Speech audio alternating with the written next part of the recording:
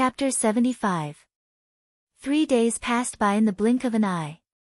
The banquet was held at night, so Lin Muyu did not go there early. Instead, he cultivated the imperial sword technique in the courtyard of his residence in the sacred hall. The flames in the prairie fire sword were faintly discernible. The body of the sword was suspended in the air, controlled by an invisible force. Lin Muyu stood a few meters in front of the long sword. She closed her eyes and slowly opened her right palm to sense the lightning elemental energy in the air. The tiny and violent lightning elemental energy gathered into strands of purple lightning energy that swam between her fingers like a group of naughty children. Lin Muyu could not help but laugh at the sight of it. His compatibility with the laws of lightning was becoming more and more perfect. Among the 4 types of imperial sword technique, he seemed to be the most adept at using lightning. Very few people could withstand a lightning strike. However, he had never displayed the power of the imperial sword technique and the true dragon essence fire in the sacred hall.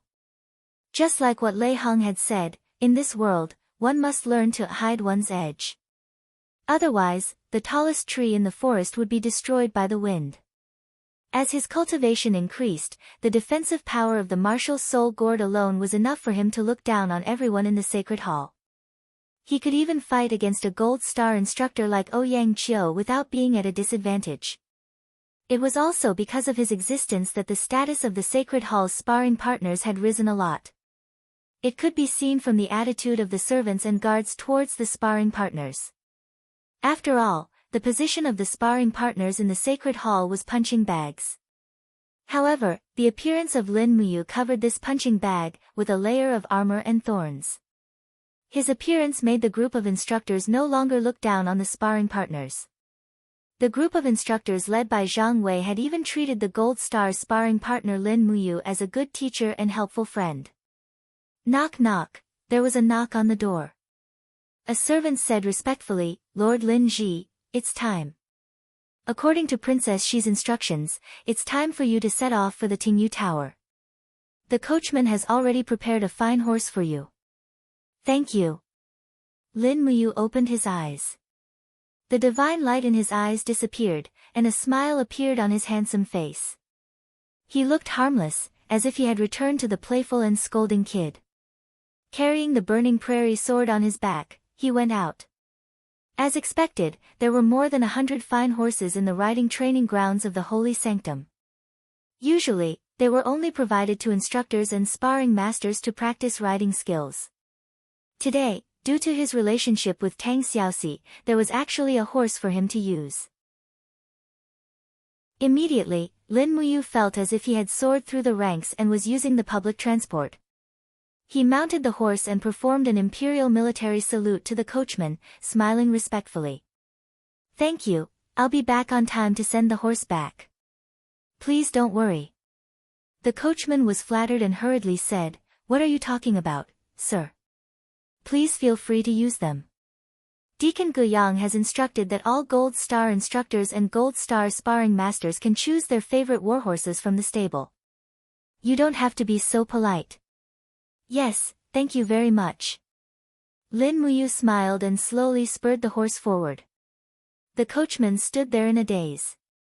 He could not imagine that a Gold Star sparring master from the holy sanctum would treat him so respectfully. After all, the disparity in their statuses was too great. However, Lin Muyu was already used to it. He came from a good family, the son of Long Xian Group CEO cum chairman, Lin Shun. It could be said that he grew up with a golden spoon in his mouth. Lin Shun was a gentle and docile person, so Lin Muyu grew up to be a humble person. In the eyes of others, he was a second-generation rich kid, but those who really interacted with him knew that he had a good upbringing and was humble. Even when he was facing a waiter, he was still very respectful.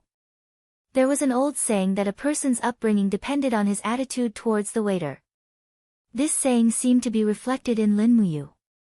However, the coachman was someone from another world.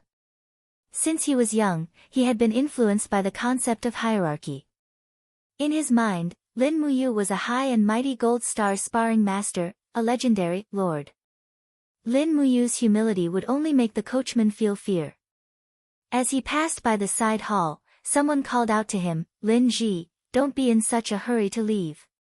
He turned around and saw Zhang Wei walking over with a white general's robe in his hands. He said, "You are a gold star sparring master from the holy sanctum. How can you wear such a shabby outfit to attend Princess Tang Xiaoxi's last eve festival banquet? Come, the Grand Deacon asked me to give you this armor. All the gold star sparring masters of the holy sanctum wear this to meet the emperor." Oh. Lin Muyu was stunned and quickly got off the horse. She looked at the general's robe in Zhang Wei's hands. It was actually made up of silver chainmail and a white general's cloak. She looked at her own green robes and could not help but feel ashamed. After being in the holy sanctum for so long, she did not seem to pay attention to her image. "All right then, thank you, Sir Zhang Wei." "You're welcome. Quickly change." "Okay." He entered the side hall and put on the gold star sparring master's uniform. When he walked out, Zhang Wei's eyes lit up and he could not help but clap. "That's amazing. Sir Lin Ji, Zhang Wei, have never seen anyone who fits this general's robe better than you.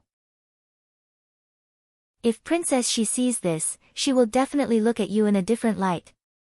Lin Muyu looked down and indeed felt that he looked exceptionally energetic and handsome after wearing this uniform. With the gold star sparring master badge pinned to his chest, it was simply perfect. "Then I'll go to the banquet. Goodbye, Sir Zhang Wei." "Go. Don't forget the helmet." This uniform actually came with a helmet. It was a silver gray battle helmet. Lin Muyu only clipped it under his armpit.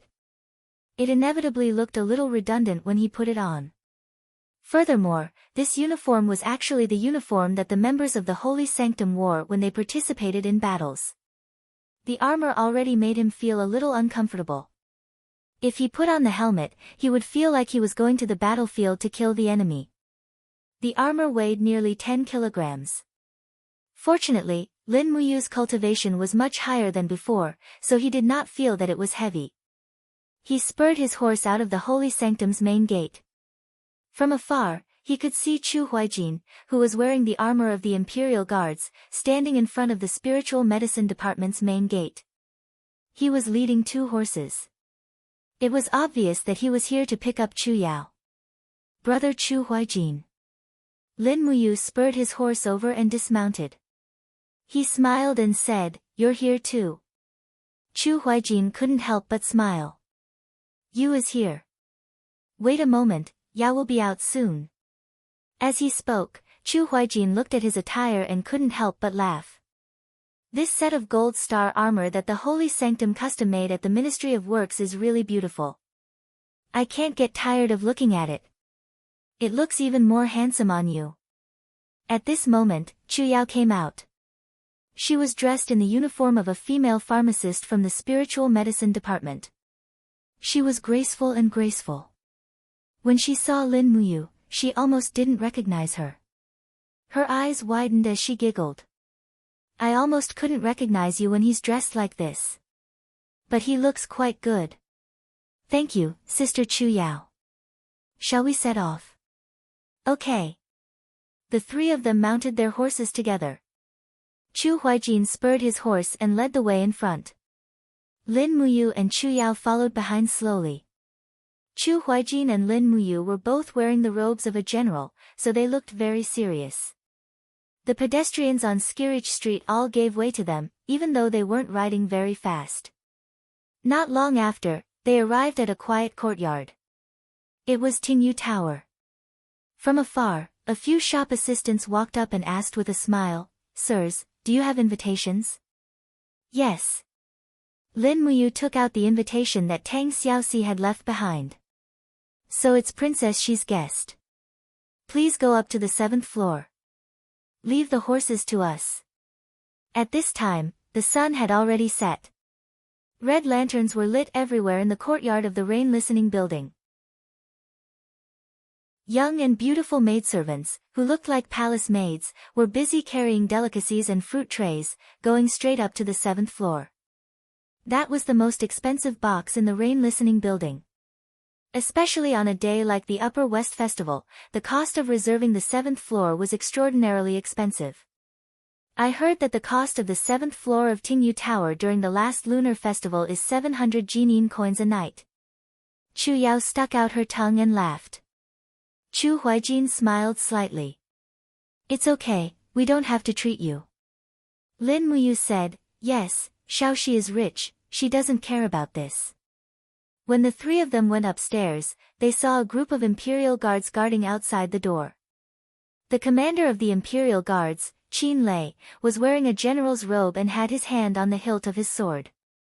He smiled and said, all the guests are here. He didn't recognize Lin Muyu and asked in surprise, this is? Chu Huijin said respectfully, reporting to Lord Commander, he is Princess Xi's guest, Lin Muyu. Oh, I see. Let's go in. Qin Lei grinned and didn't say anything. When they entered, they saw that Tang Xiaoxi and Feng Jixing were already there. Tang Xiaoxi quickly stood up and smiled. All right, since everyone is here, let's quickly take a seat. I'll ask them to serve the dishes. Yes, I'll listen to the princess. Mu, come and sit beside me. Tang Xiaoxi said with a smile. Lin Muyu was a little embarrassed, but Chu Huijin smiled and gave him a look. He could only walk over dejectedly. His armor made some noises as he sat down beside Tang Xiaoxi. Tang Xiaoxi tilted her head and looked at him. A trace of confusion flashed past her beautiful eyes.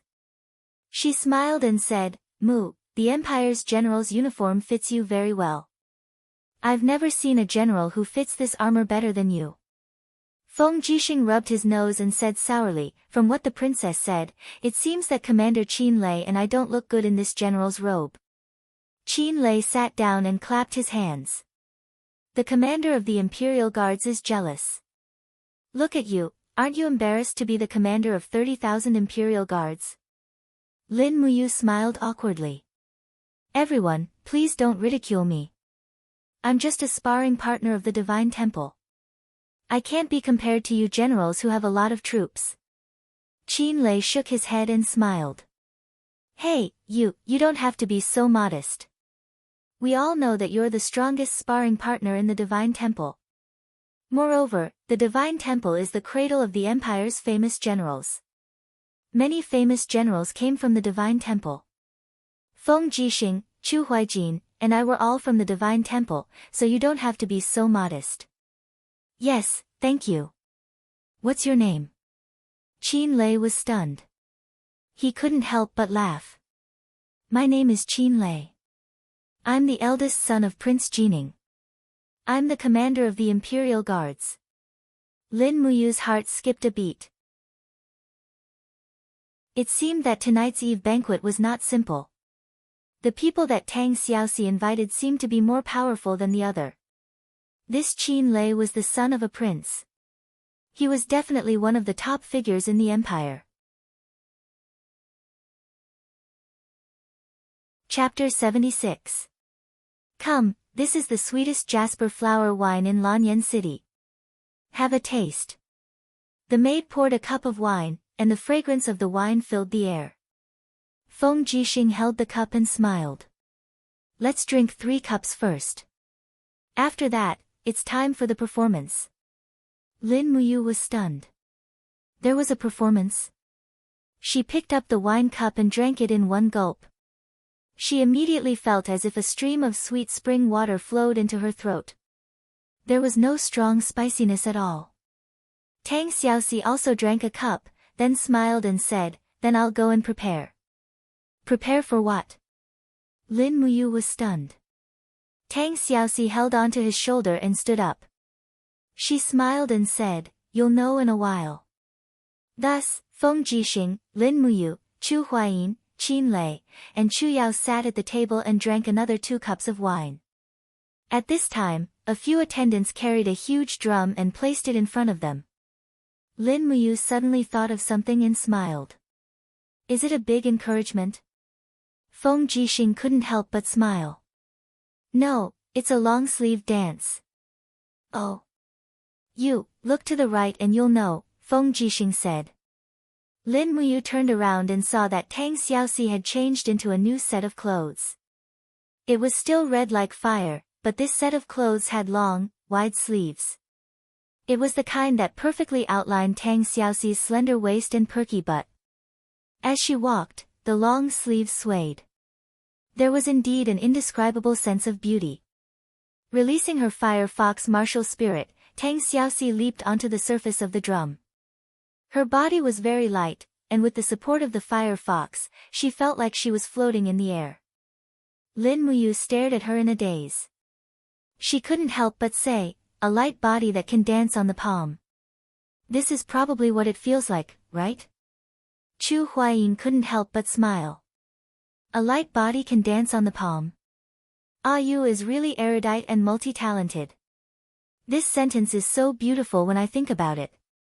I'm just borrowing it, ha. At this time, Tang Xiaoxi waved her long sleeves and said with a smile, "This is a long sleeve dance that I just learned not long ago, so I'm not very familiar with it. I don't know if it will work well with Xiao Yin's Song of the Autumn Goose." "Xiao Yin, shall we begin?" However, he heard a sweet voice from behind the bead curtain, let's begin." In the next moment, a melodious sound of the zither sounded, and Tang Xiaoxi gently danced her graceful figure, like a beautiful fairy floating on the surface of a drum. The sound of the zither was melodious, complementing Tang Xiaoxi's movements, really like a beautiful swan goose flying in the sky. But not long after, the sound of the zither suddenly became intense. Immediately a kind of aura of a powerful army overflowed in the room, and Tang Xiaoxi's dance steps also sped up a little, her slender feet on the surface of the drum, like the sound of a war drum. The sound of the zither stopped abruptly, and the song ended. Tang Xiaoxi was already kneeling on the drum with her knees in a spiral position. She bowed with her hands clasped in front of her, looking magnificent. Lin Muyu, Feng Jixing and the rest were all dumbstruck, while Qin Lei quickly clapped his hands and cheered, "His Highness and Princess's zither and dance are simply the best match in the world." Tang Xiaoxi giggled, and leapt onto the ground. Soon after, she lifted the bead curtain, and said with a smile, "Xiao Yin, quickly come out and eat."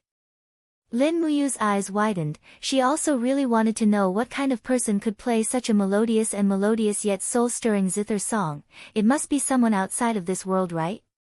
But, just as that young lady wearing a dark blue cloak walked out from the inner room carrying the zither, Lin Muyu was immediately dumbstruck. That absolutely beautiful face, where had he seen it before? Qi Nin walked out with the support of Tang Xiaoxi. Putting down the zither, she raised her head and discovered a handsome youth looking at her. In a split second, she was also dumbstruck. "You? How could it be you? Why, the two of you know each other." Tang Xiaoxi was dumbstruck. Lin Muyu was dumbstruck, and suddenly thought of the 1,000 gold yen coins. She couldn't help but say, "Beauty, you still owe me a diamond coin." "I couldn't find you anywhere." Everyone was dumbstruck. No one knew that Lin Muyu and Qin Yin had actually met before. What exactly is going on? Tang Xiaoxi was confused. Qin Yin's little face was flushed red, and she suddenly remembered that she was poisoned by the dragon snake's venom that night, and it was Lin Muyu who detoxified the poison for her. But when he detoxified the poison, he also saw her body, and her face was flushed red for a moment. She stammered, So the person who detoxified the poison for me in the dragon-seeking forest that day was you." Feng Jixing instantly understood everything, and couldn't help but laugh out loud. What a coincidence, the affairs of the world are like chess. That night, it was actually you who saved your highness. I should have guessed it. Tang Xiaoxi's beautiful eyes widened. Ah. Xiao Yin, it was really Mu who detoxified the poison for you. Lin Muyu didn't dare to speak anymore. He realized that this Xiao Yin wasn't an ordinary person, so he asked weakly, "May I know who this Miss Xiao Yin is?" Tang Xiaoxi smiled, and said word by word, "Her name is Qin Yin, the daughter of the current emperor, the Radiant King, the empire's Princess Royal." Buzz! Lin Muyu's mind went blank, and his face turned green and purple. He was so conflicted that he wanted to die. no wonder I couldn't find her at Tongtian Street 1, Qin Yin smiled faintly, but I really live at Tongtian Street 1 Zhe Tian Palace. If you can't find me, then don't blame me for not returning you the 1,000 Qin Yin coins. Qin Lei was more simple and honest, but he was still confused. He turned around and asked, what's with this 1,000 Qin Yin coins? Lin Muyu even wanted to die. Asking the Empire's princess for 1,000 Qin Yin coins to save his life, unless he didn't want to live anymore. He raised his wine cup, smiled shamelessly, and said, "It's nothing. Let's drink this cup of wine, and these past events will be written off like passing clouds." Feng Jixing had long guessed the mystery behind this, and he was speechless. You really can do what you say." Lin Muyu was so embarrassed that he wanted to find a hole to hide in. At this time, Qin Yin also saw Lin Muyu's awkwardness, so she stood up and walked leisurely to his table with her wine cup. She slowly knelt down and raised her wine cup with a refreshing smile on her face. "No matter what, you saved my life that night. This cup of wine is my thanks to you." "Thank you." Lin Muyu was at a loss of what to do when the beautiful princess knelt in front of him just a step away. He hurriedly raised his cup and said, "I am an apothecary, and it is my duty to treat and save people. Moreover, it was fate that I met your highness that day. There is no need for your highness to thank me, this actually makes me feel a little ashamed." Qin Yin burst into laughter, and said in a peerless manner, "Since General Feng calls you you, then can I also call you you?" "Of course, please go ahead, your highness." Qin Yin drained the cup of wine in one gulp, and her long, snow-white neck was very attractive. Lin Muyu also raised his cup and drained it in one gulp, a myriad of feelings welling up in his heart. He hadn't thought that he would be so close to the ruler of this world. The Empire's princess was sitting right in front of him, and even the fragrance of Qin Yin's body wriggled into his nose. This feeling was too wonderful. So many people had been dreaming for so many years, and now he had realized it. Tang Xiaoxi tilted her head and looked at the blushing Lin Muyu. She asked with a smile, "Mu, are you nervous?"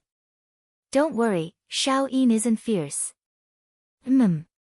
He agreed softly.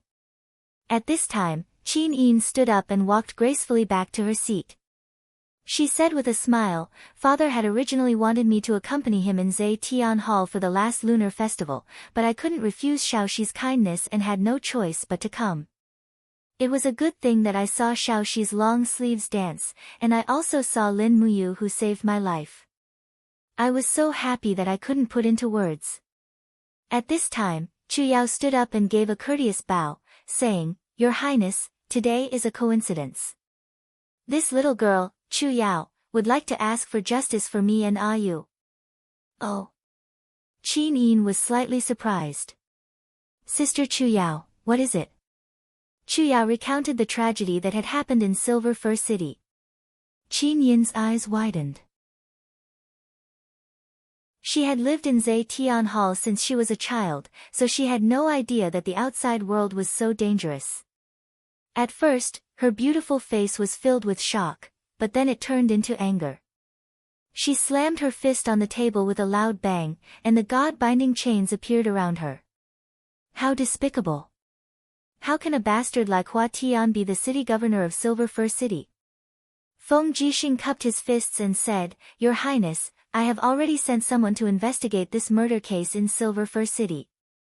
I believe that it won't be long before we gather enough evidence to prove you and Yao's innocence."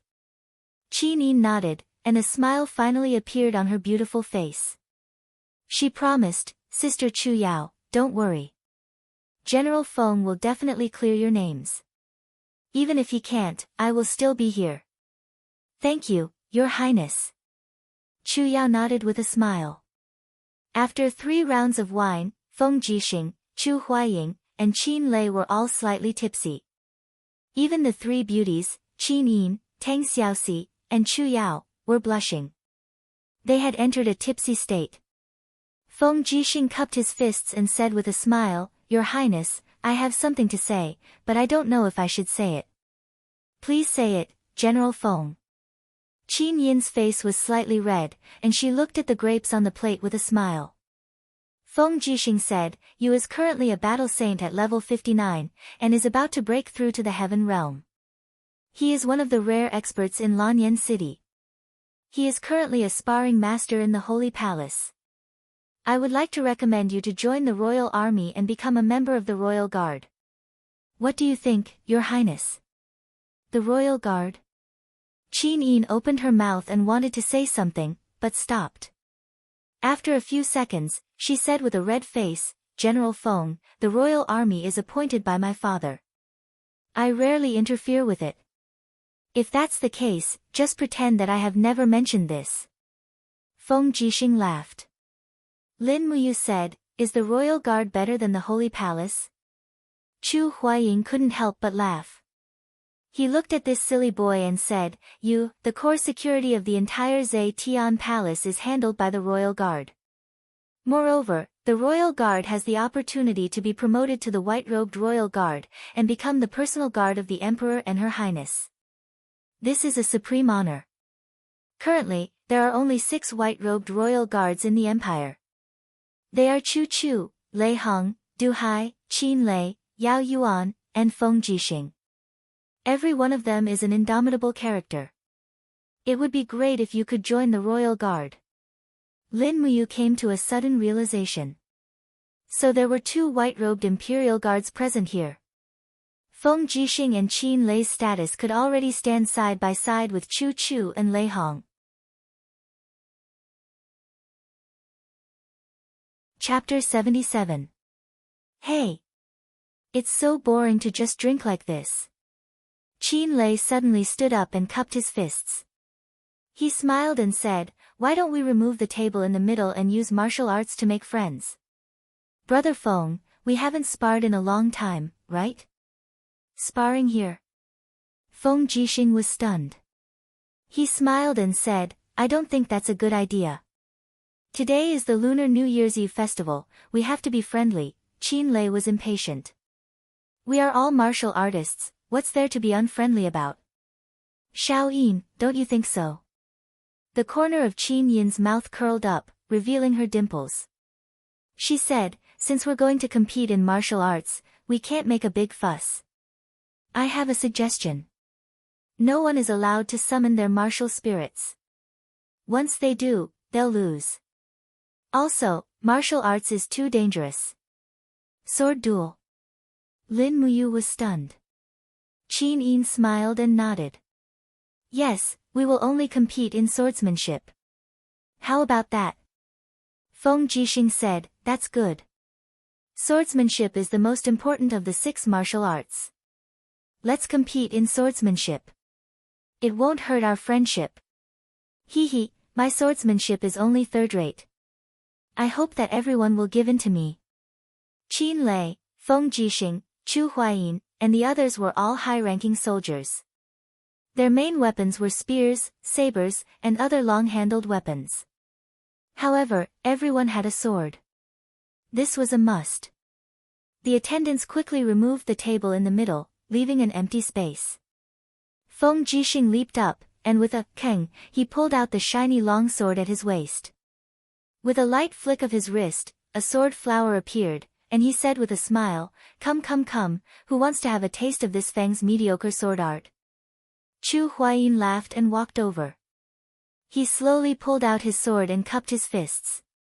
Brother Feng, let's have a taste. Hey! Feng Jixing took the initiative to attack. His long sword was surging with battle energy, and the blade of the sword swept out 3 times in a row. Chu Huaying's swordsmanship was more gentle, and he gently avoided Feng Jixing's attack. Then, he counterattacked. Feng Jixing quickly blocked. The 2 of them passed by each other, and their swords had already collided 7 times. Fortunately, both of them had restrained their dou qi. Otherwise, the sword qi alone would have turned this place into a mess. Chu Yao looked at the 2 of them fighting and clapped her hands with a smile. Big brother, you can do it. Feng Jixing's laughter could be heard. Your brother's swordsmanship is so clumsy, how can he cheer?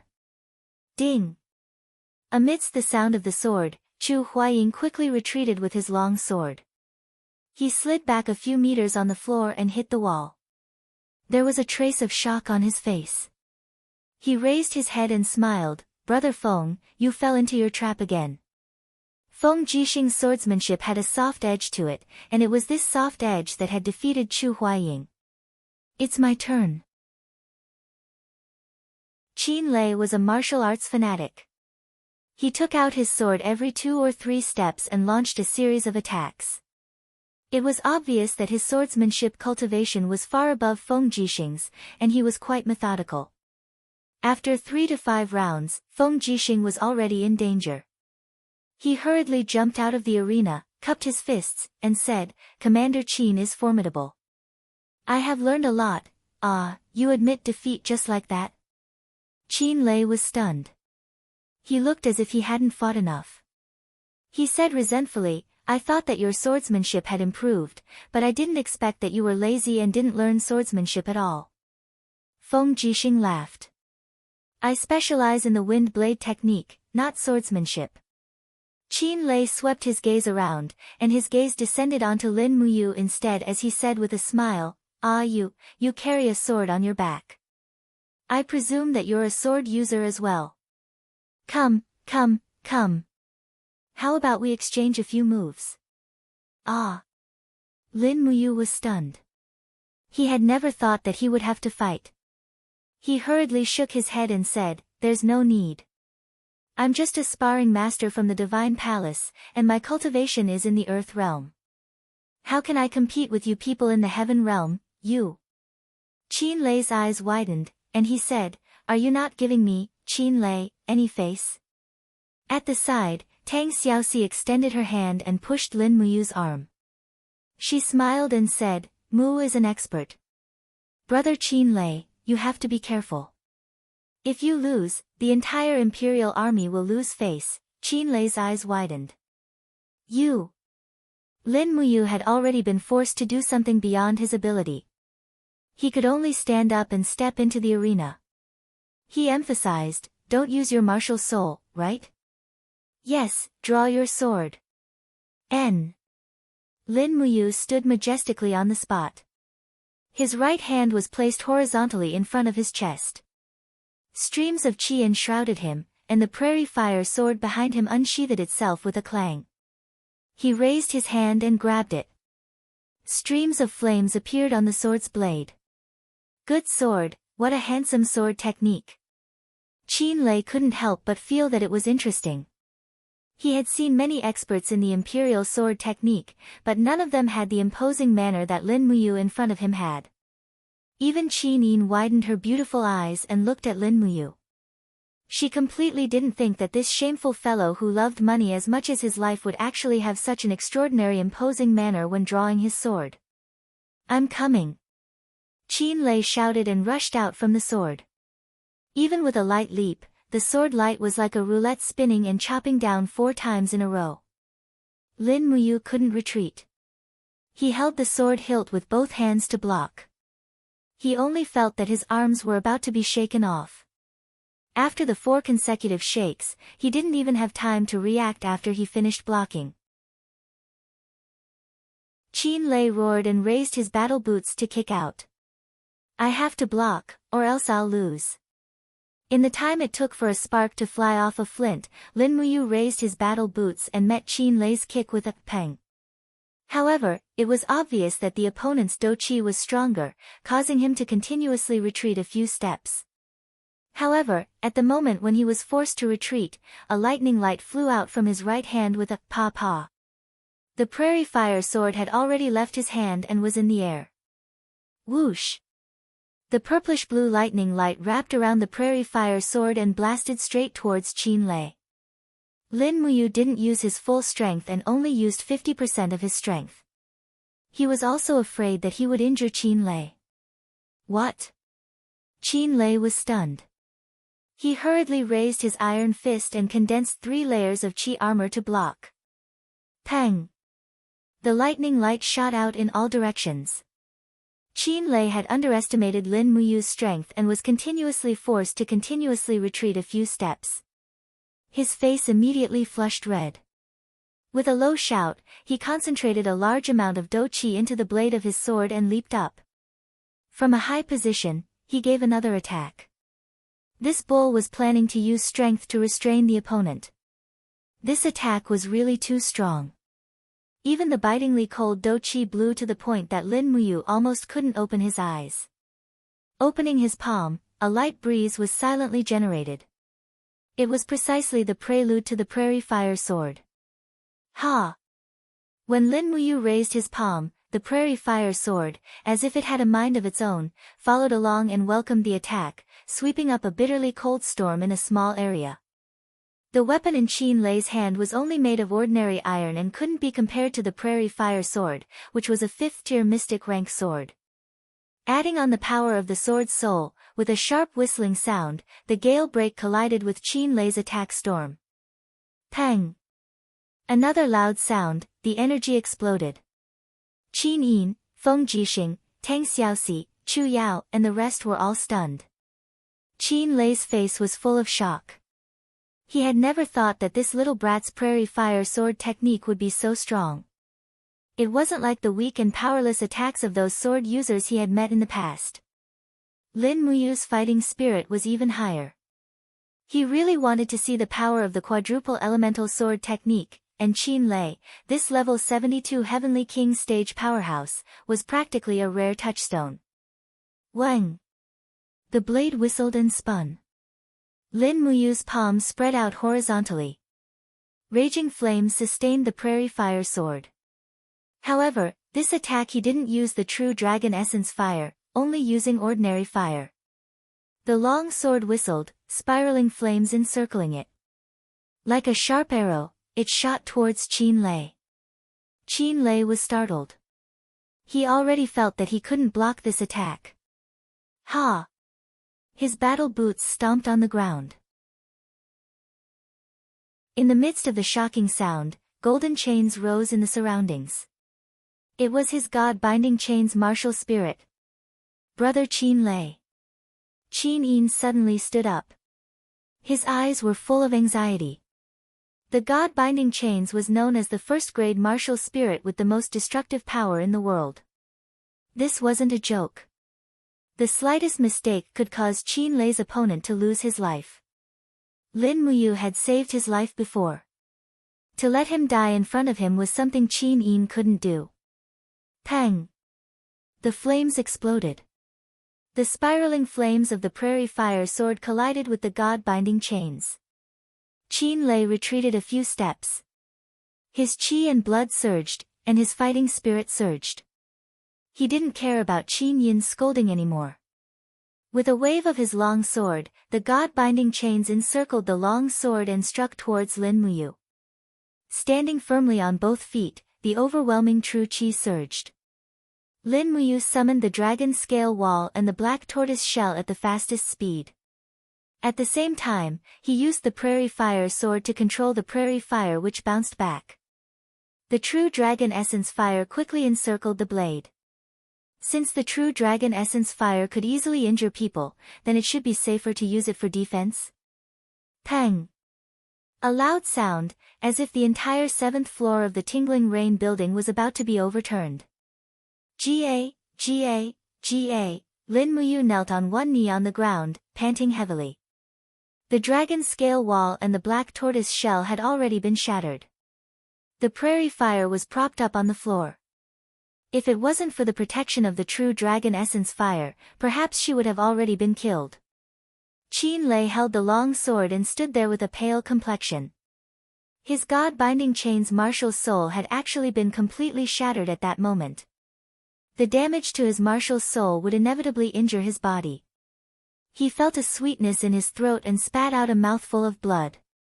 Raising his head to look at Lin Muyu, he grinned and said, "You, what a beautiful sword art and defense. Ha, delightful. Delightful. Let's fight again." Lin Muyu didn't even raise her head. Instead, she raised her left hand and shook it. "Big brother Qin Lei, I don't want to fight anymore. I admit defeat." The qi and blood in his body surged. He indeed didn't have the strength to fight anymore. Tang Xiaoxi shot forward and supported Lin Muyu, are you alright? Chu Yao also came over and took Lin Muyu's pulse, saying with a smile, I'm fine. It's just that her martial soul suffered some damage. Qin Yin, on the other hand, looked at Qin Lei with a trace of reproach and said, Big brother Qin Lei, you're too rash. You actually used the 7th layer of the God-binding chains to hit Ayu. If it wasn't for his deep cultivation, I'm afraid he would have already. Qin Lei's face was full of apology. I know I was wrong. Xiao Yin, don't be angry, it's fine. Sit down and heal your internal injuries. N. Feng Jixing raised his wine cup and said with a smile, where did your imperial sword technique come from? A mysterious old man, oh. Feng Jixing knew that he didn't want to talk about it, so he said with a smile, since you has such a good sword technique, it would be a pity if you didn't participate in the sword duel conference that's held once every 3 years. Sword duel conference? Yes, the sword duel conference that's held once every 3 years. The person who wins first place can become a member of the Imperial Guards and receive the honor of meeting His Majesty. As he spoke, Feng Jixing patted his chest and said with a smile, I'm not talented, but I was the champion of the sword duel conference 3 years ago. I think I also had the title of Tiger of Tongtian Street back then. Tiger of Tongtian Street? Chu Huayin laughed and said, it means that he carried a broken knife from the east side of Tongtian Street to the west side. He fought with a bunch of hooligans all day and was unbeatable. Sigh, the world is unfair. This kind of person can actually become a commander of the Imperial Guards. Feng Jixing glared at him and said, you're so ugly, don't talk. Chu Huayin was speechless. Chapter 78. Qin Lei led more than 30 Imperial Guards to escort Qin Yin and Tang Xiaoxi back to the mansion. Feng Jixing was drunk, carrying his precious sword and leading his own war horse. He turned over and leaned on the horse's back. He turned around to look at Lin Muyu and asked with a smile, You drank so much, can you still ride a horse? Lin Muyu grabbed the reins and clamped the helmet under her armpit. She said with a smile, I can. Brother Feng should be more worried about whether you can ride a horseback or not. Feng Jixing couldn't help but laugh, this is not a problem. Lanyan City is my, Feng Jixing's, home. It doesn't matter if I get lost at home. Even if I am drunk, my brothers will find me and carry me back. Qin Lei burped. He was still carrying the wine jar in his hand and said, Imperial Guards, get on the horse. The lantern light outside Tingyu building was extremely dim. Lin Muyu couldn't see the faces of Qin Yin and Tang Xiaoxi clearly. She only saw the 2 beautiful girls get on their respective horses. She asked, Your Highness, Xiaoxi, do you want me to send you back first and then I will go back to the Holy Temple? Brother Qin Lei drank too much. Qin Yin smiled with her dimples under the dim starlight, You also drank too much. Go back and rest early. Don't worry, Lanyan City is the imperial capital. There are dozens of Imperial Guards with extraordinary strength behind me. No one can do anything to me. I will also protect Xiaoxi. You should go back to the Holy Temple early. It is very late. Be careful of the wolves in the dark. Yes. Lin Muyu knew that what Qin Yin knew was a person like Shen Fang who couldn't wait to tear her into pieces. She spurred the horse and said with a smile, Then we will meet again if fate allows it. Tang Xiaoxi's eyes were hazy from the alcohol. She smiled and said, Goodbye, Mu. Qin Yin looked at Lin Muyu's receding figure and suddenly thought of something. She said loudly, You, remember to participate in the sword duel tournament. If you can enter the finals, Father and I will attend your celebration feast. The night was cold, and she didn't know if he heard it. A royal guard held onto the reins of Qin Yin's mount and said, Your Highness, shall we return to Zhe Tian Palace? That person has gone far away. Qin Yin looked into the distance with her starry eyes. She blinked and said with a smile, Let's send Xiaoxi back to the Duke of Seven Seas' residence first. Then, we'll return to Zhe Tian Palace. Let's go. Yes, Lin Muyu and Chu Huaying sent Chu Yao back to the spiritual medicine department. Then, they turned and went straight to the Holy Palace. When the two guards in the Holy Palace saw his attire, they immediately saluted him with a solemn expression. Lord Lin Ji, you're back. Lin Muyu nodded in acknowledgement and spurred her horse into the Holy Palace. After walking through the long corridor, just as they were about to go to the stables, a figure suddenly ran over. With the light from the torches, they could see the beard on his face. It was Zhang Wei. Lord Zhang Wei, what's the matter? Lin Muyu asked. Zhang Wei looked at the guards around them and said in a low voice, Lord Lin Ji, there's something I have to tell you. But, this isn't the place to talk. Come with me. Lin Muyu got off the horse and walked into the training hall with Zhang Wei. Then, she asked, can you tell me now? What's the matter? Zhang Wei gritted his teeth and said, Brother, do you still remember Little Beansprout? Yes, of course I remember. Little Beansprout died tragically under Ouyang Qiu's sword. I'll remember it for the rest of my life. Little Beansprout's death was only exchanged for 500 Jin coins. However, the 500 Jin coins still didn't reach his parents. What? Lin Muyu's body trembled. She widened her eyes and looked at Zhang Wei. What exactly happened? Zhang Wei took a deep breath and said angrily, Little Beansprout's hometown is the Luoxia village, outside of Yanlan City. His parents are still alive, but, this morning, I was ordered to bring the Holy Palace Knights out to buy winter clothes.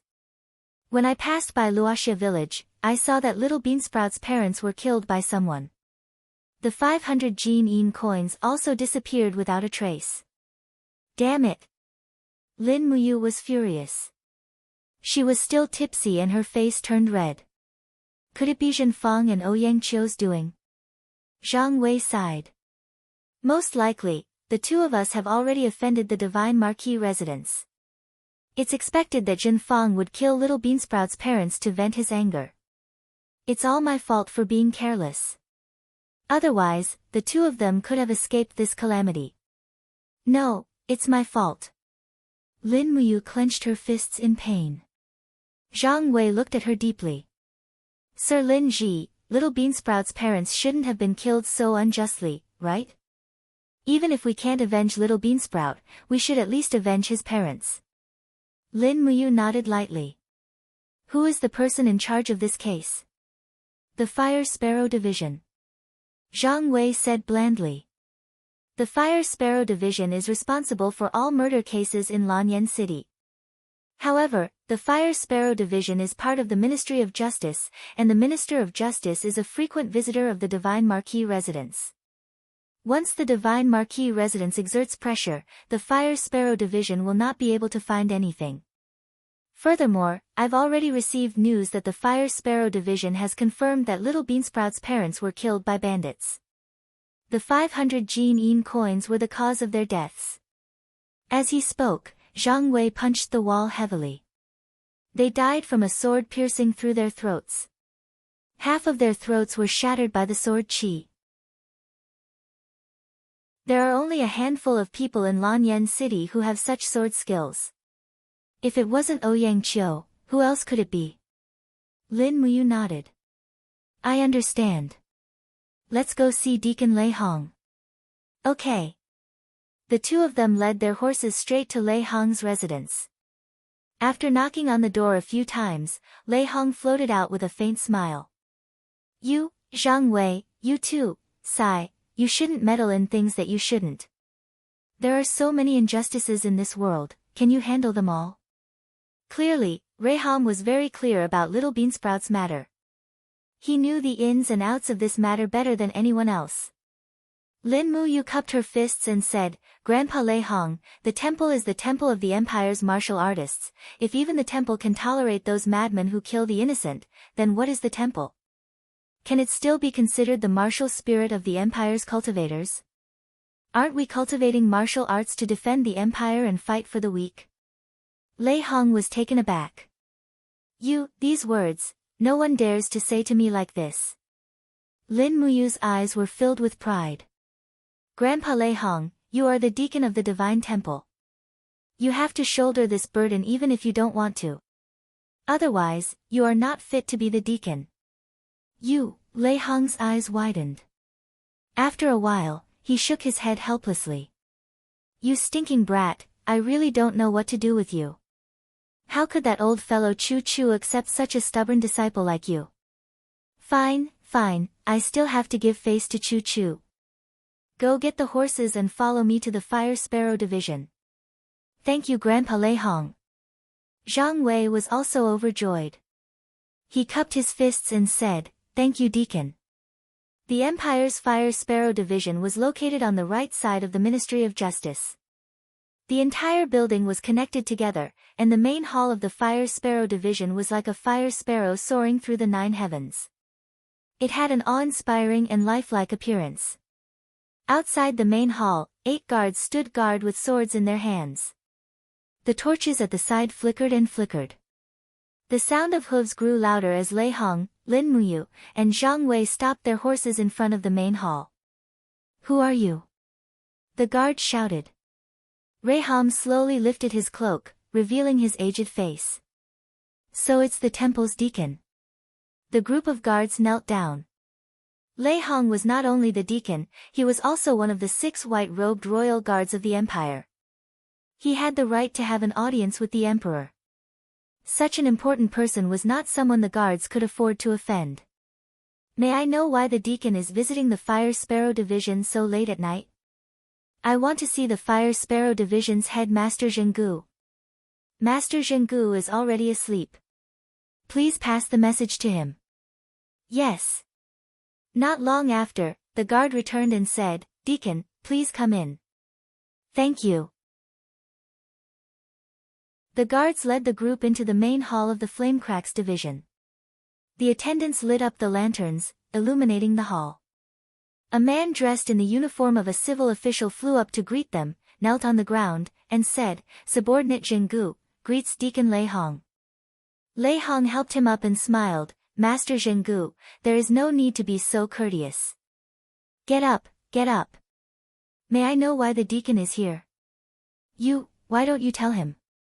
Yes. Lin Muyu cupped her fists and told him about the tragic death of little Beansprout's parents. After listening, Zhenggu's expression did not look too good. This case has already been closed. If you want to reopen it now, I'm afraid it will be a little abrupt.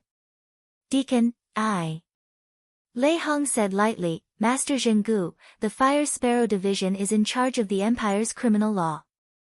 As the head of the Fire Sparrow Division, you can't just sit back and do nothing when you know someone has died unjustly, right? Zhenggu took a deep breath. This matter is of great importance. I'm afraid, Lei Hong waved his hand, you don't have to say any more, write a document now, and hand over the authority to investigate this case to Lin Ji and Zhang Wei. This matter implicates our temple's people, and we need to clean them up. I have no choice but to interfere.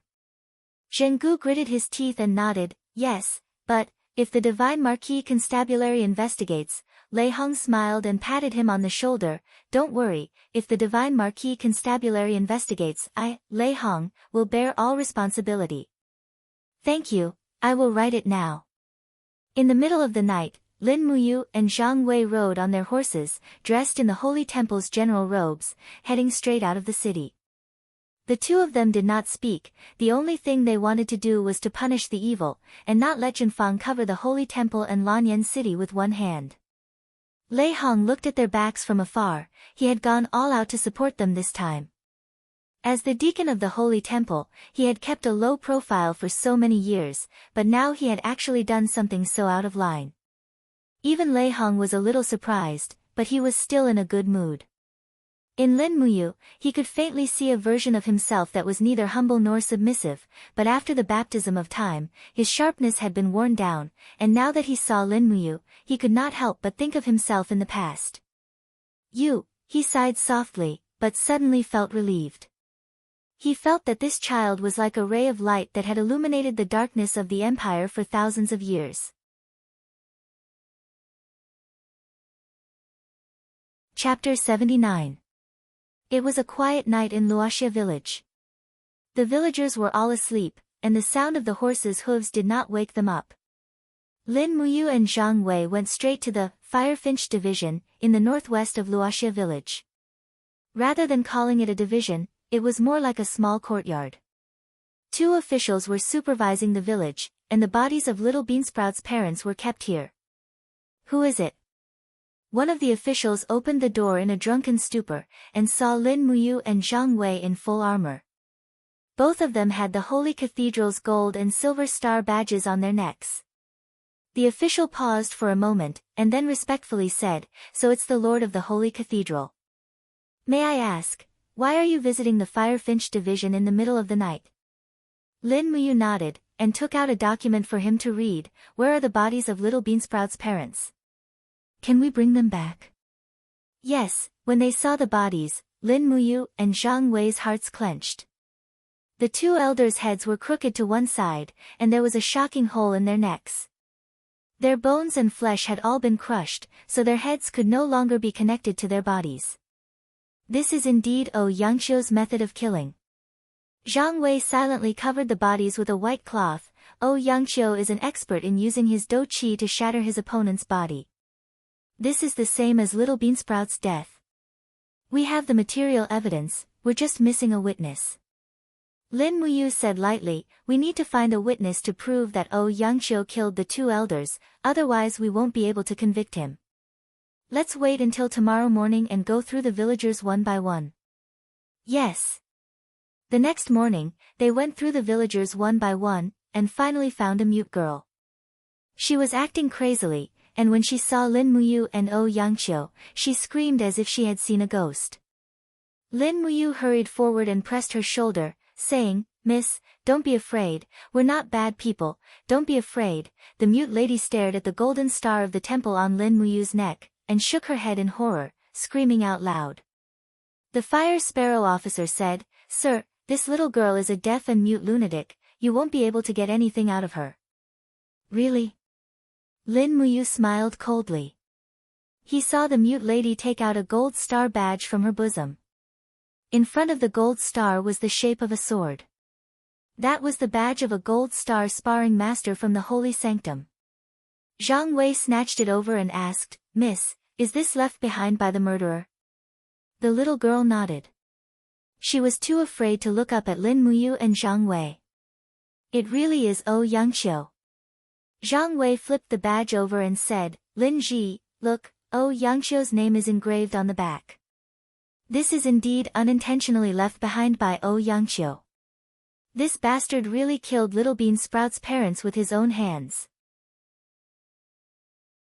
Lin Muyu gritted her teeth. "Send Little Beansprout's parents back to Lanyan City, and bring this girl along. Yangqiu is dead meat." At noon, they arrived at the holy sanctum and handed over all the evidence to Deacon Guyang. The morning training had just ended, and the group of instructors and sparring masters were about to leave when they were gathered together again. Among them, Zhenfang and Yangqiu were present. Lei Hong looked at them coldly and said, "Instructors who killed sparring masters by mistake do not have to pay with their lives, but, if they intentionally killed multiple people, shouldn't they be punished according to the law?" "Great Deacon, what do you mean by this?" Zhenfang asked. Lei Hong's voice was not angry, but it was imposing. Yangqiu, kneel." Yangqiu was startled, and immediately knelt down, saying, "Great Deacon, what have I done wrong?" Lin Muyu took out a gold star badge and showed it to Yangqiu, saying, "When you killed Little Beansprout's parents, you left this in the bushes." "What?" Yangqiu's face paled. "Lin Ji, don't slander me." Lei Hong said indifferently, "Fire Sparrow Division's people will be here soon, this matter will be resolved." Yangqiu, don't be nervous, if you really killed them on purpose, I will definitely clean up the sect. With the power of the holy sanctum, even if you didn't kill them, I will not accuse you. Lin Ji, you bastard, you just want to kill me, don't you? Yangqiu's eyes were filled with anger. Lin Muyu did not speak, only looking at him coldly. Zhenfang stared coldly at Lin Muyu and Zhang Wei, and couldn't help but sneer, Lin Ji, Lord Zhang Wei, you guys are so impressive, you even dared to snatch Fire Sparrow C's job. Our divine temple is indeed full of heroes. In order to kill one of our own, you guys are willing to resort to such underhanded means. Yang Qiu is from the Divine Marquis Constabulary. I want to see what Fire Sparrow C can do to him. Lei Hong said coldly, Little Marquis, always leave some leeway, don't push things too far. Zhen Fang raised his eyebrows. Lei Hong, don't think that I'm afraid of you just because you're white-robed Imperial Forest. If you dare touch Yang Qiu, go ahead and try, I will make you suffer. Is that so? Then let's wait and see. Lei Hong smiled lightly. Not long after, Fire Sparrow Division sent more than 10 people, including Zhenggu himself. In a short span of 10 minutes, all the evidence and witnesses were present. Zhenggu said lightly, according to the law, Yang Qiu should be executed immediately. Yang Qiu's body trembled. He quickly turned to Zhen Fang, Little Marquis, save me. Zhen Fang stepped forward, took out a golden token and said, Wait, Yang Qiu is from the Divine Marquis Palace, he is a noble, I will use the Divine Marquis Palace's golden token to protect his life, no one can kill Yang Qiu. Zhenggu was stunned, he looked at Lei Hong awkwardly. Lei Hong stroked his beard and smiled, the Divine Marquis Palace's golden token will protect his life, there is no problem, but the Holy Sanctum also has its own rules. Yang Qiu killed someone, he should accept the challenge trial. Little Marquis, what do you think? I will be the witness. Trial. Zhen Fang was stunned. The so-called challenge trial was a type of duel, a battle to determine life and death. After a noble killed someone, the relatives and friends of the victim could challenge the killer once, and they would not be held accountable. This was an unwritten rule, and it was very popular in the Qin Empire where martial arts were the norm. Yang Qiu seemed to see hope, he laughed coldly, Little Beansprout is already dead, who can challenge him on his behalf? In the entire Holy Sanctum, Yang Qiu's swordsmanship cultivation could be counted on one hand, there were not many people who could defeat him in a one-on-one fight, and Little Beansprout was a copper star sparring master, he only had a few close friends, and none of them were a match for Yang Qiu. At this time, Lin Muyu slowly took a step forward and said, if there is really a challenge, then let me challenge Lord Yang Qiu. Little Beansprout is my friend, and today, I will reclaim the dignity of the Holy Sanctum sparring masters. Lin Ji. Yang Qiu couldn't help but sneer. You're just a third-tier Earth Realm sparring partner. You've made a name for yourself in the Holy Palace. Do you really think you can defeat me? Lin Muyu smiled calmly, we will know after the battle. Humph.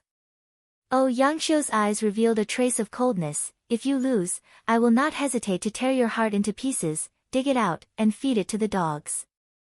I, Yang Qiu, am a man of my words. Lin Muyu smiled faintly, I will also kill you as a sacrifice to Little Beansprout's parents, or else I am not worthy of being his friend. Lei Hong smiled faintly, 10 minutes later, the duel will take place in the main hall, Lord Zhenggu and I will be the witnesses. Zhenggu nodded happily, I am willing to listen to your orders. Lin Ji, you are crazy. Qin Xiling gritted his teeth and said in a low voice, Yang Qiu's imperial sword technique has already reached perfection, although your defense is strong, you are definitely not his match. Also, Yang Qiu really wants to kill this time, if you lose, he will kill you. The rules of the trial state that no one can interfere, even if the head deacon wants to save you. Don't worry, Xiling. Lin Muyu patted his shoulder, smiled and said, if I am not confident, I will not challenge him. Yes, I hope you can avenge Little Beansprout. The surrounding sparring masters were indignant after knowing the truth, Little Beansprout's situation was exactly the same as theirs, the strong preying on the weak made them feel fear, one after another, they all cheered for Lin Muyu, Lin Ji, do your best to defeat him. Kill Yang Qiu, this scum of the instructors. Lin Ji, fight for the honor of us sparring partners. Don't lose, Lin Ji. Unknowingly, it seemed that Lin Muyu had already become the hope and soul of the temple's sparring masters. Lei Hong watched from the side and was secretly gratified. Temple needed this kind of hope. If the instructors and sparring masters were always one-sided, then Temple would never prosper. Yangxiu was already preparing. He used the scarlet mantis to sharpen the edge of the sword. The scarlet mantis was a type of hard stone. It was also the best whetstone in the empire. When he was sharpening the sword, his voice also seemed to be a kind of contempt and provocation to his opponent. Fortunately, Lin Muyu's willpower was stronger than his. She did not care at all. The trial, prepare to begin. Deacon Guiyang shouted loudly. Yangxiu jumped and stood in the center of the hall, his battle boots stomping on the stone floor. Immediately a wave of battle energy appeared, his martial soul also wrapped around his shoulders, the corner of his mouth curled up in a disdainful smile. Lin Ji, you are courting death. Lin Muyu walked step by step to the center of the hall, about 10 meters away from him. He lightly shouted. A wave of air surged around his body. This time, he did not summon the black tortoise shell or the dragon scale wall. Lin Ji gave up on defense. Is he crazy? One of the instructors said in shock. Zhang Wei frowned. Courting death. Yangxiu let out a roar. His entire body was covered with battle energy. He opened his palms and used his qi to control the sword, charging toward Lin Muyu. Before he even got close to her, he had already condensed the energy of dozens of blades made of battle energy and attacked. Lin Muyu saw the opportunity. She raised her left palm, and the wind element that she had been accumulating for a long time burst out. This was the energy of the wind sword, the wind sword. Even though this energy was not enough to destroy Yangxiu's attack, it could greatly delay the time of his attack. She opened her right palm, and purple lightning suddenly flickered. The burning prairie sword was unsheathed by itself, and under the guidance of the lightning, it shot toward Yangxiu at lightning speed. The speed was so fast that it left everyone in the hall dumbfounded. No one had ever seen an attack with such speed and momentum. Wild thunder wave. Lightning circled around the burning prairie sword, carrying with it an unstoppable force. This was the attack that Lin Muyu had given up on defense, and she had converted all of her strength into an attack. The burning prairie sword directly pierced through Yangxiu's qi armor, and in the next moment, lightning began to wreak havoc. Clang! Yangxiu raised his sword in an attempt to block, but his sword was instantly shattered by the sharp burning prairie sword. Immediately after, the burning prairie sword pierced through his heart, and heavily nailed into the pillar behind him. Yangxiu stood there in disbelief. He lowered his head to look at the armor in front of his chest, and saw that the armor in front of his chest had been pierced through, and his heart was almost burnt to a crisp. In an instant, his mind had already gone blank.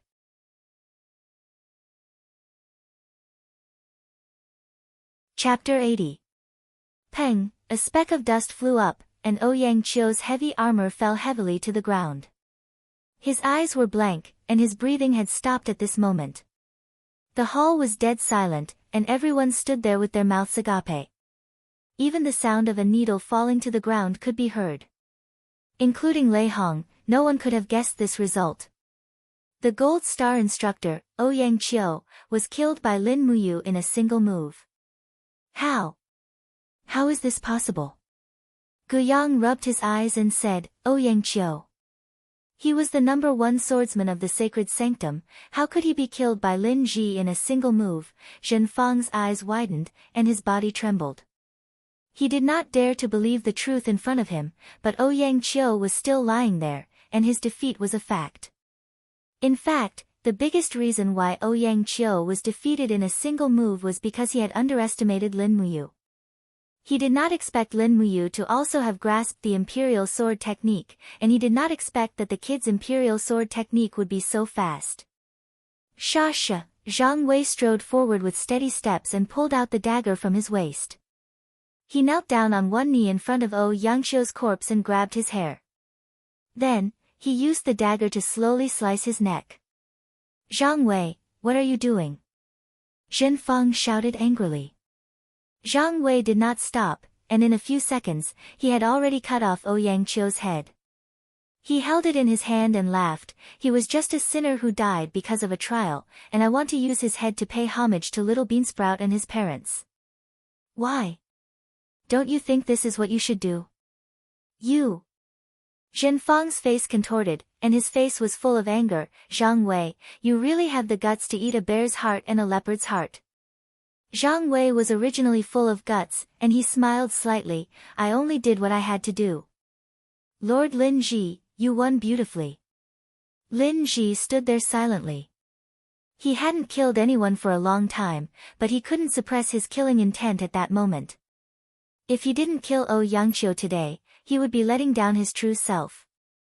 Lei Hong, who was standing at the side, smiled faintly and raised his voice. There is no need to quarrel, the verdict is out. Lin Ji is the winner. Yangqiu is a gold star instructor of the Holy Sanctum, yet he intentionally killed someone. His death cannot wipe out his crimes. Today, Yangqiu will be stripped of all his titles and salary. He will be removed from the Holy Sanctum. We should all take him as a warning, not to kill the innocent, not to be cruel and ruthless. The group of instructors and sparring partners cupped their fists. Yes, Grand Deacon. Reham smiled and said, Men, bury Yangqiu's body with the etiquette of a commoner. Everyone is dismissed. After lunch, afternoon training will continue as usual. Lin Ji, you stay behind. Yes. The group dispersed, only Lin Muyu remained in the hall, asking, Grandpa Reham, what's the matter? Reham sighed, even though you are talented, you are too reckless. Your actions today have completely offended the Divine Marquis residence. I'm afraid that your future days will not be good. The Divine Marquis residence has many claws and teeth in Lanyan City. I'm afraid that if you continue like this, you will definitely suffer at their hands. How about this? Reham thought for a moment, then said, From today onwards, you will continue to train in the secret chamber. Other than the daily sparring partners, do not take a single step out of the Holy Sanctum. I will strengthen the security of the Holy Sanctum. At least we will not allow anyone to easily sneak into the Holy Sanctum. Lin Muyu knew that this was Reham's way of protecting her, and that she really didn't know the depth of the Divine Marquis residence, so she cupped her fists and said, Yes, I will follow Grandpa Reham's arrangements. And, that's good. Reham was slightly gratified, even though this kid's actions were always unexpected, but to be able to listen to his advice was already not bad. At night, in the brightly lit Divine Marquis residence. Bang! The teacup on the table bounced a few times, spilling tea all over the table, and the aroma of tea wafted through the air. Zheng Yifan, the Divine Marquis of the Empire, was known as the God of War, but the current Zheng Yifan no longer had the elegance of his youth. His thin face was covered with the traces of time, only the light in his eyes remained the same. He clenched his fists and said in a low voice, This is simply ridiculous. Killing people in the Holy Sanctum is one thing, but they actually dared to kill people in Luoxia village. Yangqiu deserved his death. Zheng Fang had not seen his father so angry for many years. He knelt on the ground, trembling, and said, Father, but Yangqiu was a guest of the Divine Marquis residence. No matter what, we can't let him die like this. What else can we do? Zheng Yifan's deep gaze fell on Zheng Fang. There was a hint of coldness in his eyes. Fang, you disappoint me. Why did I send you into the Holy Sanctum? It was because I hoped that you would be able to cultivate peerless martial arts and extraordinary loyalty, but you only learned some lowly tricks in the Holy Sanctum. Don't say any more, otherwise I'll send you to the ascetic tower for 3 years. Zheng Fang's face was ashen. He was so scared that he could not speak. At this moment, a beautiful young girl carrying a tea tray slowly walked forward. She was dressed in clothes whiter than snow and had a face as beautiful as jade. She put down the tray and massaged Zheng Yifan's shoulders. She smiled and said, Father, don't be angry at little brother. He's just young and impetuous. If you really lock him up in the ascetic pagoda, I'm afraid he'll become an ignorant piece of trash when he comes out in 3 years. The anger on Zheng Yifan's face subsided a little. He said, Xiang, you spoil your younger brother too much. Look at him. Where does he look like the young master of the Divine Marquis residence? He only knows how to befriend useless people all day long. This girl was Zheng Yifan's daughter, Zheng Xiang, Zheng Fang's older sister. Zheng Xiang smiled and said, Father, let's forget about this matter. Yangqiu was the one who killed first. It was indeed his fault. and he died during the trial challenge, it has nothing to do with anyone else.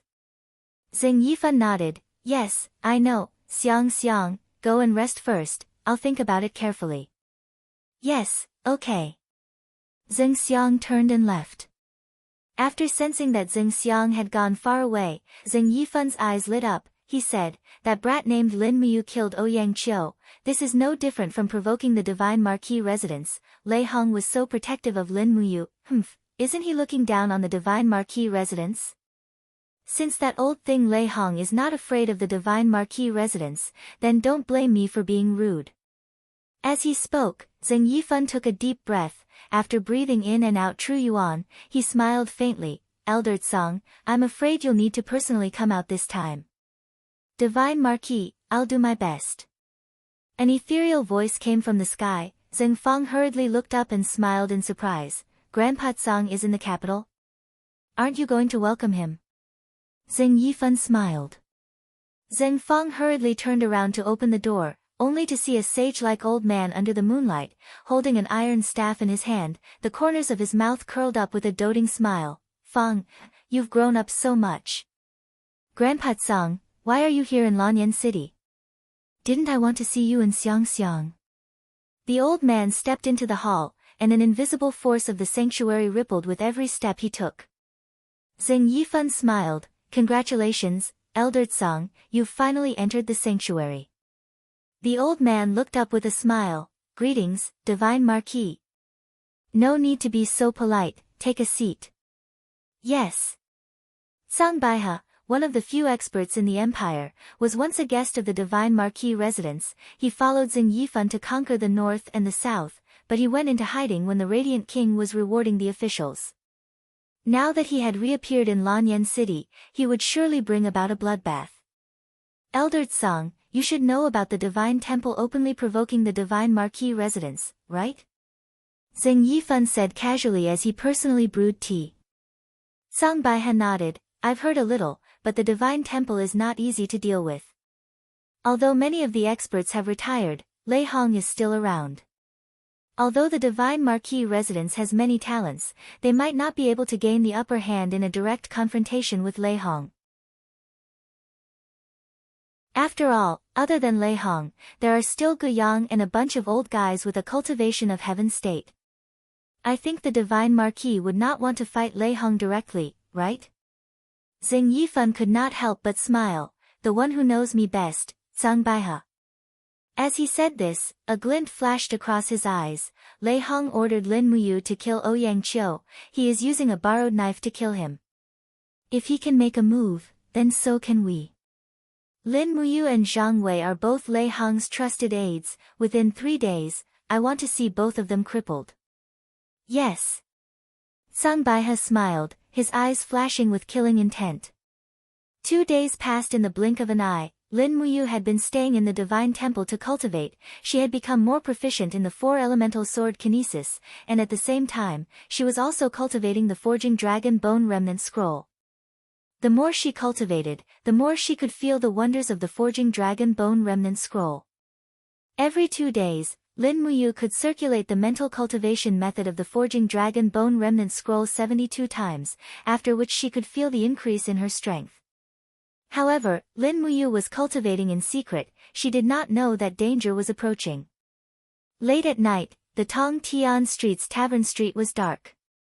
Big girl, chest trembling, swaying to the left, swaying to the right, making my heart sway. A messy and vulgar song came out of the drunken Zhang Wei's mouth. He held the railing with one hand and a wine pot with the other as he walked out of the tavern. He was drunk again today. In fact, this was also Zhang Wei's daily life. Zhang Wei loved alcohol as much as his life. It was his biggest weakness. There were not many people on the street. Suddenly, a murderous intent shrouded down from the sky. Who? Zhang Wei quickly sobered up from the shock, and with a shout, he finished the blessing of his martial soul. His body was covered in raging flames, and his fists danced in the air. Fists surrounded by flames exploded in the air, and he roared, "Get out here!" Zhang Wei's unique skill, Fiery Soul Fist. A loud laugh came from the sky. Zhang Wei's fiery soul fist. It really has some of the style of Xiang Wen's fiery fist, but the level of fire is too far off. Kneel for me. A powerful invisible domain power descended, and the bricks of the city collapsed. Zhang Wei's fists immediately cracked, and his knees involuntarily knelt down. In the face of absolute power, he did not even have the chance to punch. Looking up, an old man appeared in front of him, but he did not recognize him. Who are you? I'm crippling your man. The person suddenly appeared behind Zhang Wei in a flash, and a sharp sword was unsheathed. Ah, in the middle of the night, a miserable howl echoed on Tong Tian Street.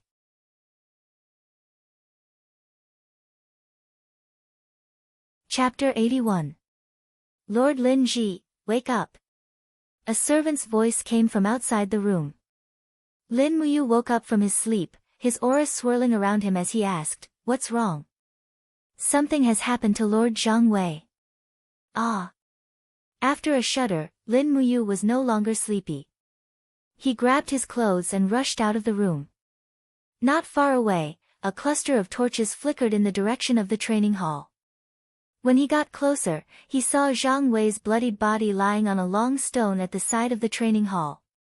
Lei Hong, Guiyang, and the other deacons of the holy temple were already there. What happened to Zhang Wei? Lin Muyu rushed forward and shook Zhang Wei's arm. He didn't move and checked if he was still breathing. He couldn't help but look up. What happened, Grandpa Lei Hong? Lei Hong's face was ashen as he said, Zhang Wei was attacked on Tongtian Street. You, look at the wound on Zhang Wei's back and you'll know. Two Iron Star instructors walked forward and lifted Zhang Wei's body, only to see that both sides of his spine had been completely minced by the sword qi. It was a bloody mess. Lin Muyu couldn't bear to look at it and turned his head. Who could be so cruel? Guiyang said with a trembling voice, the most cruel thing is not to kill, but to turn people into cripples. The dragon tendons on both sides of Zhang Wei's spine have been destroyed.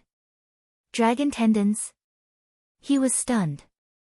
Lei Hong said coldly, the dragon tendons are the two sides of the spine to exert force, just like the string of a longbow. Once the dragon tendons are destroyed, the cultivator's qi and qi will not be able to circulate throughout the body. This person didn't kill Zhang Wei, but turned him into a cripple who can no longer practice martial arts. What? Lin Muyu's eyes widened. Who is it? What do you think? Reiham said calmly, no matter what, Zhang Wei is an expert who is about to step into the heavenly realm. The person who can subdue Zhang Wei with one move, is probably at least in the Saint Domain. After the Winter Ridge Rebellion hundreds of years ago, there were only a handful of Saint Domain experts in the Empire. I can more or less guess who it is. Guiyang said from the side, for now, the most important thing to do is to think of a way to save Zhang Wei.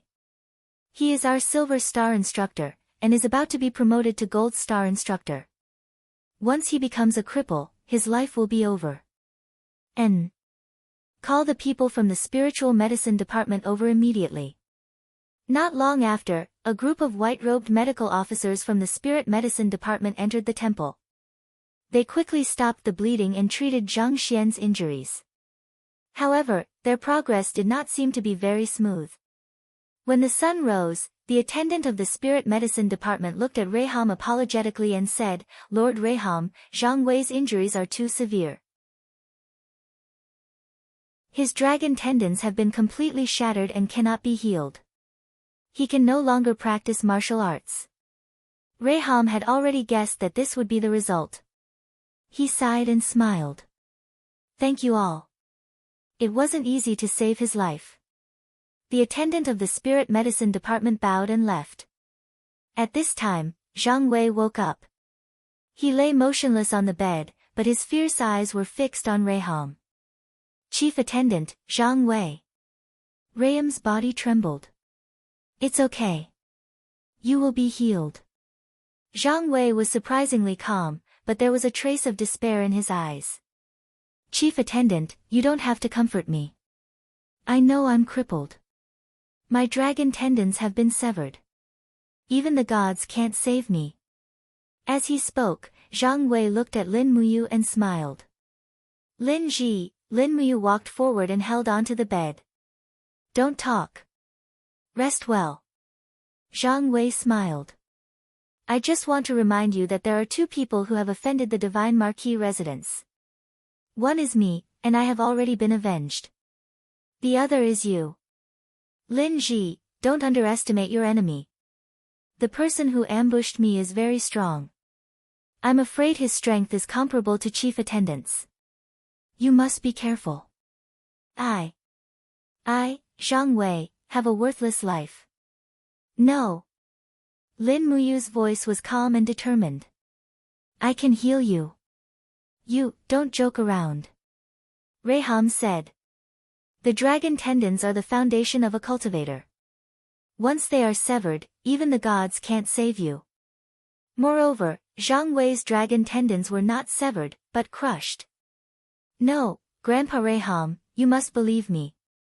Lin Muyu's eyes were very clear. Zhang Wei, you must believe me too. Don't give up. I will definitely heal your dragon tendons and restore them to their original state. Zhang Wei did not know what he was thinking. He nodded and smiled. Then I'll have to trouble Master Lin Ji. Outside the door, Reham said with some reproach. Even if you want to comfort Zhang Wei, you don't have to lie, right? No, I'm serious. Reham turned around, his eyes filled with suspicion. How can you heal Zhang Wei's injuries? Grandpa Reham, have you heard of a medicine called tendon replenishing powder? Lin Muyu asked seriously. Lei Hong was immediately startled. Gu Yang, who was standing to the side, stroked his beard and said, I've heard of a book in the Zhe Tian Hall's library. There's a level 10 medicine called the muscle replenishing powder that can regenerate muscles and bones, but this is only a legend. There hasn't been an alchemy god on this continent for hundreds of years, so who would have the ability to refine the muscle replenishing powder? Lin Muyu did not say much. Then give me some time. Yes. Reham nodded. I'll allow you half a month's leave. Is that okay? Thank you, Grandpa Reham. Go. He led a sturdy warhorse from the temple's stable and galloped toward the trading center of Lanyan City. At the same time, he tried his best to recall the recipe for the tendon replenishing powder. Dragon tendon vine and luminous night grass were two level 10 medicinal herbs that were very rare. He would try his luck at the Empire's medicine shop. As he galloped, he called out, Lulu. Whoosh! The beautiful elven official flew out. She was still wearing a green dress that was as thin as a cicada's wings in the cold autumn weather. She smiled and said, Brother, what's the matter? Did you see dragon tendon vine and luminous night grass when you were drawing the map in the dragon-seeking forest? If you did, mark them on the map for me, okay? Lin Muyu said urgently. Lulu sat on his shoulder and shook her head. I haven't seen them. They're too rare. Also, Lulu's spiritual energy isn't enough to fly too far. Okay, I'll go ask myself. Not long after, Lin Muyu arrived at the Imperial Merchant Firm and immediately went to find Third Fatty Jean. Third Fatty Jean immediately beamed when he saw Lin Muyu. Master, are you going to buy some 7-colored lotuses again? I've already prepared them for you. No need. Lin Muyu shook her head and asked, Boss Jean, do you have dragon tendon vine and luminous night grass for sale? Third Fatty Jean was stunned. They're both level 10 medicinal herbs. Yes, do you have them? Third Fatty Jean said awkwardly, although there are all sorts of medicinal herbs in the Imperial Trading Center, we don't have the two that you want. It's said that dragon tendon vine only grows in the gaps in the spine of a dragon, and its fertilizer is dragon tendon. Luminous night grass is no different from other weeds. The only thing special about it is that it can emit light at night. We don't have either. Then, thank you. Lin Muyu felt a little lonely. She thought of Zhang Wei's miserable appearance. In a sense, Zhang Wei ended up like this because of her. Even if she had to do everything she could, she had to heal his crippled body. This was what a man should do. When he saw Lin Muyu's disappointed expression, Third Fatty Jean smiled. I heard that the Duke of Seven Seas residence has many precious medicinal herbs. Many of them were collected by Duke Kanglin's people. Master, you can try your luck at the Duke of Seven Seas residence. If you really can't find them. With your status as the Divine Palace's Golden Star, you should be able to go to the Zetian Palace's Medicine Pavilion. You might be able to find them. Okay, thank you. Lin Muyu nodded, turned around and left the medicine shop. In less than 10 minutes, the warhorse stopped in front of the Duke of Seven Seas residence. Lin Muyu dismounted and carried the burning prairie sword on her back. She cupped her fists at the guards and said, Divine Palace's Lin Ji requests an audience with Princess Shi. Please help me pass the message. One of the guards nodded respectfully and returned not long after entering the residence. He performed an empire's military salute and said, Lord Lin Ji, the princess invites you in. She's waiting for you in the front hall. Thank you. The Duke of Seven Seas residence was like a large garden. It made Lin Muyu feel like he was entering a tiger hill. There were guards all along the way, as if to show off the strength of the Seven Seas city's army. The front hall was not far away. When he arrived, Tang Xiaoxi had already walked out in a beautiful red and white dress. Her little boots stepped on the red maple leaves on the ground. She smiled and said, Mu, you finally saw me. Looking at Tang Xiaoxi's happy and beautiful face, he was a little embarrassed. He scratched his head and said, Xiaoxi, I actually came here with a request. I knew it. Say it, what's the matter? Tang Xiaoxi was not unhappy at all. I heard that the Duke of Seven Seas residence has stored many precious medicinal herbs. I especially need 2 kinds of medicinal herbs now. I wonder if Xiaoxi can help. He said very awkwardly. Tang Xiaoxi blinked her beautiful eyes and said, Actually, I'm not very clear about the classification of the medicinal herbs in the residence. But since you need them, let's go and take a look. Tang Xiaoxi reached out and pulled him into the depths of the residence. They found the official in charge of safekeeping in the medicinal herb storehouse. In the end, after looking through the records for a long time, they couldn't find the 2 medicinal herbs. Lin Muyu felt a little disappointed and her brows furrowed. Do you need these 2 medicinal herbs urgently?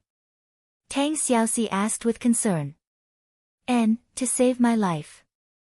Lin Muyu murmured, the medicinal essence of the dragon tendon vine and luminous night grass, as well as the blood of the needlepoint bird, can be refined into a level 10 medicine called tendon replenishment powder.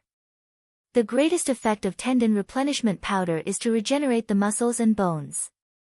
It has the effect of almost bringing the dead back to life. Tang Xiaoxi's eyes widened. You're doing this to save Zhang Wei, aren't you? Lin Muyu did not deny it. She looked deeply at Tang Xiaoxi and said, Zhang Wei is my friend. He was killed because he went with me to investigate the case of little Beansprout's parents. Now that Zhang Wei's tendons have been crushed by a mysterious expert, I have no reason to stand by and do nothing. Tang Xiaoxi clasped her hands in front of her and suddenly smiled. Although we can find the dragon tendon vine and luminous night grass in the Duke of Seven Seas residence, but we still have a place to try our luck. Who knows, there might be some. What place? The medicine pavilion of Zetian Palace. Tang Xiaoxi was smiling brightly in the slight autumn wind, and the bow knot on her hair was like a fiery red butterfly.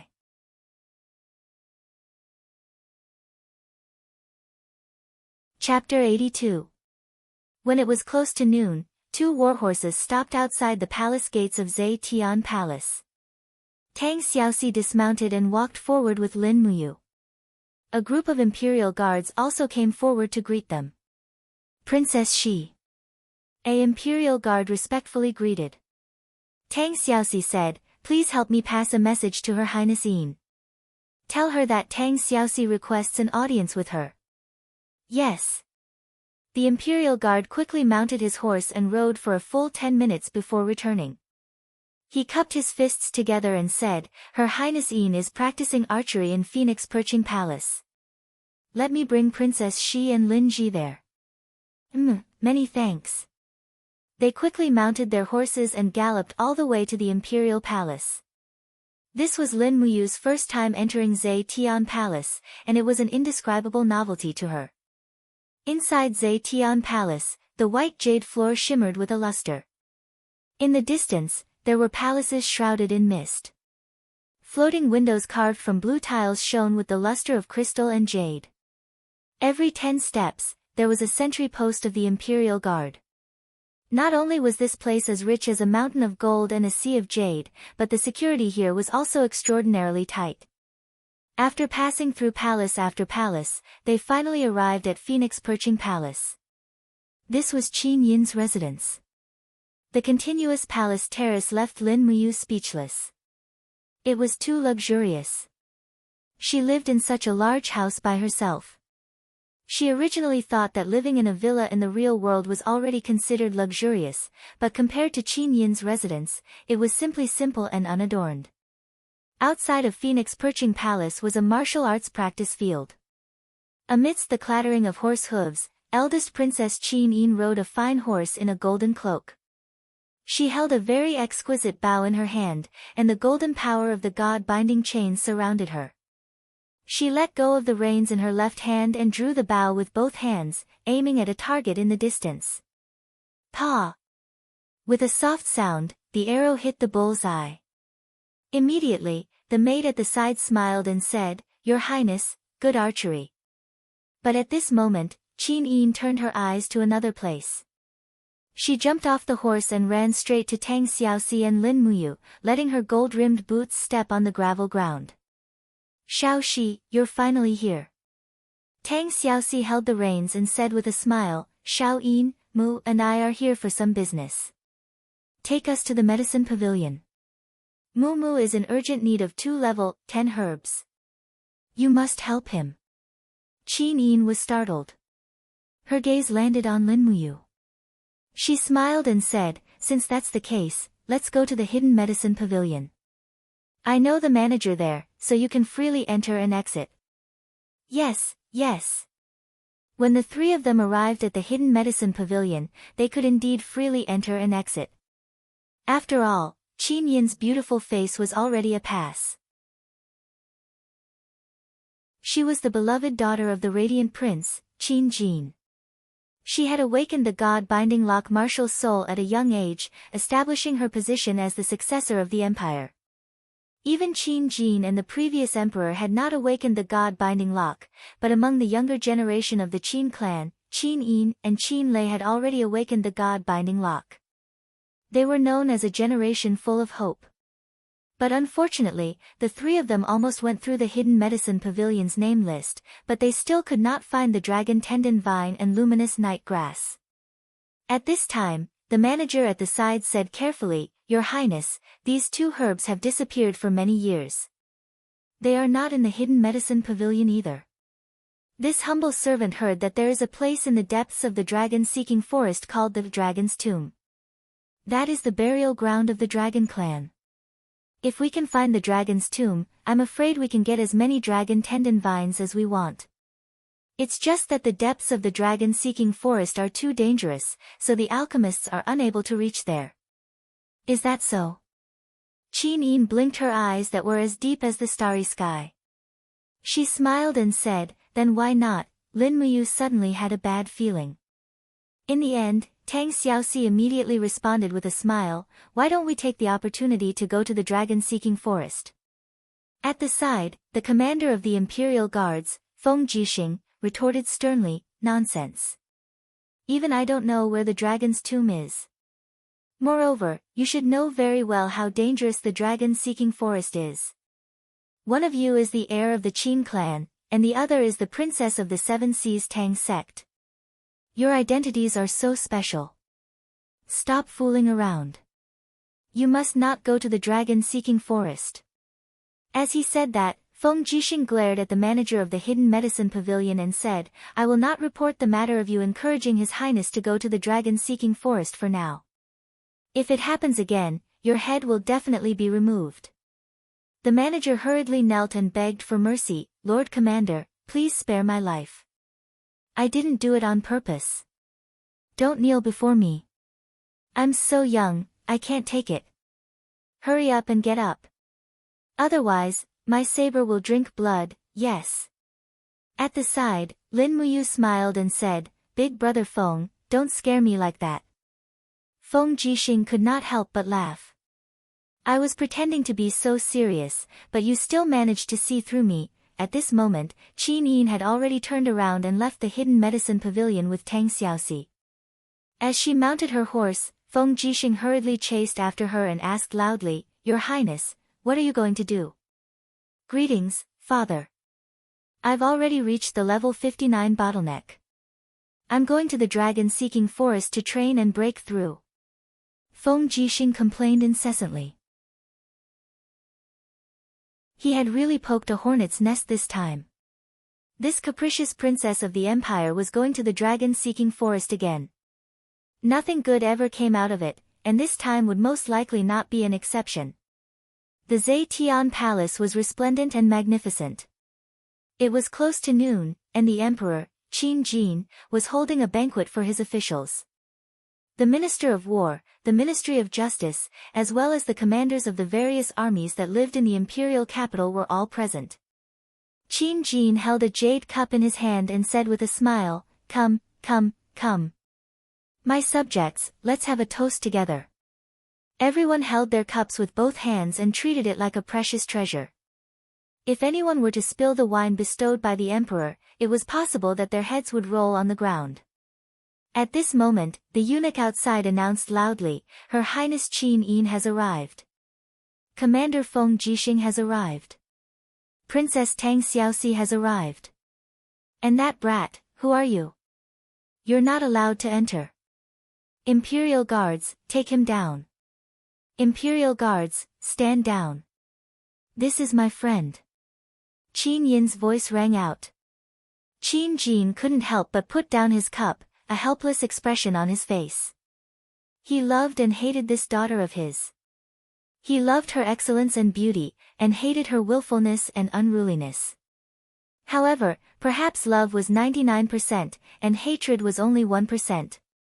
This was the feelings a father had for his daughter. He raised his head and said, Let them in. Men, prepare a seat for Her Highness Yin. Qin Yin had already entered the palace wearing the cloak of the Qin clan. She smiled and said, Imperial father. The clear and sweet voice immediately made Qin Jin lose the mood to even be angry. She said in an amused and annoyed tone, Xiao Yin, what's wrong with you now? You're already a 20-year-old lady. Shouldn't you learn to be more dignified? You're the heir of the clan. Feng Jixing, tell me, what is she trying to do? Feng Jixing cupped his fists and said respectfully, Your Majesty, Her Highness, she said that she wants to enter the dragon-seeking forest again to train and seek to break through to the heaven realm. This general thinks that this is inappropriate. The dragon-seeking forest is too dangerous. Qin Yin glanced at Feng Jixing, the general meaning of her gaze saying that he still had some conscience and didn't mention the matter of the dragon tomb. Otherwise, Imperial Father definitely wouldn't allow it. Oh, you're going to the dragon-seeking forest again? Qin Jin couldn't help but smile. It hasn't been too long since we went to the dragon-seeking forest. Xiao Yin, why do you want to go again? Qin Yin pouted and raised her palm.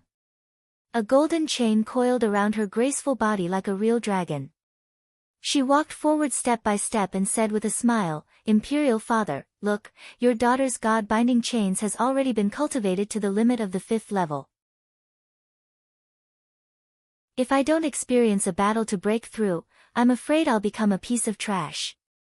Nonsense, how can the god-binding chains be trash?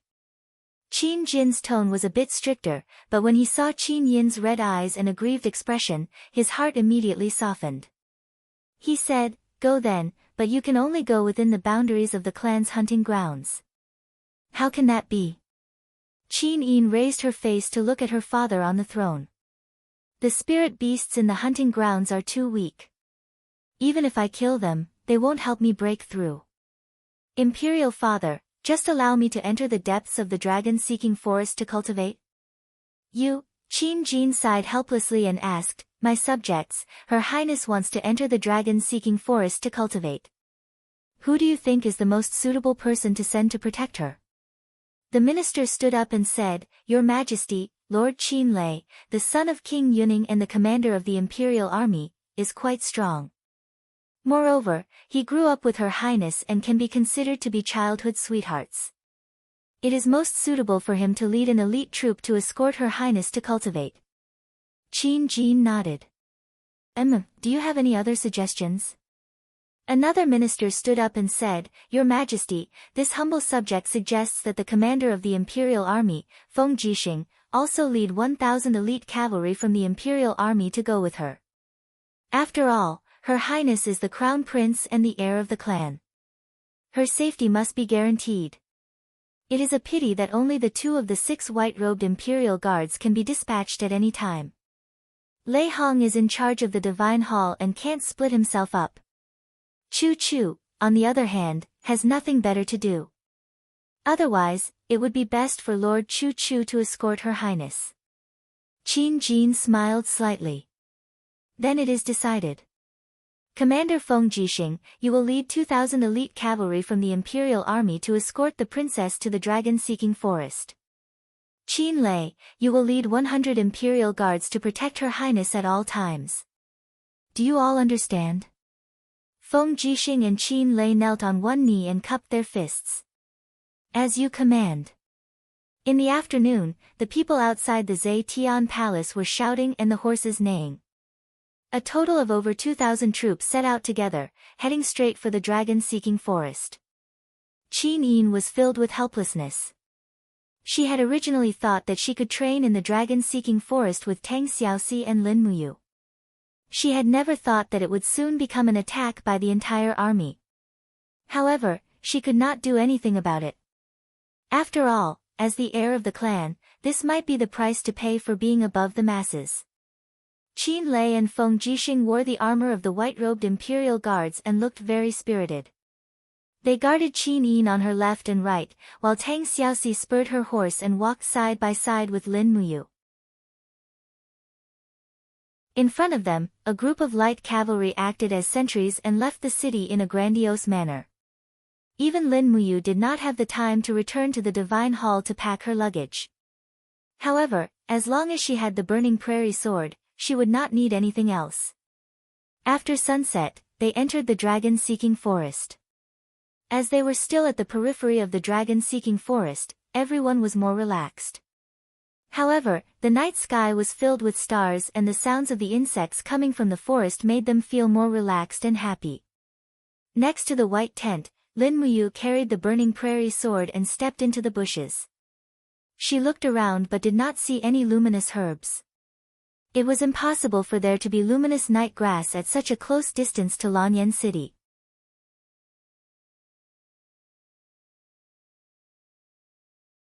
Chapter 83. Deep into the night, a bolt of lightning broke the silence in the forest. Following that, heavy rain began to fall from the sky. It was not easy to have such heavy rain in late autumn. Lin Muyu put on her armor, opened a black umbrella, and walked out of the resting tent with the burning prairie sword in hand. Tang Xiaoxi and Qin Yin's tents were further away, guarded by Qin Lei and Feng Jixing. The rain landed on the oil paper umbrella with pitter-patter. The stars could no longer be seen in the sky, and the bonfire on the ground was also struggling in the rain. Many Imperial Army soldiers wanted to keep the bonfire alive, but they had no way to do so. It was a mess for a moment. Many people who were patrolling outside on horseback also quickly rushed over and hid in the tents. Lord Lin Ji. Not far away, an Imperial Army soldier smiled and asked, "Why are you standing in the rain alone with an umbrella? Quick, come into the tent to hide from the rain. Otherwise, you might get sick if you get wet." Lin Ji shook his head and smiled, "There's no need. Thank you. I'll take a look around." He was a Gold Star member of the Divine Sanctum.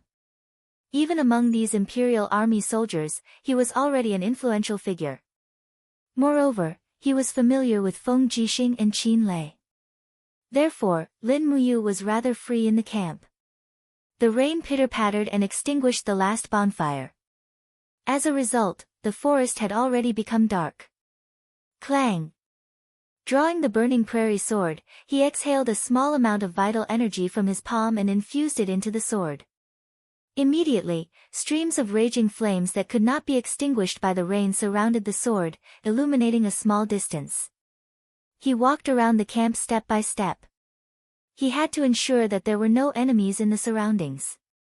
After all, it was because of him that Tang Xiaoxi and Qin Yin had come to the Dragon Forest.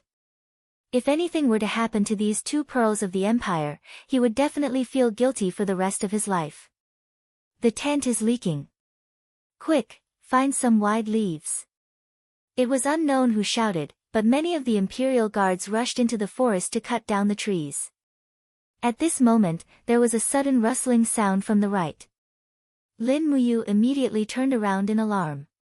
Raising the burning prairie sword, she lit up the dark corner and shouted, "Who is it?" Don't speak." In the darkness, a beautiful face peeled off the hood. It was none other than Qin Yin. However, she was wearing the armor of an Imperial guard.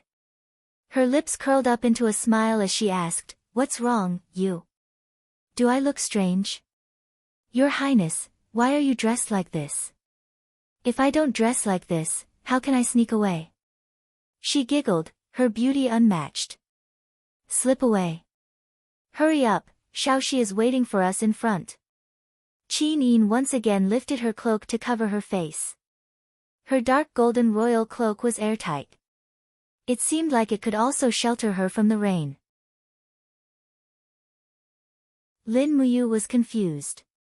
She had to hold the umbrella for her with one hand and the Liao Yuan's sword with the other to light the way. Qin Yin raised her head and saw that Lin Muyu was drenched, but she was covering her head with an umbrella. Qin Yin couldn't help but smile warmly, but she didn't say anything. She knew that as the princess of the empire, saying too much would only make her look pretentious. "You guys are so slow." Further ahead, beside a pile of shrubbery, Tang Xiaoxi's voice came. She was also wearing the armor of an imperial guard, which made her exquisite figure look a little funny. Furthermore, she was leading 3 fine horses. She said with a smile, "You guys are too slow. Next time don't let me steal horses. I was almost kicked by this fierce warhorse." Lin Muyu already knew what they wanted to do. She couldn't help but say, "Isn't it a little inappropriate for us to sneak away like this? Big brother Feng Jixing and big brother Qin Lei will definitely go crazy looking for you." "It's fine. I left a letter in the tent." Qin Yin smiled with dimples. "It's so dark, where are we going?" Lin Muyu asked. Qin Yin muttered to herself as she pondered. The mist formed by the autumn rain landed on her long eyelashes and quickly condensed into droplets of dew. They trembled and fell one after another, adding a sense of harmony to this beauty. However, she didn't notice it. She raised her head with a smile and said, "Let's head south and avoid the marching route of the large army. We'll take a detour into the depths of the dragon-seeking forest. Don't say anything else. Get on the horses and find a place to rest before dawn." "Amen." Lin Muyu nodded. This was the only way. The 3 of them turned around and mounted their horses, heading straight south. In the end, after galloping for less than half an hour, a ray of golden light suddenly shot through the darkness behind them. It seemed to be the light of the god binding chains. "Your Highness." Qin Lei's voice came. It was indeed him. He had actually caught up. "Don't run." Qin Lei shouted loudly. He suddenly raised the martial spirit in his hand and the god-binding chains broke through the earth with a peng peng peng sound, blocking in front of Qin Yin. However, Qin Yin wasn't someone who was easy to deal with. She lightly opened her snow-white palm and the same god-binding chains came out from her body, defeating Qin Lei's martial spirit one after another. She turned around and said with a smile, "Big brother Qin Lei, don't chase us anymore. Go back and wait for us. We'll be back in a few days." "No." Qin Lei said with no room for negotiation, "His Majesty sent me to protect you." I definitely can't leave even half a step. Qin Yin clenched her teeth. Humph. You follow me every day. Don't you know how annoying it is? There's no freedom at all. Do you understand this kind of feeling? You big idiot. Qin Lei was an extremely simple and honest youth. He urged his horse forward and didn't open an umbrella, allowing the rain to fall on his body. He rubbed his head and said with a smile, I can more or less understand this kind of feeling. However, Xiao Yin, you are too important to the empire. There can't be a single mishap. I can indulge you in everything, but this is the only thing I absolutely cannot give into. As he spoke, Qin Lei raised his sword-like eyebrows and looked at Lin Muyu, saying, You brat should help me persuade her. Lin Muyu looked towards Qin Yin, but before he could say anything, Qin Yin blocked him with a sentence, If you treat me, Qin Yin, as a friend, then don't persuade me. I hate being stared at by a group of people all day. Tang Xiaoxi laughed lightly, taking pleasure in other people's misfortune. Lin Muyu rubbed his nose and said, Your Highness, why don't we do this? Let big brother Qin Lei follow us alone. It'll be safer for the four of us to enter the depths of the dragon-seeking forest to train, right?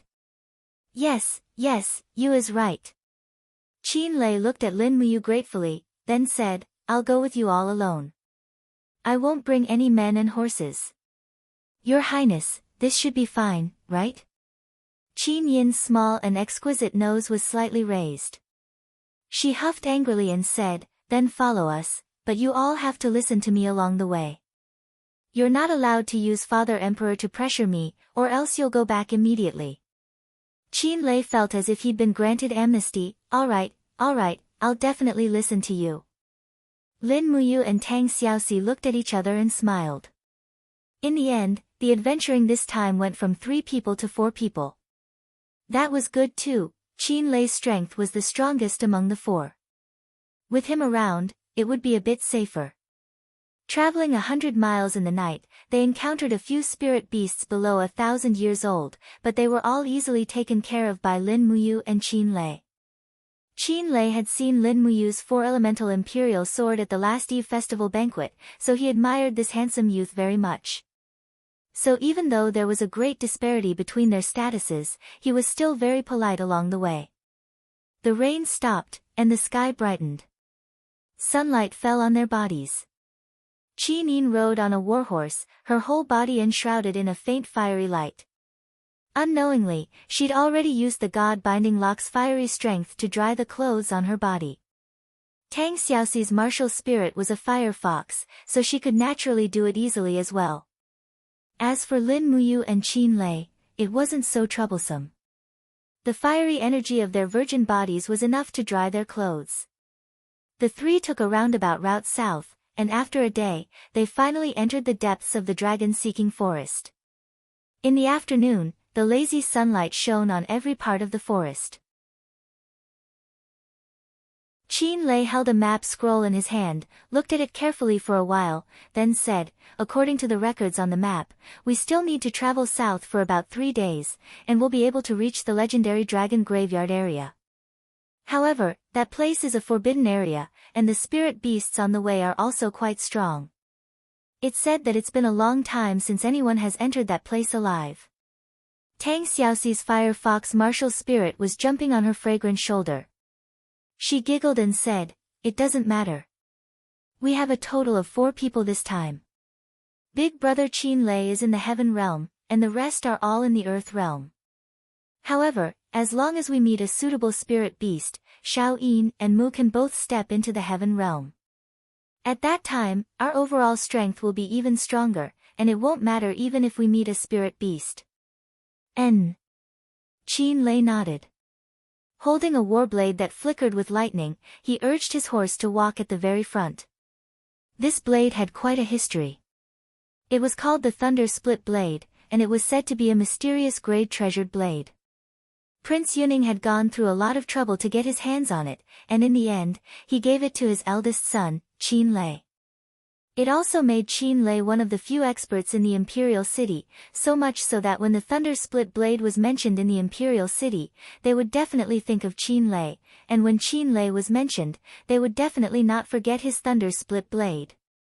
What kind of martial spirit does you need? Seeing that Lin Muyu had been silently hurrying along, Qin Yin tilted her head, smiled, and asked in a gentle voice. Lin Muyu was startled, and a little overwhelmed by the favor. In fact, he had seen countless beautiful women in his original world, but none of those women could be mentioned in the same breath as Qin Yin. The Qin Yin in front of him, whether it was in terms of temperament or appearance, surpassed him by too much. That kind of celestial beauty, that kind of luxurious beauty, was not something that common rouge and powder could compare with. A plant-type spirit beast is fine, and it's also fine if it's not. My martial spirit isn't picky, thank you for your concern, Your Highness. Qin Yin couldn't help giggling, and said, a martial spirit that isn't picky?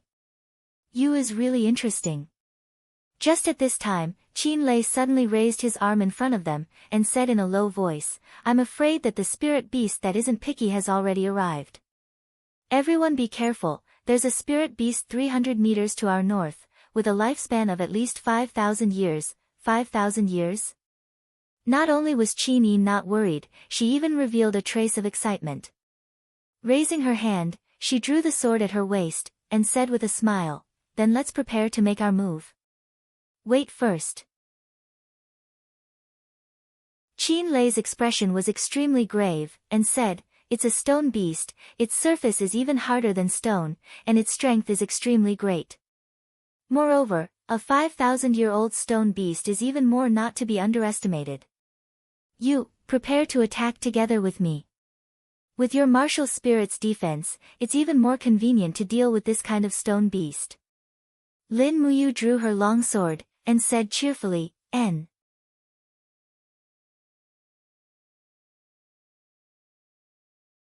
Chapter 84. Roar. Roar. Roar.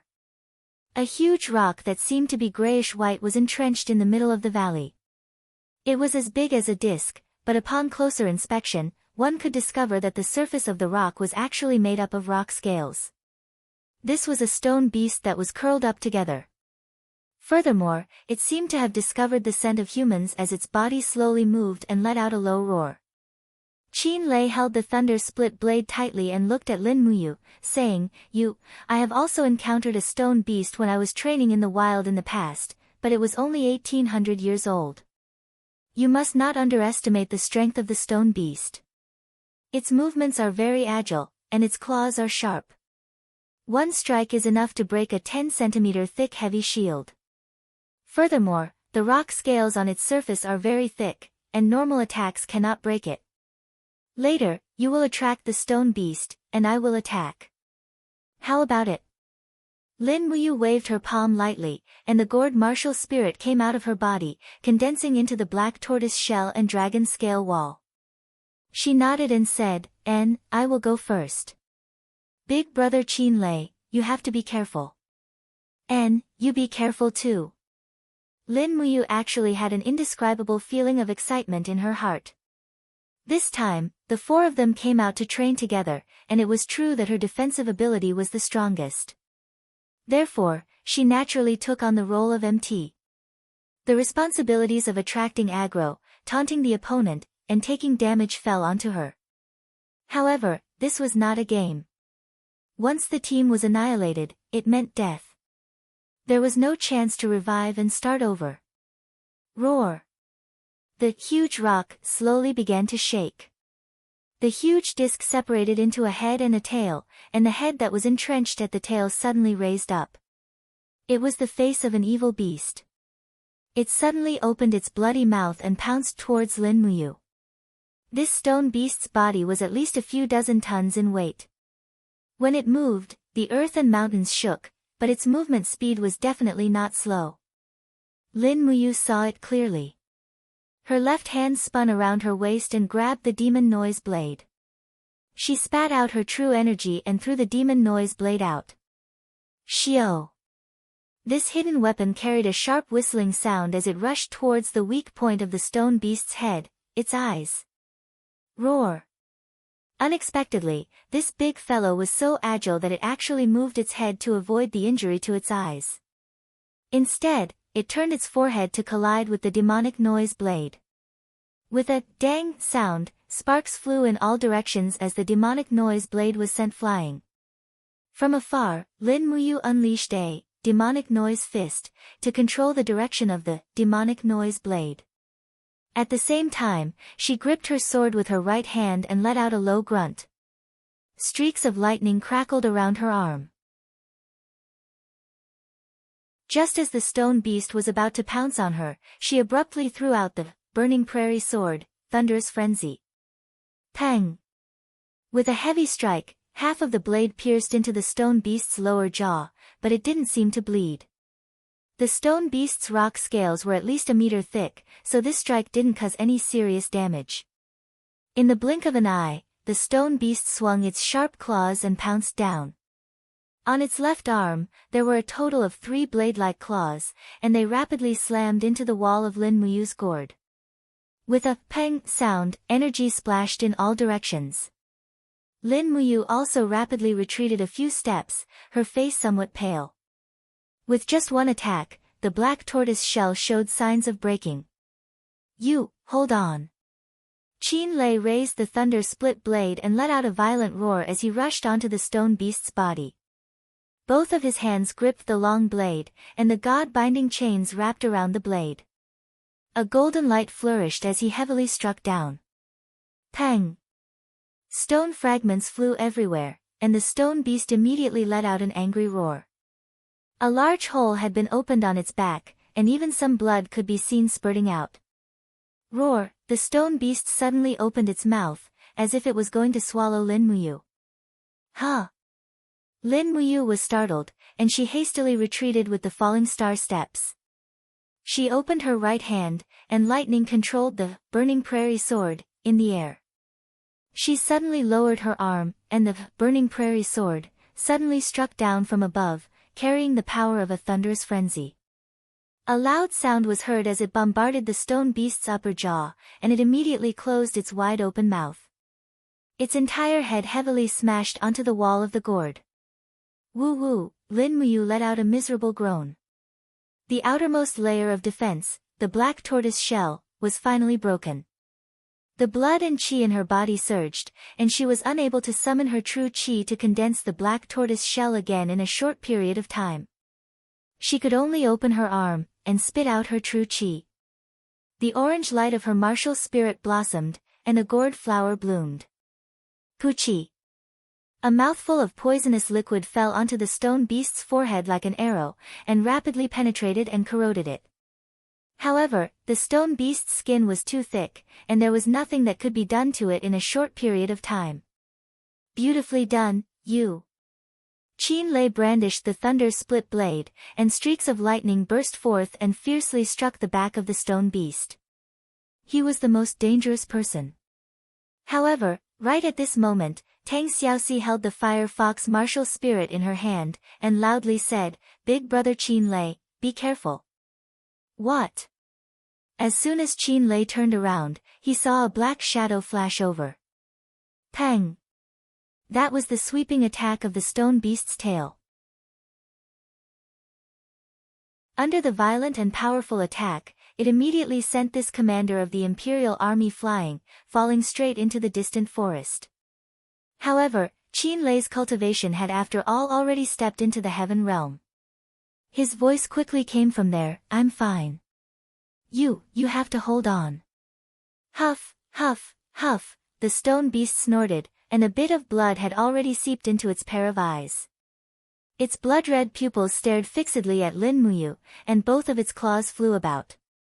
In an instant, it pounced on her several times, blasting the dragon scale wall to the point of almost collapsing. However, Lin Muyu did not have much of a way to deal with this big guy. After all, his martial spirit specialized in defense, and even the destructive power of the four-elemental imperial sword was far from being able to compare to Qin Lei, who had the support of the god-binding shackles. Be careful. Tang Xiaoxi launched an attack from the flank, and the fire fox cried out loudly. However, her penetrative power was too weak, and practically did not make the stone beast feel any pain, so it naturally ignored her. This angered Tang Xiaoxi to the point of whimpering. The feeling of not having any sense of existence made the proud Princess Xi a little unable to bear it. The true qi in her body was becoming more and more unable to be quickly activated. Just as Lin Muyu was feeling anxious, rays of golden light suddenly appeared around her body, and Qin Yin's voice came from behind, God-binding power. This was Qin Yin's martial spirit skill, and could also be considered as a support skill, increasing the target's attack power. Attack, you! She said while breathing rapidly. It seemed that releasing the God-binding power had already consumed a lot of her strength. When the God-binding power entered her body, Lin Muyu could clearly feel the surging power in her blood vessels, and a feeling that she had to spit it out was on the verge of bursting out. She lightly raised her arm, and the black tortoise shell actually condensed again. True qi surged around her body, and she grabbed the spinning demonic noise blade and threw it out again. At the same time, she lightly released her right hand, and the burning prairie sword lightly flew up. Flames spouted out from her palm, and lingered around the burning prairie sword. The blade of the sword quickly spun, using fire to manipulate the sword.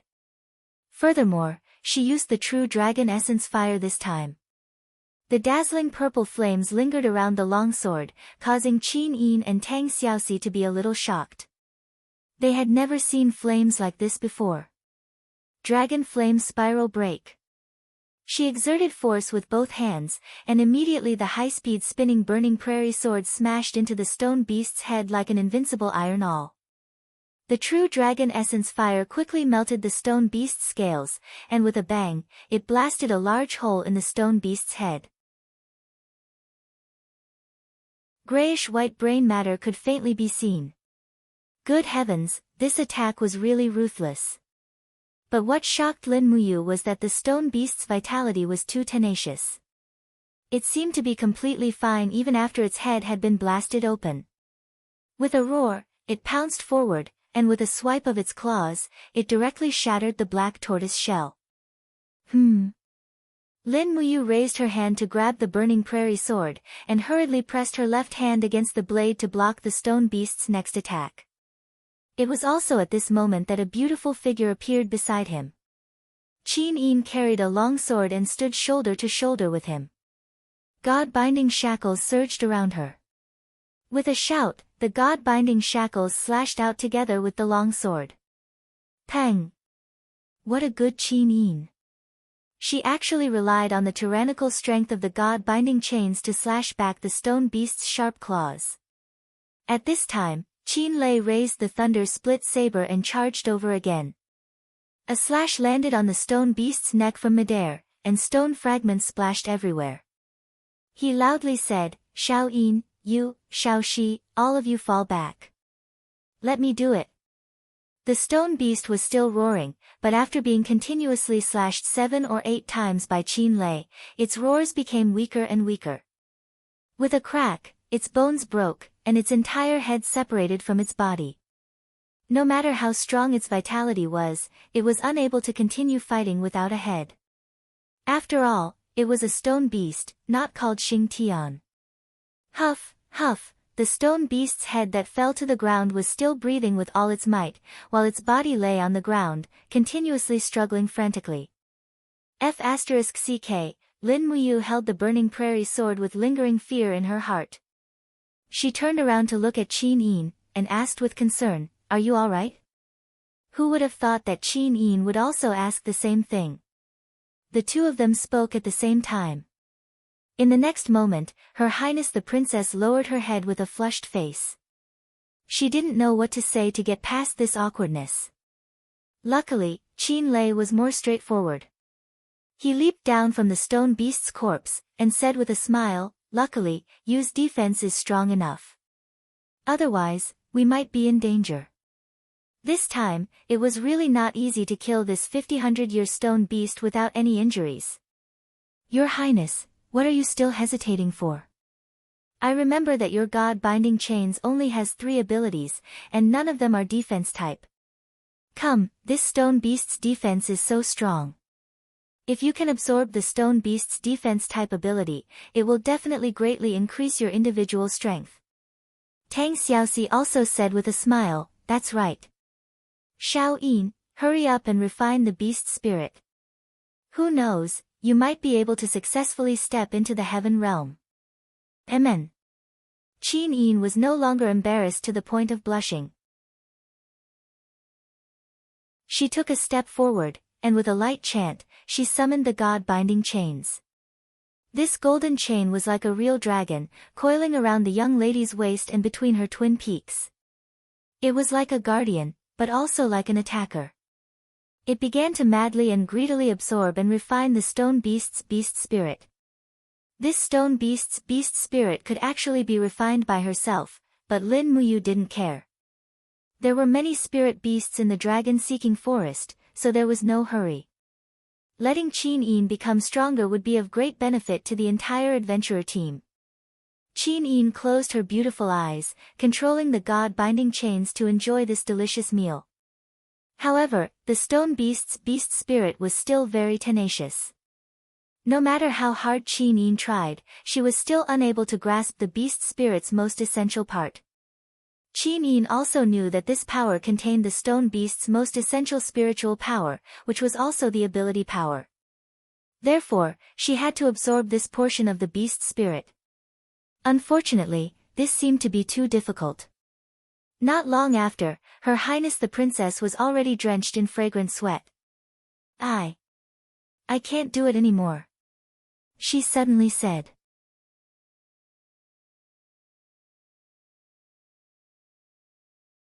Chapter 85. Do you need help? Lin Muyu sheathed his long sword and asked calmly from the side. Qin Lei was stunned. You can help. As far as I know, the process of refining the beast spirit is not something that others can interfere with, right?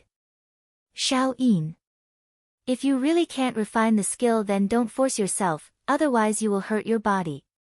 Tang Xiaoxi crossed her arms in front of her chest and said, if Mu can help then don't hesitate.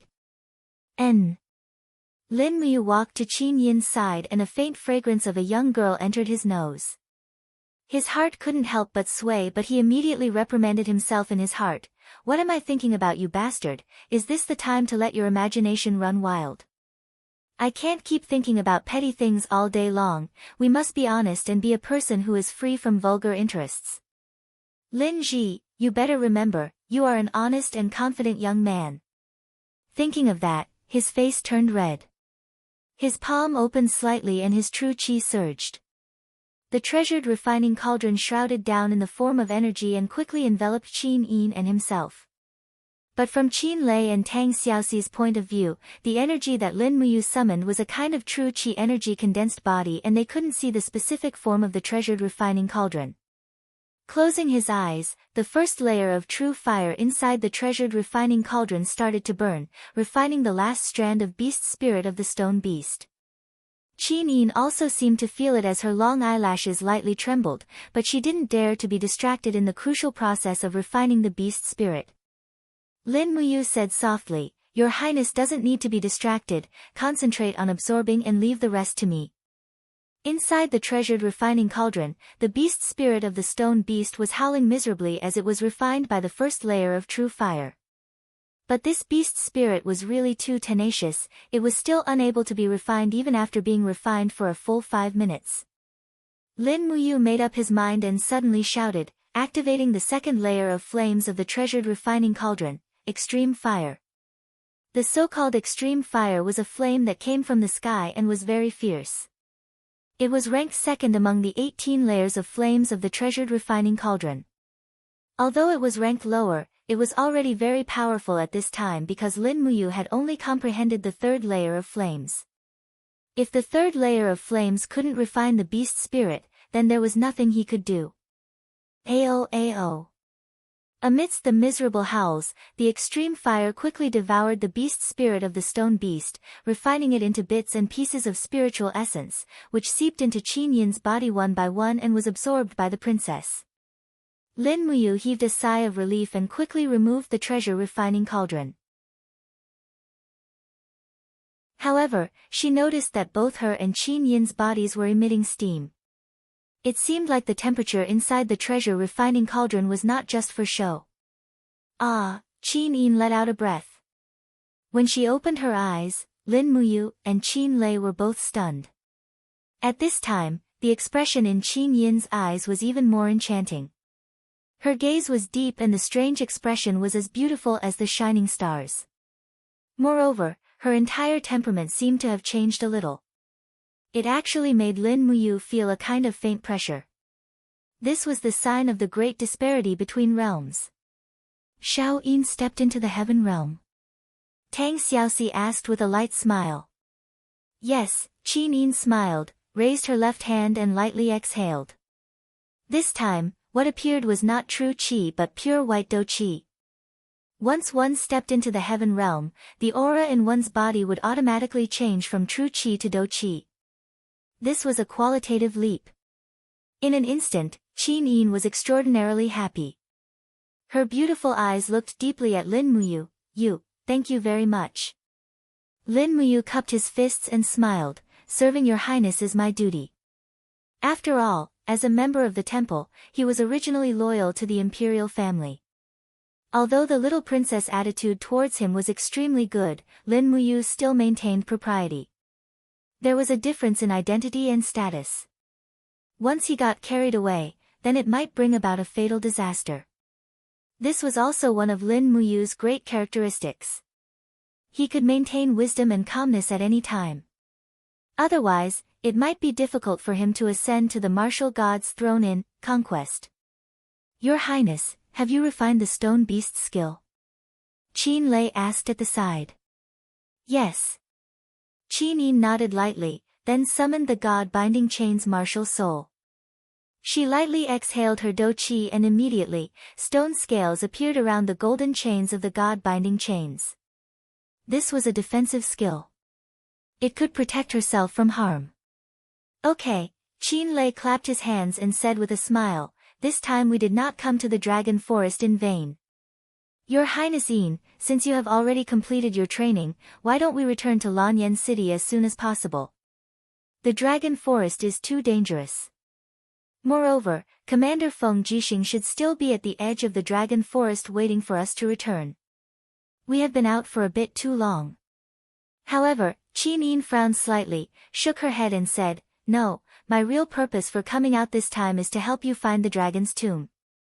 If Brother Qin Lei is in a hurry, then go back first. Qin Lei was given the cold shoulder and couldn't help but stare blankly, but he didn't take it to heart. He smiled and said, all right then, I promise to listen to you. This time I will listen to you. Let's go find the dragon's tomb together. Yes, that's more like it. Qin Yin's anger turned into joy. The few of them rested for a bit and recovered their true qi and physical strength before continuing on their journey. Before dusk, they found a suitable place to rest in the dragon forest. It was a very dry cave, and the weeds in the cave were very dry. Furthermore, the original owner was a 1,200-year-old spiritual bear, which was killed by Qin Lei with one slash. The spirit stone was taken away by Lin Muyu. A spirit stone that was over 1,000 years old was very good to be used to forge weapons, so it shouldn't be wasted. Jin Xiaotang of the Imperial Merchant Guild probably still didn't know that he was good at forging weapons. Otherwise, it would have definitely caused a ruckus again. The Imperial Merchant Guild didn't lack anything, the only thing it lacked was high-grade weapons. Those nobles, officials, and sons of rich families would wait in the Merchant Guild every day, waiting for someone who lacked money to auction a suitable weapon. Actually, over there, spirit-grade weapons were already very popular, and mysterious-grade weapons were even more popular. If he could forge a saint-grade weapon, perhaps the entire Imperial Merchant Guild would change. Qin Lei took a blanket from the back of the horse, and after laying it on the ground, he said, Your Highness, it's very tough for us in the wilderness, so this is the only way. You and Princess She can sleep here tonight, you and I can sleep on the hay outside. Qin Yin smiled faintly, thank you for your hard work, brother Qin Lei. Oh right, where's you? He's outside, I don't know what he's doing. Qin Yin lifted the hem of her skirt and walked out of the cave lightly, only to see Lin Muyu holding the burning prairie sword and quietly inspecting the terrain outside. His brows were tightly knitted, and the white robe behind him swayed slightly in the wind. He was very handsome. In an instant, Qin Yin's heart fluttered, and her heartbeat seemed to quicken. Although Feng Jixing, Chu Huaying, and the others were all handsome men, this Lin Muyu in front of her seemed to have an extra special temperament compared to them. Ah! What am I thinking? Qin Yin stamped her little boots and vented her anger at herself, feeling both ashamed and angry. This princess was really arrogant and pampered. Lin Muyu raised her head and saw Qin Yin standing under the mountain rock with a red face. She couldn't help but ask with a smile, "Your Highness, what's wrong?" Qin Yin was stunned, and her face became even redder. "Ah, nothing, nothing. You've been patrolling outside for so long, what are you inspecting?" "Oh, I suspect that there's a spirit beast that's older, and it's of the fire attribute." "Why do you say that?" "When I was training in the Seven Stars Forest with Chu and Xiaoxi, we also encountered this kind of terrain. Not a single blade of grass grew, and everything was withered. This means that there's a fire attribute spirit beast living nearby, and it's not young." "Ah." Qin Yin was stunned. "Then why is the spiritual bear that we just killed still living here? Logically speaking, that fire-type spirit beast should have swallowed the spiritual bear long ago." "That's hard to say." The corners of Lin Muyu's mouth curled up, and she smiled. "Perhaps that fire attribute spirit beast is just raising the spiritual bear like a pig?" "I see. Then what should we do?" "Don't worry, I'll be careful.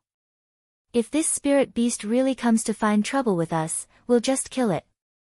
It just so happens that Xiaoxi is about to step into the third heaven of the earth realm, and she needs a suitable beast spirit of the fire attribute spirit beast. If it dares to come, I'll be more than happy." Late at night, Qin Yin and Tang Xiaoxi were sleeping in each other's arms. The two of them were exhausted after a day of traveling. Qin Lei was holding the thunder-split blade, and his tiger eyes were wide open as he looked at the rock at the top of the cave, standing guard 3 meters away from the two girls. As the commander of the Imperial Army, Qin Lei's greatest responsibility was to protect the heir to the empire. However, when Qin Lei turned around to look, his gaze fell upon Qin Yin's bright and clean face, and there seemed to be another kind of indescribable emotion in his eyes. He sighed, and the hand that was holding the thunder-split blade tightened a little. Outside the cave, a bonfire swayed in the night wind. The late autumn night was already very cold, especially after the autumn rain, as if it was going to be winter soon. Lin Muyu held the burning prairie sword in her arms, and looked at the swaying light of the fire, her clear eyes filled with melancholy. He wondered how his father was doing. Was his old man still in good health? At the thought of this, Lin Muyu's eyes instantly became moist. She raised her head to look at the sky, and murmured, "Father, brother, are you both well now? I miss you both, but I can't go back now. Brother, you must take good care of father, don't let him work so hard anymore. When I'm not here. Brother, you have to shoulder the entire Long Xian group." At this moment, a soft hissing sound was suddenly heard from afar, and it was accompanied by a scorching heat. "It's finally here." As the owner of this area, it was finally time to hunt Lin Muyu, Qin Yin, Tang Xiaoxi, and the other uninvited guests. Lin Muyu called out softly, "Brother Qin Lei, wake up His Highness and Xiaoxi, our guests are here." Qin Lei was startled, and turned around to look, only to find that Qin Yin and Tang Xiaoxi had both woken up, and were looking at him with their beautiful eyes. "Is that fire's spiritual beast here?" Tang Xiaoxi was slightly excited.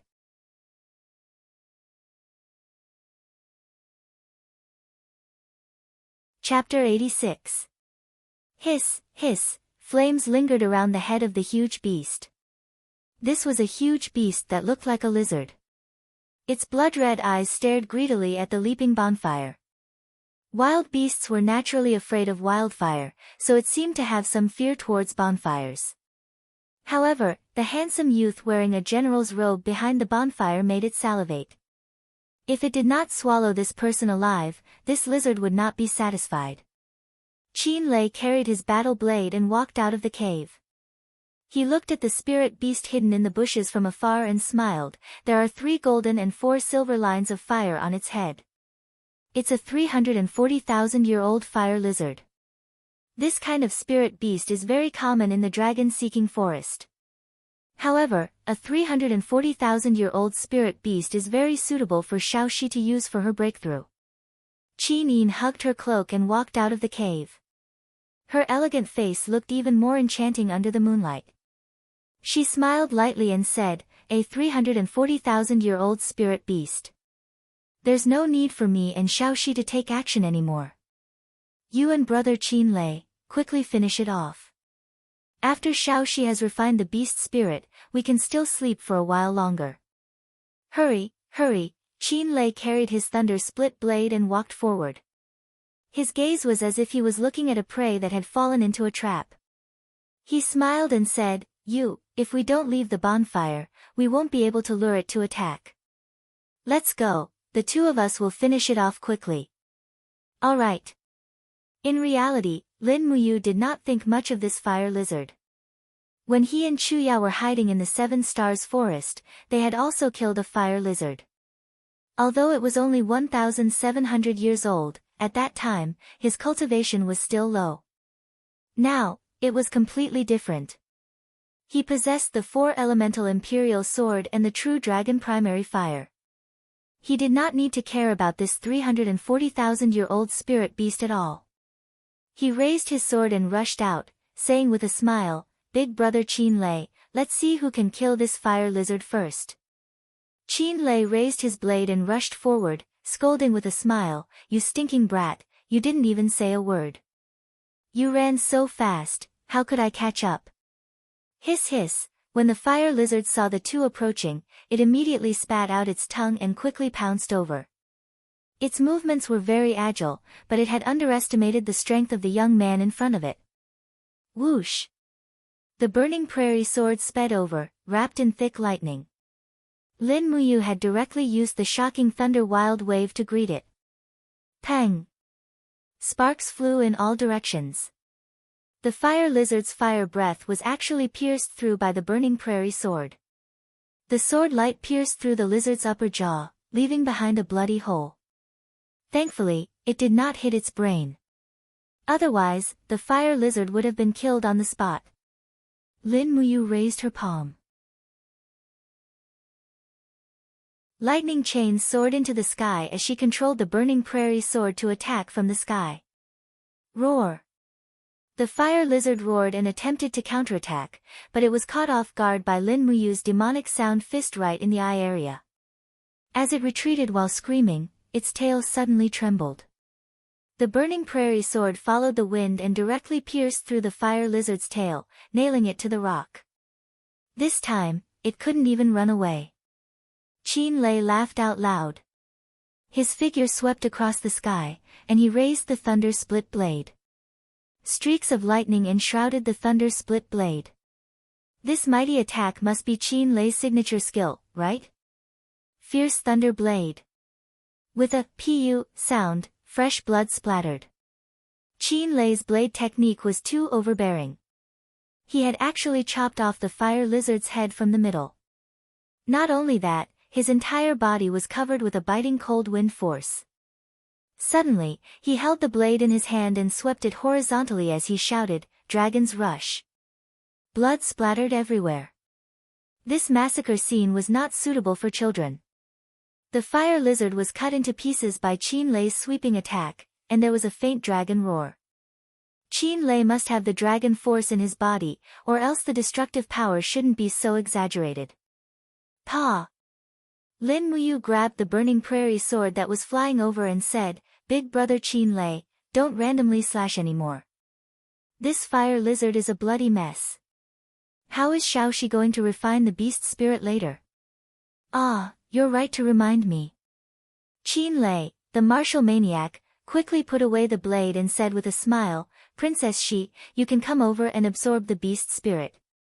This 3,400 years old spirit beast should be enough for you to break through." Tang Xiaoxi looked at the bloodstains on the ground and was a little speechless. However, she still stepped on the blood of the spirit beast and released the fire fox martial soul to begin refining the beast spirit. Lin Muyu held onto the long sword and stood guard at the side. When Tang Xiaoxi reached the crucial moment, she released the artifact refining cauldron without saying a word. Immediately, flames rapidly revolved and enveloped the two of them. Qin Yin and Qin Lei didn't say anything, but they knew that Lin Muyu was helping Tang Xiaoxi refine the essence of the beast spirit. This process wasn't considered long, it was completed in less than 20 minutes. Phew, Lin Muyu heaved a sigh of relief and put away the artifact refining cauldron. Her eyes emitted a bright light as she looked at the barren fertile land and said with a smile, "Xiaoxi has already refined this fire lizard's skill." Qin Yin laughed lightly, "Really?" Tang Xiaoxi also opened her beautiful eyes. Her pair of beautiful eyes were sparkling as she said with a smile, "It's all thanks to Mu's help. I feel that his power is helping me control the fire lizard's essence. Otherwise, with my power, I might not be able to suppress it." Qin Lei was greatly surprised and said, What method did you use to help His Highness and the princess refine the essence of the beast spirit?" "According to what I know, when refining the beast spirit, the chances of absorbing the skill is not more than 30%. "How did you do it?" Lin Muyu rubbed her nose and said with a smile, "Some secrets can only belong to me alone. Big brother Qin Lei, don't ask anymore. In any case, I won't harm you guys in this lifetime." Qin Yin couldn't help but smile, "All right then. If you isn't willing to say, then we won't ask anymore. Let's go back and continue to rest for a while. In another day, we'll roughly be able to enter the dragon's tomb's domain. There are more and more spirit beasts in the surroundings. We have to be a bit more careful." Lin Muyu nodded. After the few of them had fallen asleep, he still hugged the burning prairie sword and stared blankly at the sky. The Milky Way was brilliant. Everyone said that one of the stars belonged to you. However, which star belonged to him? This piece of land was called the Shattered Cauldron Realm. The only human empire was called the Qin Empire. It was controlled by a group of people from the Qin family who possessed the bloodline of the true dragon. And what was the meaning of him coming here? But after experiencing so much, would he really not have any comprehension? Those nights, when he woke up from his nightmares, what was it for? He thought of Xiangxiang, the woman who chose to die to protect him. Was she weak? No, she was actually very brave. He thought of Chu Feng. He spent his entire life protecting Chu Yao, but in the end, he died unjustly in the hands of vile people. Was he stupid? No, he was actually very persistent. He thought of Little Beansprout and Qin Xiling. These weak people were all fighting for their lives. Were they pitiful? No, they had already done their best. He thought of Zhang Wei. This unyielding man had now become a cripple. He thought of Tang Xiaoxi. The kind and pure Xiaoxi had completely disregarded all dangers for him. He thought of Qin Yin. This beautiful princess trusted and relied on him. He thought of Feng Jixing, Qin Lei, and Chu Huaying. It seemed that unknowingly, he had already found a reason to continue fighting in this world. At the break of dawn, a golden ray of light fell on Lin Muyu's face. It was unknown when he had fallen asleep, but he still held the prairie fire sword in his hands. His head was slightly tilted outwards, maintaining a vigilant posture. But in the end, he still fell asleep. Qin Yin carefully held the sword and knelt beside Lin Muyu. She tilted her head and looked at his sleeping face. She seemed to be interested, but she couldn't bear to wake him up. She knew that Lin Muyu actually didn't sleep for too long. He only slept after dawn. Even Qin Lei was snoring, but he didn't. He was awake the whole night. The late autumn morning was very cold. Tang Xiaoxi tightened her cloak and raised her head with a smile. Qin Yin made a gesture to lower her voice. She laughed softly and said, "Be quiet. Let him sleep a while more." Tang Xiaoxi smiled slightly. She opened her bag and found some cooked meat. Then, she carefully raised her hand and used the power of her fire fox martial spirit to reignite the bonfire. As she boiled water on the iron pot, she also sliced the cooked meat and threw it in. They couldn't eat good food in the wilderness, but to be able to drink a pot of boiling meat soup was already a kind of enjoyment. Accompanied by the zhi sound of boiling water, the aroma of meat filled the air. Lin Muyu couldn't help but sniff. His stomach was empty, and he was very hungry. But when he opened his eyes, he found Qin Yin looking at him with a smile. He immediately blushed and said, "Your Highness, are there bugs on my face?" "No." Qin Yin's face turned red. "You, get up and eat." Even though he only slept for a short while, Lin Muyu already felt the true energy in his veins fill up again. He had already returned to his peak state and could face any challenge. Tang Xiaoxi scooped a bowl of meat soup and gave it to him. After eating the soup and meat, he still felt that it wasn't enough, so he ate another bowl. This made Tang Xiaoxi and Qin Yin a bit embarrassed. They wanted him to eat more, but Lin Muyu and Qin Lei were both big eaters. In the end, the princess and the princess only ate half a bowl each. "Why don't you eat more?" Lin Muyu asked. "Could it be that you want to slim down?" Qin Yin didn't quite understand what slimming meant, so she said, "The women of the empire usually insist on eating only 50% full. That way, they can maintain their beauty. The maids in the palace taught me this since I was young." Lin Muyu sniffled, thinking that Qin Yin's words were enough to shame many of the foodies in modern society. On the side, Qin Lei ate and drank to his heart's content. He raised the thunder-split blade and said with a smile, "Today we can enter the dragon graveyard area. At least this is the area marked on the map. You, the next spirit beast's wild beast spirit is yours." Lin Muyu said resentfully, "Then Big Brother Qin Lei must guarantee that you won't go crazy and randomly chop. At the very least, you must ensure that the spirit stone in the spirit beast's body is intact. Otherwise, you'll be like the fire lizard and even the spirit stone was destroyed by you." "Ha, I will. You've reminded me." In reality, things like spirit stones could basically be bought with Jinin coins. Therefore, people of noble birth like Qin Yin, Qin Lei, and Tang Xiaoxi wouldn't care about spirit stones. After all, spirit stones could only store 50% of a spirit beast's spiritual power. The wild beast spirit, on the other hand, could store 100% of the spiritual power. That was the cultivation treasure that Qin Yin, Tang Xiaoxi, and the others fancied. Lin Muyu was different. To her, spirit stones were equivalent to a weapon's guardian beast soul. They were all money. She was a commoner in this world and extremely poor. She had to be frugal, diligent, humble, cautious, meticulous, farsighted, virtuous, don't bully the young for being poor, strengthen the divine temple's sparring masters, and so on.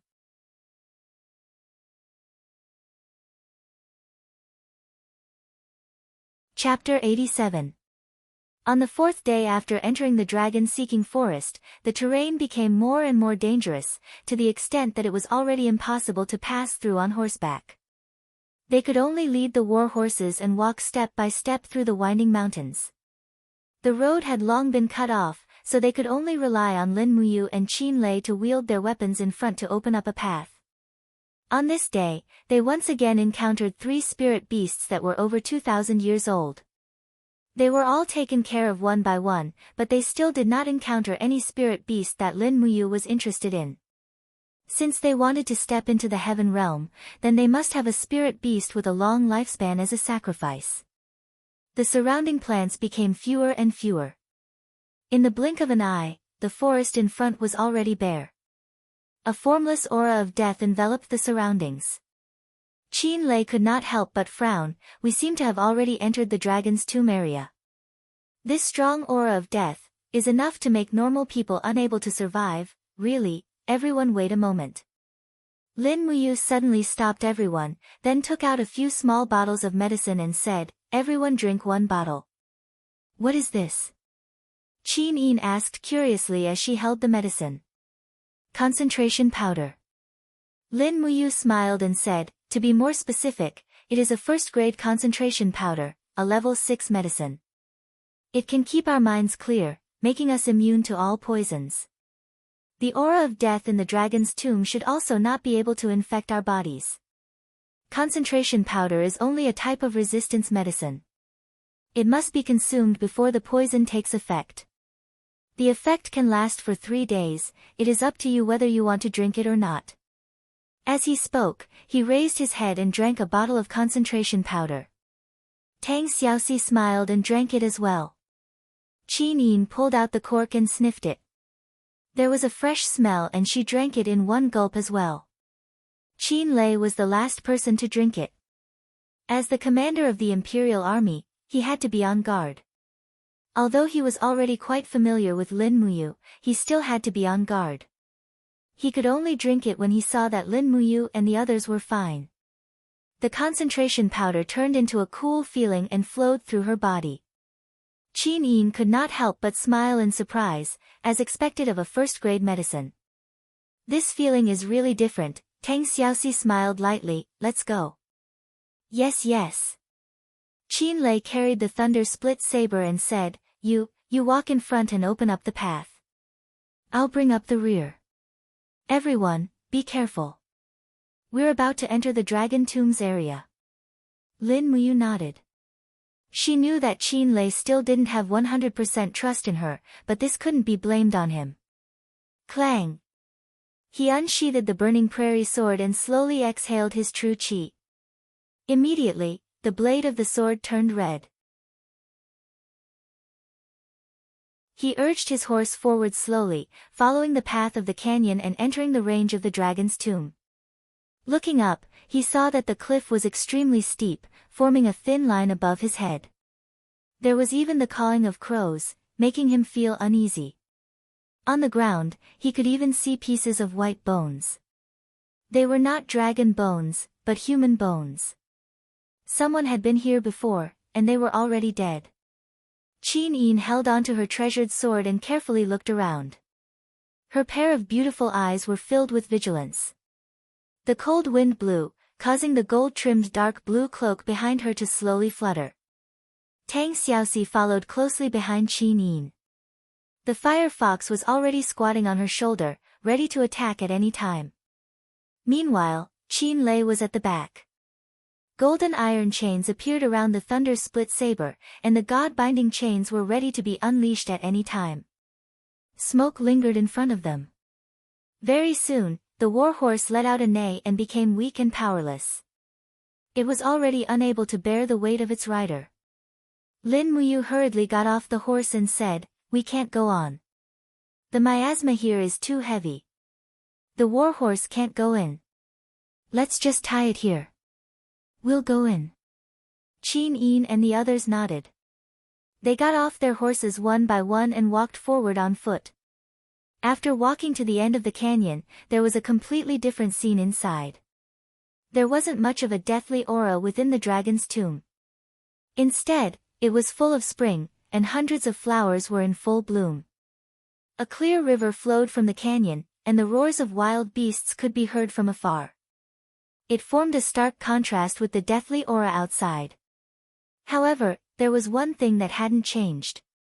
They could still see piles of bones along the way. Just what kind of thing killed these people?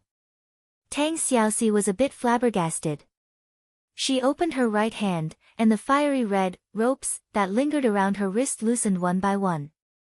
In the blink of an eye, it became a long whip with flames lingering around it. This was Tang Xiaoxi's weapon, the smelting flame whip. It was the treasure passed down from her grandfather, Duke Zhanglan. Lin Muyu looked at it silently for a while. She pointed at the skull of a skeleton and said, "His skull has been pierced through, but it doesn't look like it was pierced by a sword or a spear. The wound is too small." It's not even as thick as a finger. Then what could it be? Qin Lei was a bit speechless. Let's continue walking. Everyone, be careful. With a wang sound, Lin Muyu summoned the martial spirit gourd. With a bit of force, the black tortoise shell and dragon scale wall were both successfully activated. She carried the burning prairie sword and walked at the very front. All of a sudden, a so-so sound came from the ground. A black vine disappeared in a flash, as if it had never appeared before.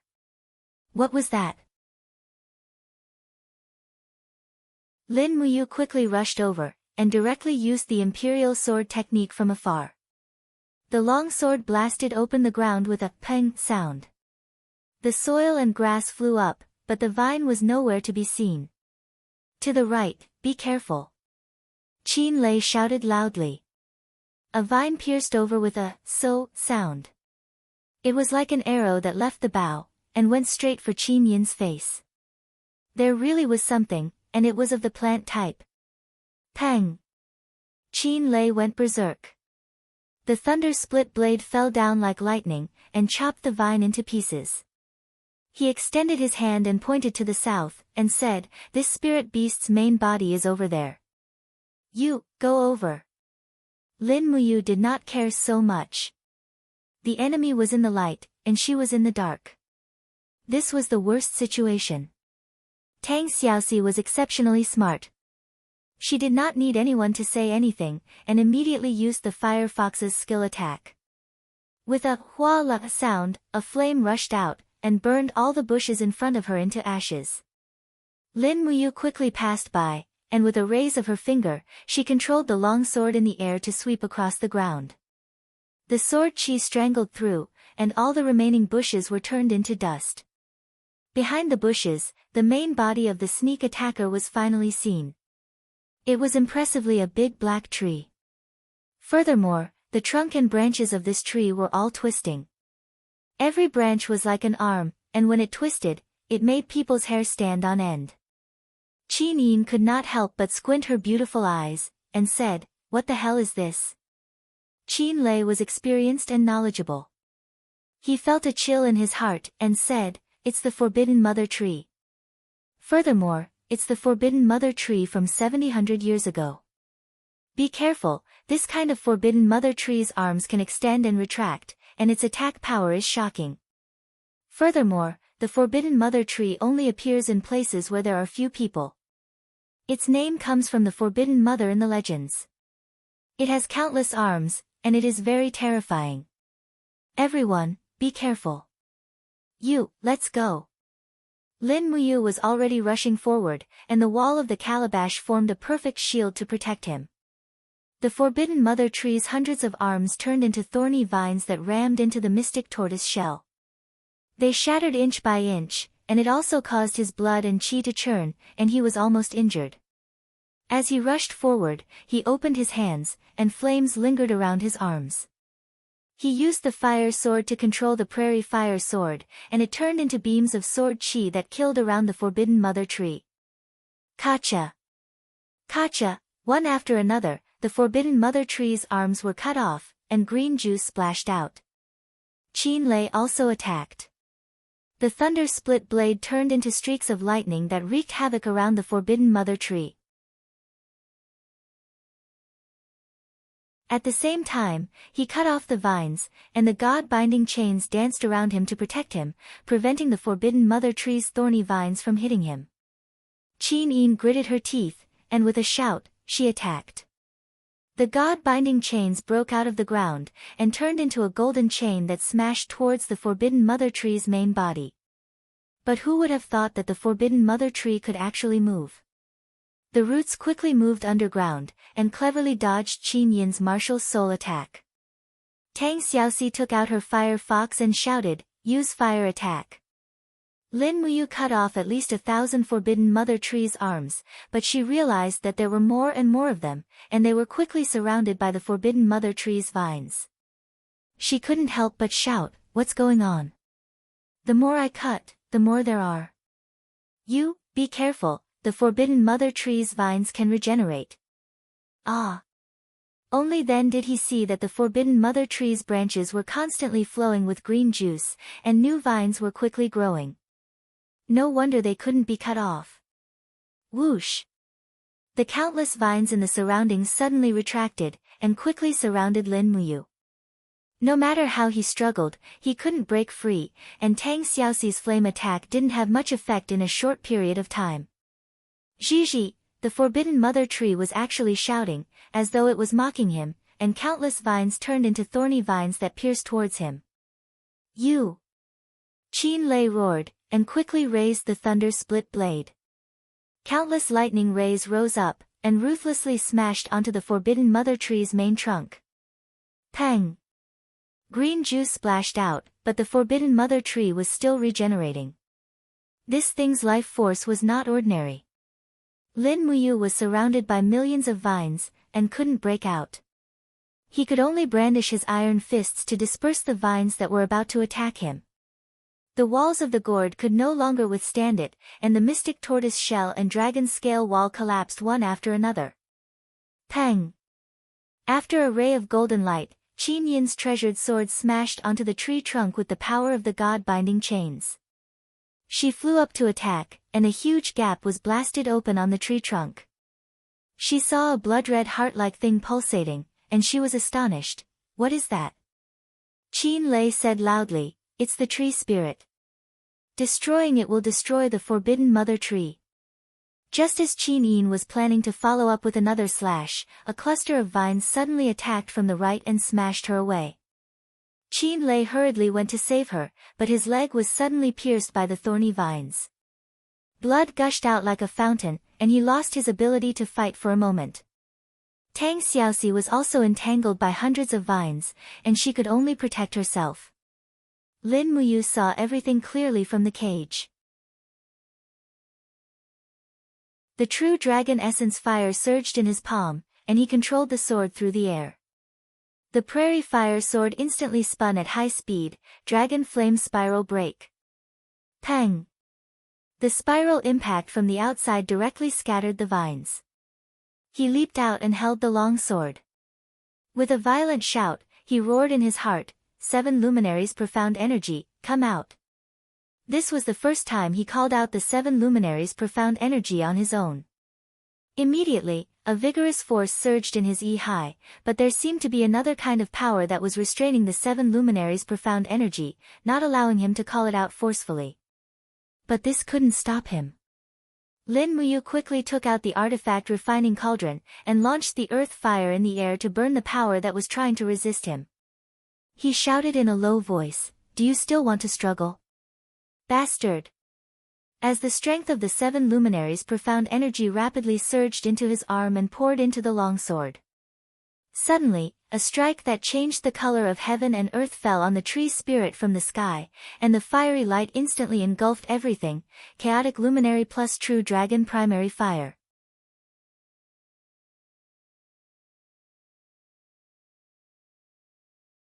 Chapter 88. Boom! The raging flames swallowed the tree trunk along with the tree spirit, turning it into a pile of burning ashes. The first level of the 7 planets' profound energy combined with the true dragon primordial fire indeed had unimaginable destructive power. Even Lin Muyu was shocked by the power of his attack. He was only a 3rd level Earth Realm cultivator, but the power of this attack was much stronger than the Heaven Realm's Qin Yin, Qin Lei, and the others. The moment the tree spirit turned into ashes, the entire forbidden mother tree also lost its life force. The fluffy tree suddenly collapsed, turning into a pile of soft dead matter, and the sap that symbolized life flowed. Ah! Qin Yin let out a miserable groan in the grass not far away. Lin Muyu rushed over and helped her up. Your Highness, are you all right? Qin Yin's shoulder was injured, and fresh blood soaked through her clothes. It was obvious that the attack from the vine was too strong, and Qin Yin didn't defend well. Quickly taking out a bottle of healing medicine and passing it to Tang Xiaoxi, Lin Muyu said, Heal your Highness, I'll go see big brother Qin Lei. Okay. When she arrived at Qin Lei's side, she saw Qin Lei sitting on a rock at the side with one leg crossed. He clenched his teeth and pulled out the thorny vine from his leg. Fresh blood flowed out, but he did not make a single sound.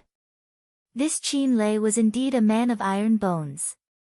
Lin Muyu passed over a bottle of healing medicine and said, "Big brother Qin Lei, this is a high-quality healing medicine. Hurry up and use it. This kind of healing medicine can repair injured tissues at the fastest speed and allow you to recover quickly."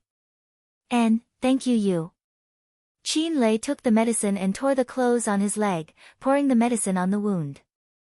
At the same time, he curled his lips and said with a smile, This forbidden mother tree is a 7,000-year-old spirit beast. If you like it, this beast spirit is yours. I haven't cultivated to the level of advancement yet, so using this beast spirit is a waste." Lin Muyu smiled happily. "Then it would be impolite of me to refuse?" "Okay, go." He came to the side of the forbidden mother tree's corpse and quickly summoned the martial spirit gourd. The orange gourd immediately sensed the rich spirit energy and greedily absorbed it. Furthermore, Lin Muyu automatically opened the artifact refining cauldron's domain and quickly refined the beast spirit. Squeak! After refining for nearly 30 minutes, the voice of the forbidden mother tree came from within the beast spirit. It was resisting as if it was unwilling to become a sacrifice for the gourd. However, its resistance was a little powerless. Lin Muyu forcefully activated the third level of the furnace, the earth fire, and quickly refined the essence of the beast spirit. Buzz! After the gourd was full of energy, it flickered. After absorbing the beast spirit of the forbidden mother tree, the color of the gourd changed from orange to indigo. It was very beautiful. It had also absorbed the forbidden mother tree's skill, revival, which could greatly increase the recovery rate of life. Lin Muyu could even feel the vitality in her blood. The wound on her shoulder felt numb and itchy, as if the wound was slowly healing itself.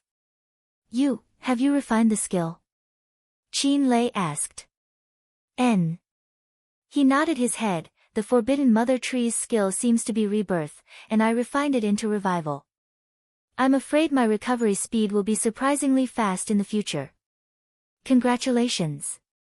Qin Lei held onto the thunder-split blade and said with a smile, "I never thought that a forbidden mother tree would actually injure the three of us.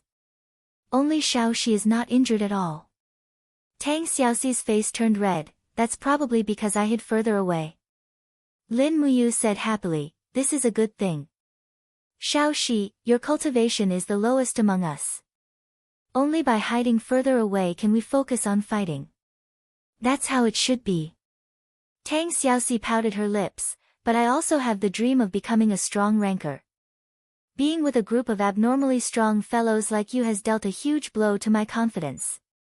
Qin Yin stood up and said with a smile, "Let's find a place to rest for a while, then go look for the dragon bones." Qin Lei said, "Since we've entered the dragon's tomb, then there's no need to be too anxious. We're all injured. I suggest that we rest for a night to recuperate and enter the depths of the dragon's tomb tomorrow. How about it?" Lin Muyu nodded her head, agreed. "All right." The two beauties also nodded their heads one after another. After setting up camp by the side of the stream, Lin Muyu found some hay and made it into a big bed. After that, she found some firewood. Tang Xiaoxi fetched some water to cook, while Qin Yin bandaged her own wounds and asked with a smile, Your aura has already changed. Did you step into the heaven realm after refining the beast spirit?" "Yes." Lin Muyu suppressed the ecstasy at the bottom of her heart and lightly opened her palm. Immediately, she spat out milky white do qi instead of innate qi. This do qi merged with the lightning elemental sprite in the air and evolved into the power of lightning with crackling sounds. Furthermore, it was a power of lightning that was even stronger than before. After stepping into the heaven realm, the characteristics of his power had already changed. The result of innate qi turning into do qi was that the destructive power of the four elemental imperial swords and the true dragon primary fire had also increased by a large margin. "How do you feel now?" Qin Yin asked with a smile. Lin Muyu took a deep breath, raised her head to look at the starry sky and said, "I have a feeling that I can already be considered as an expert now." "Your Highness Yin, please don't laugh at me. However, Qin Yin couldn't help but burst into laughter and said, you have always been an expert. Moreover, you are a gold star sparring master of the sanctum. This kind of status in the empire has always been outstanding. Haven't you realized it yourself? Lin Muyu smiled and sat beside Qin Yin. Listening to the babbling of the stream, she said, Your Highness, how many experts do you think there are in this land? More than ours. Qin Yin was stunned. She looked at the vast forest in the distance with some fascination and said with a smile, I don't know about this, but as far as I know, there are only a few sanctuary-level experts. As for the god-level experts, it seems that there are only 2 of them in the entire continent. Moreover, they have been in seclusion for many years. Actually, there used to be quite a number of god-level and sanctuary-level experts on the continent. However, after a battle in Lingdong hundreds of years ago, these people seem to have all disappeared. Oh. Lin Muyu was surprised. Your Highness, can you tell me in detail? I don't know the specific situation at that time. These things can only be known from ancient books, and it is difficult to distinguish the truth from the falsehood. However, there used to be quite a number of god-level experts on the continent, such as my ancestor, Qin Yi, the founding emperor of the Qin Empire. He was a god-level expert who had cultivated to the pinnacle of cultivation. However, they all suddenly disappeared hundreds of years ago. No one knows where they went. The most widespread rumor is that they all ascended to the heavenly realm and went to another plane. As she said that, Qin Yin moved her red lips and smiled with great yearning. Actually, I am also looking forward to the day I can ascend to the heavenly realm and prove the heavenly Tao. Lin Muyu naturally didn't dare to say that Qin Yi had already died, but the shock in her heart was very strong. Could it be that Qin Yi had led hundreds of experts from the human world to chase after the 7 luminaries demon emperor hundreds of years ago, and in the end, when she transmigrated here, she coincidentally transmigrated to the 18 levels of purgatory and saw the scene of them and the 7 luminaries demon emperor both suffering great losses? Looking at Qin Yin's beautiful face under the moonlight, Lin Muyu couldn't bear to tell her that these god-level experts were all dead, so she grinned and said, I also look up to Xiao Yao who went to the heavenly realm. Hee, that's right. Qin Yin said with a smile, it's just that we have to live in the present. What I have to do is to inherit the empire, and what you have to do is to cultivate hard and become a great expert to protect the empire, right? That's right.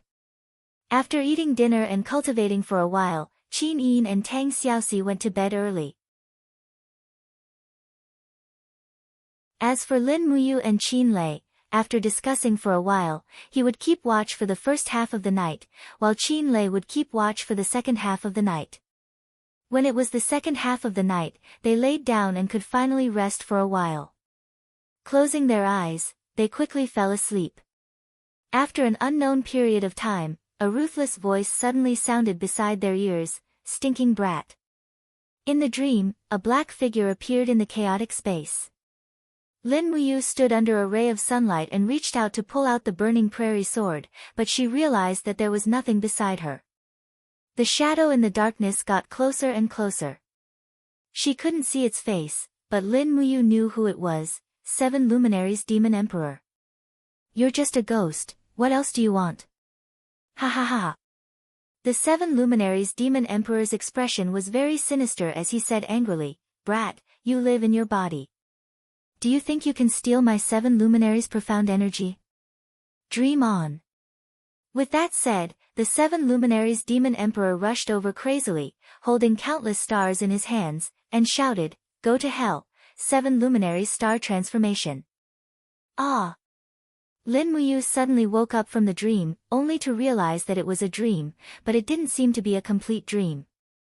It was too real, he could feel the irresistible sharpness of the 7 luminaries star transformation. Morning, Moo. At the side, Tang Xiaoxi was cooking breakfast. She smiled and said, Eat more later, we'll try to find the dragon tendon vine in the morning. Qin Yin was more attentive and asked, Did you have a nightmare? I guess so.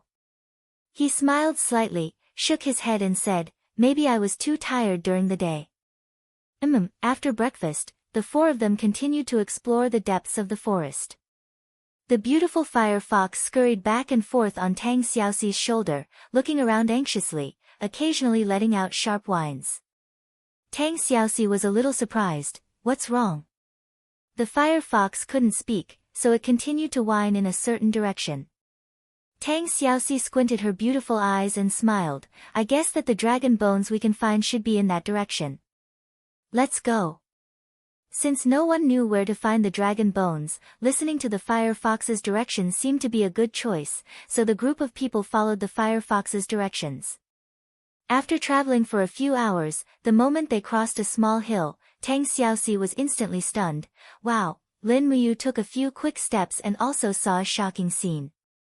In the huge valley, there was a long body lying down. It looked like a dragon, but it wasn't a five-clawed true dragon. Instead, it was a land dragon, but it could also be called a dragon. Found it. He rushed down the hill happily and jumped on the dragon's skeleton, only to see a bunch of green tree vines growing out of the spine, enshrouded in a faint dragon aura. He could not help but laugh. Dragon tendon vine, we found the dragon tendon vine. But at this moment, an invisible aura spread out behind him. Tang Xiaoxi's face turned cold and she hurriedly shouted, Mu, be careful. Whoosh! The cold air spread out quickly, blowing the dragon tendon vine and causing it to whistle. For a moment, Lin Muyu was unable to move, as if her whole body was being controlled by the domain pressure, unable to move. Finally, the one who should come had come.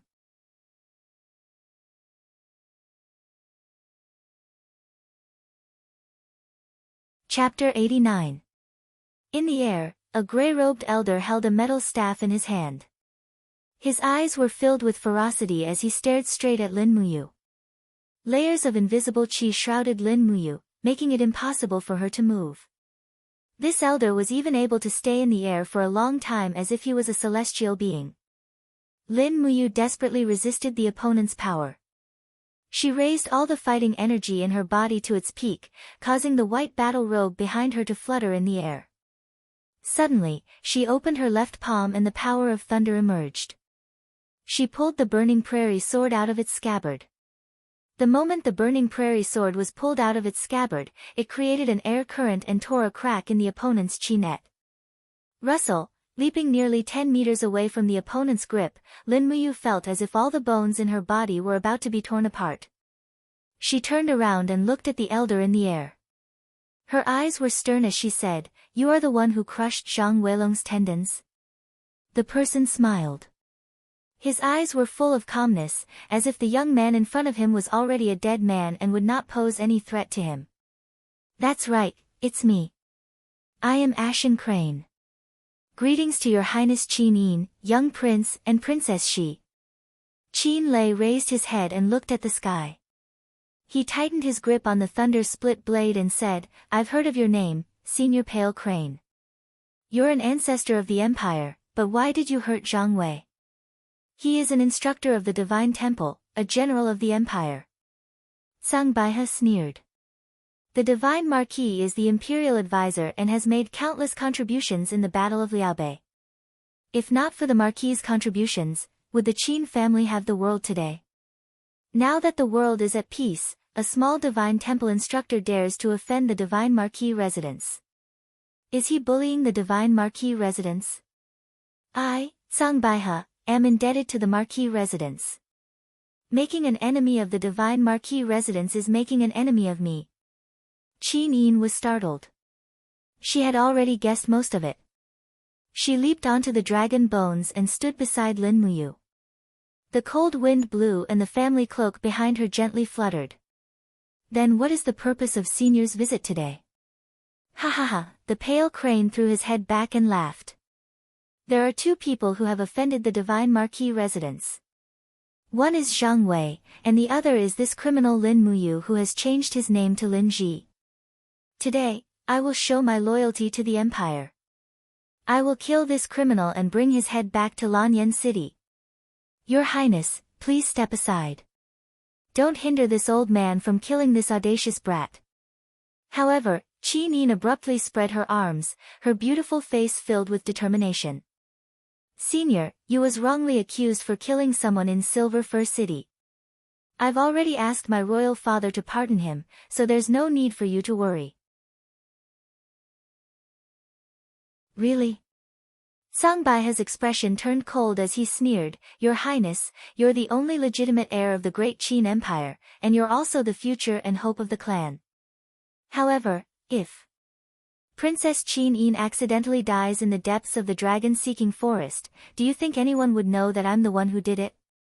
If Her Highness Qin Yin and young Duke Qin Lei, the two heirs of the clan who have awakened the god-binding chains, both die in the dragon-seeking forest, who has the highest chance to become the next emperor? Lin Muyu felt a chill in her heart. She held the burning prairie sword horizontally in front of Qin Yin and growled, Zhang Baihe, your target is me. Don't vent your anger on Her Highness Yin. Qin Yin's voice was very gentle, can't you see? The pale crane came here with no intention of letting any of us leave alive. Qin Lei gripped the thunder-splitting blade tightly, his eyes filled with anger, Zhang Baihe, you despicable person. Do you know what you are doing? You are betraying the empire. So what if I betray the empire? Zhang Baihe sneered, if the Qin family can do it, then so can others. What's the point of saying so much? None of you will live today. Buzz. As the other party was speaking, Lin Muyu's martial soul had already been activated. The burning prairie sword turned into a flash of lightning and attacked the pale crane's abdomen. This style was completed in the blink of an eye. It was shockingly fast. However, the other party was a sacred-level expert after all. Zhang Baihe raised his metal staff fearlessly and waved it suddenly. With a bang, the staff collided and actually forced the shocking thunder wild waves attack back. The burning prairie sword spun rapidly in the air and fell into the distance. Go! Lin Muyu roared angrily. She opened her left hand and produced streaks of lightning to absorb the burning prairie sword. Her right hand shook from her waist and took out 4 flying daggers. With a shwa shwa shwa sound, she threw them out continuously. They turned into streaks of cold light. At the same time, on the other side, Qin Lei raised the thunder-splitting blade that was flickering with lightning and attacked.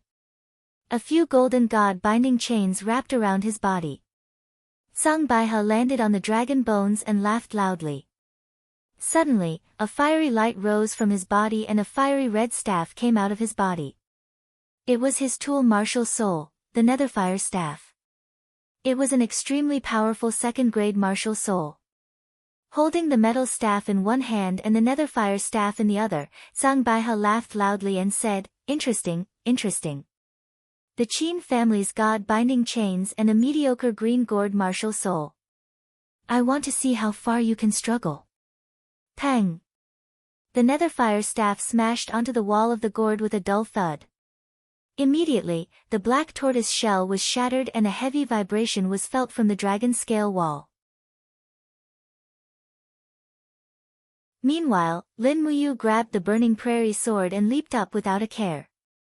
She slashed down with the sword as one. In the midst of his laughter, Zhang Baihe's Netherfire staff struck out again. A strong do qi exploded and sent Lin Muyu flying with the sword. Lin Muyu had already suffered internal injuries. At the same time, the metal staff drew an arc in the air and with a pang, it blasted away Qin Lei's thunder-splitting blade. The killing intent in Zhang Baihe's eyes exploded and he suddenly rushed forward. Pooh! When Qin Lei lowered his head to look, he realized that the sharp end of the metal staff had already pierced into his abdomen. Fresh blood was flowing out. Young prince, don't blame me. As he spoke, Zhang Baihe's do qi suddenly spat out. The sharp end of the long staff immediately swirled with streams of biting cold do qi. It looked like Qin Lei's internal organs were about to be completely crushed. At this moment, a cold wind attacked from the back of his head. It was Qin Yin's sharp sword. Zhang Baihe hurriedly dodged to the side. However, he did not expect Qin Yin's graceful figure to bypass his arm like a dragon. She opened her palm and the power of the golden god-binding chains exploded in front of Tsang Baiha's chest. Peng, golden light shot out in all directions. This attack was unable to severely injure Tsang Baiha because the dochi protecting his body was too thick.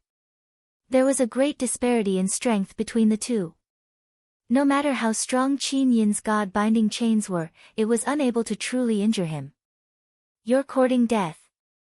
Tsang Baiha suddenly waved the netherfire rod in his left hand, heavily bombarding the god-binding chain's defense in front of Qin Yin's chest. In an instant, the god-binding chains were shattered. Qin Yin retreated several steps, her face pale as she knelt on the dragon bones. Behind her, Tang Xiaoxi's fire fox opened its mouth and spat out a mouthful of raging flames. Tsang Baiha hurriedly waved his metal staff to disperse the flames. The Seven Seas Tang sect's raging flame martial soul was not easy to deal with. Jiji, the fire fox on Tang Xiaoxi's shoulder shouted crazily, as if it was facing a great enemy. Xiao Yin. Just as Tang Xiaoxi was about to rush forward, she saw Qin Yin suddenly wave her hand behind her. Do Qi rippled out, attacking Tang Xiaoxi until she retreated several steps. She did not allow Xiao Shi to save her. On the ground, Qin Lei's abdomen had been injured, but he still held the thunder-splitting blade. He roused the Do Qi in his body, causing streaks of lightning to ripple along the grass. He wanted to continue fighting with his life, but at this moment, a black shadow flashed past. With a puchi sound, Tsang Baiha's metal staff pierced through Qin Lei's chest, directly nailing him to a huge dragon bone. Quietly wait for your death, little prince. This is the best ending for you. Tsang Baiha laughed coldly. Carrying the netherfire rod, he walked step by step towards Qin Yin. His eyes carried a strong sense of pride as he laughed loudly. Your Highness, if you did not leave the city, under the protection of hundreds of royal guards, who in this world could kill you? But you just had to come here to seek death. Don't blame this old man. The Do Qi in Qin Yin's body had already been disrupted by the netherfire rod. She knelt there and raised her head to look at Tsang Baiha, but there was not a trace of fear on her face. Shua! Just as Tsang Baiha raised the netherfire rod, a flash of lightning suddenly flashed from the side. It was the burning prairie sword wrapped in lightning. Again. Tsang Baiha suddenly knocked away the long sword, but just as the burning prairie sword was spinning around, it was grabbed by a hand. Lin Muyu roared, and the indigo light of his martial soul shone brightly. The entire dragon bones were trembling, and gourd vines grew out from the dragon bones and surged towards Tsang Baiha. It was the root entanglement skill. His figure blended into the sword light, and the sacred Do Qi caused his battle robe to flutter. Lin Muyu seemed to have concentrated all his strength into the longsword, and streams of true dragon essence fire surrounded the longsword. His body was in mid-air, and the longsword flipped rapidly. This was already his strongest attack, Dragon Flame Spiral Break. Tsang Baiha squinted his eyes. He could feel the sharpness of this move, and couldn't help but exclaim, "Good lad, you do have some skills. No wonder old man Lei Hong thinks so highly of you." As he spoke, Tsang Baiha suddenly merged the netherfire rod into a ball of fire in front of his chest, and shouted, "Can this imperial sword technique of yours break my netherfire shield?" Peng! The spiral break that Lin Muyu gathered all the strength in his body struck the opponent's martial soul, and the flames scattered in all directions. The collision of the Do Qi formed an extremely cold shockwave, and the impact was so strong that it uprooted the nearby small trees, and some of the larger trees were also broken. Qin Yi knelt there, holding on to the dragon bones. She raised her head, and her beautiful eyes looked at Lin Muyu's swaying figure in the wind. Streams of blood flowed down her pure white temple cloak. Her eyes were filled with tears. The dragon flame spiral break was still dispersed, and the burning prairie sword was sent flying into the grass 100 meters away. Lin Muyu didn't even have the strength to use the power of the imperial sword technique to control the longsword to fly back. "Is this your limit?" Tsang Baiha sneered, and slowly walked forward. He raised his right palm, and his fingers formed an arrow, and pierced into Lin Muyu's chest. He laughed loudly. I will let you die a worse death than Zhang Wei. Ha ha ha, you stinking brat. SSSSSS. Zhang Baihe's fingers pierced into Lin Muyu's chest inch by inch, and hot blood flowed down, splashing onto the pale dragon bones. However, Lin Muyu still stood there, not moving an inch. Why didn't you dodge? Zhang Baihe sneered. Lin Muyu's eyes were clear, and because of the pain, her voice trembled slightly. Her Highness came to the dragon tomb for me. If you must kill her, then kill me first. Don't let me see her die for me with my own eyes.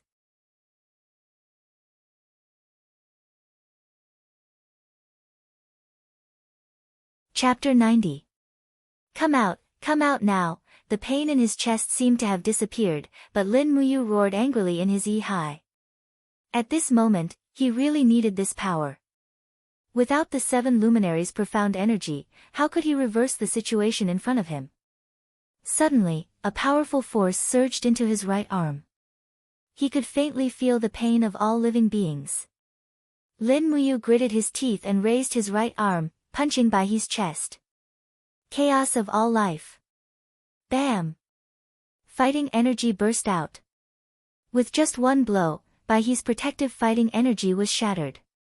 He looked at Lin Muyu with a pale face. You.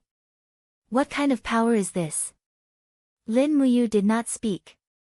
He endured the pain in his chest and continued to roar in his heart, leave the second stage to me. Hurry, leave the second stage to me.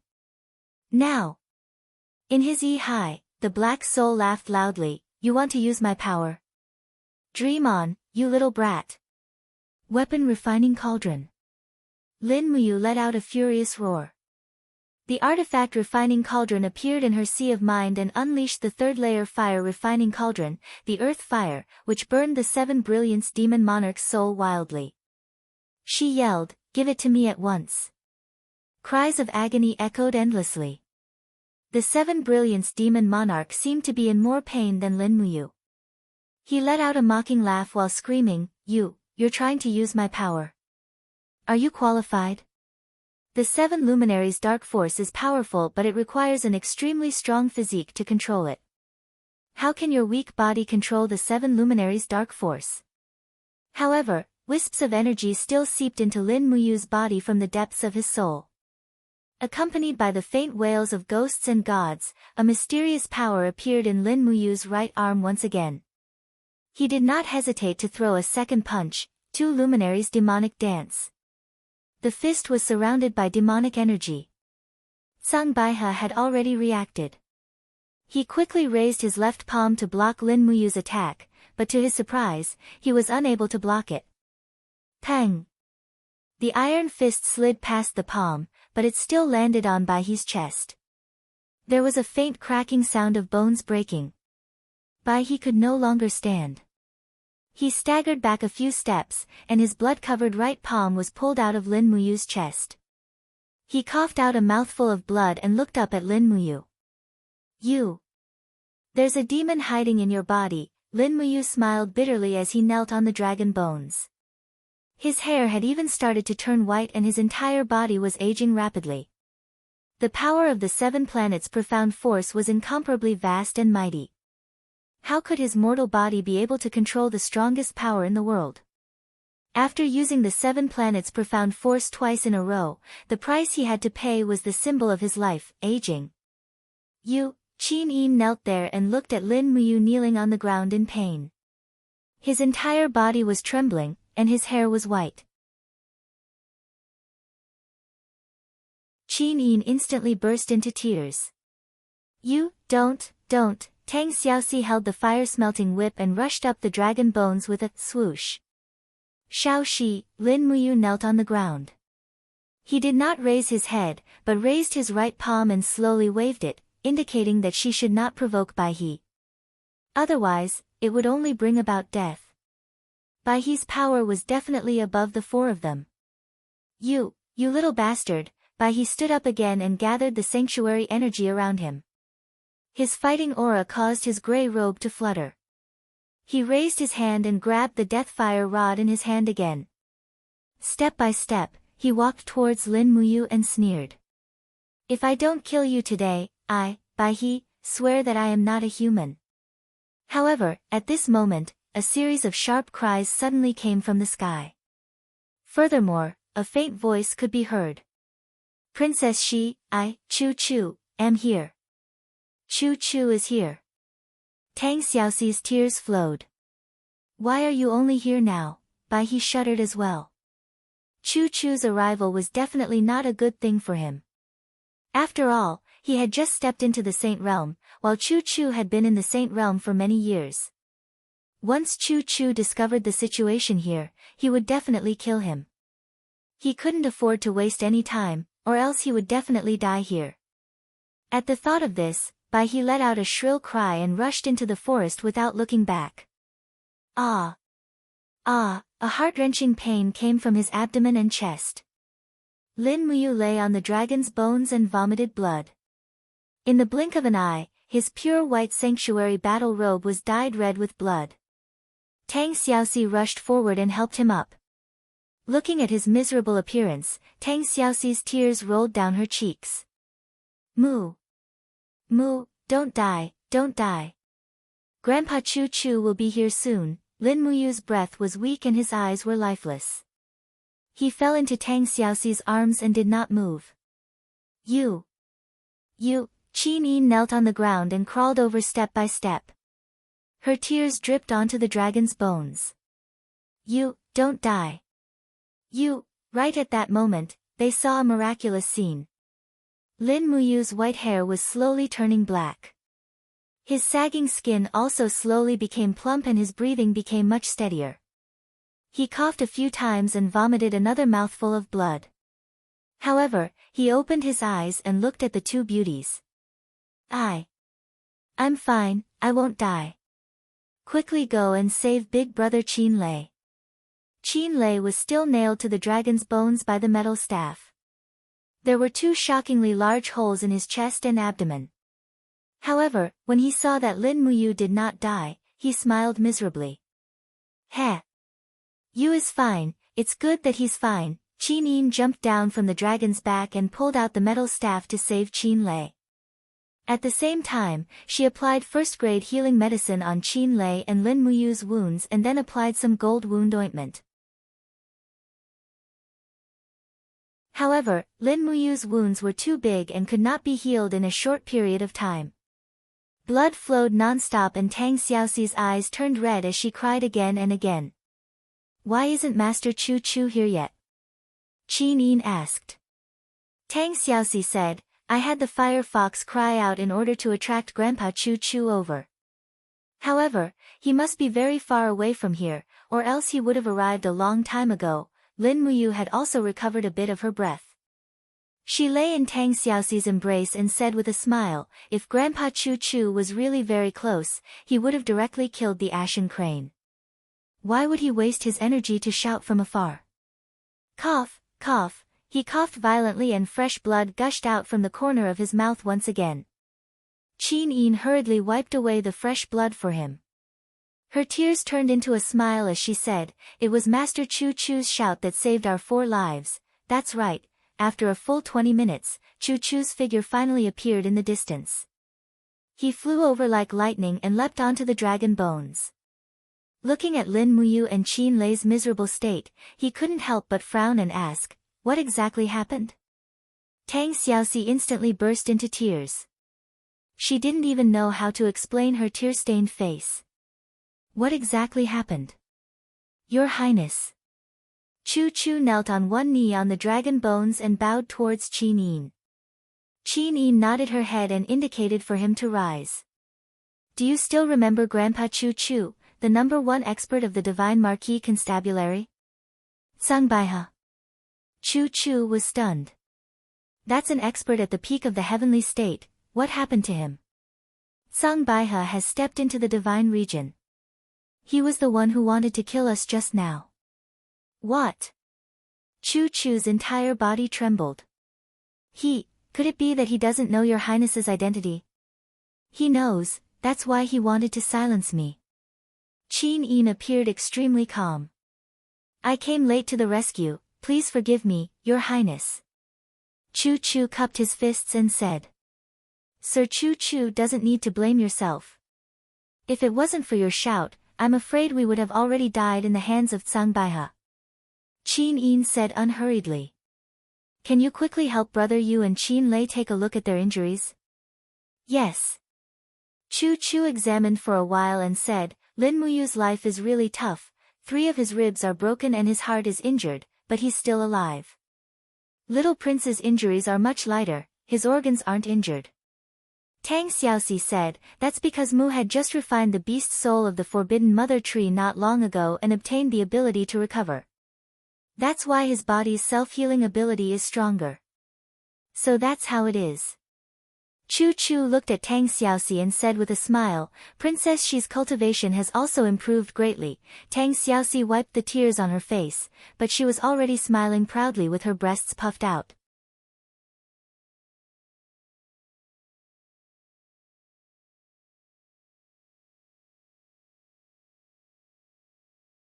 Chapter 91.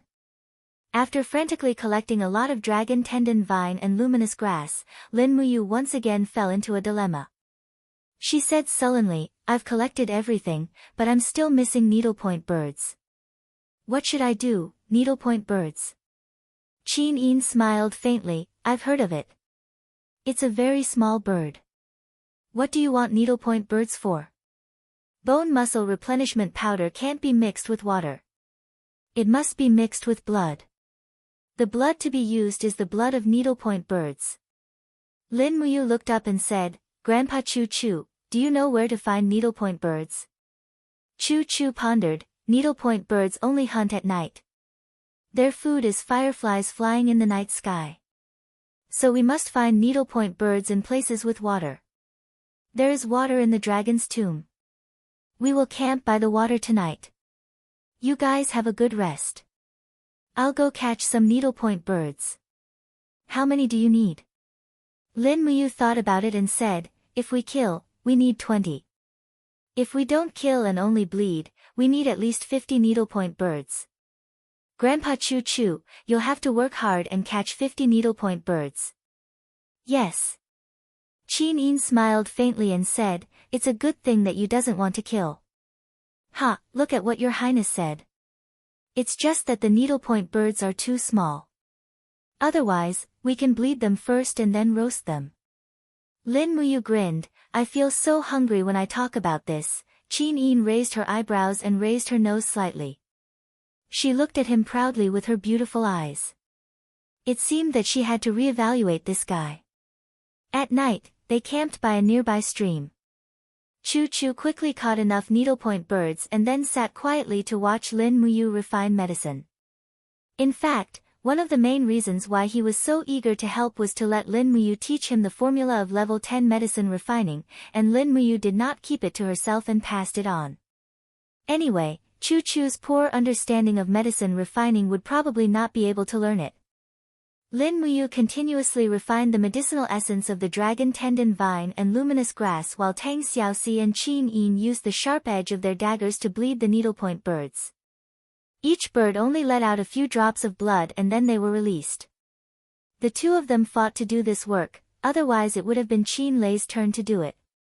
If Qin Lei's knife went down, perhaps even an elephant would die, not to mention a pocket-sized bird like the needlepoint bird. Drops of fluorescent medicinal essence fell into the cup and fused with the needlepoint bird's blood. Very quickly, there was a reaction, and a faint fragrance floated in the air. No one would have thought that these things fused together would have such a strange fragrance. After refining more than 20 bottles of muscle replenishing powder in one go, Lin Muyu handed a bottle to Qin Lei and said, Big brother Qin Lei, drink this bottle.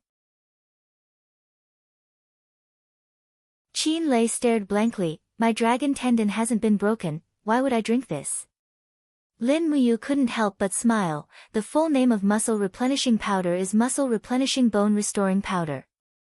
It has a very good healing effect on injuries of broken tendons and bones. You're so heavily injured, maybe your tendons and bones have been injured. Drinking a bottle is always good, lest there be any hidden injuries or disabilities in the future. Qin Lei received it and drank it in one gulp. Lin Muyu also drank a bottle. It hadn't been long since his ribs were reconnected. Originally, he would need to rest for at least half a month to recover, but with the effect of muscle replenishing powder, he would be as good as new in 3 to 5 days at most. She carefully put away the bottles of muscle replenishing powder. These muscle replenishing powder were the spirit medicine that could save Zhang Wei. After all, Zhang Wei was a martial artist.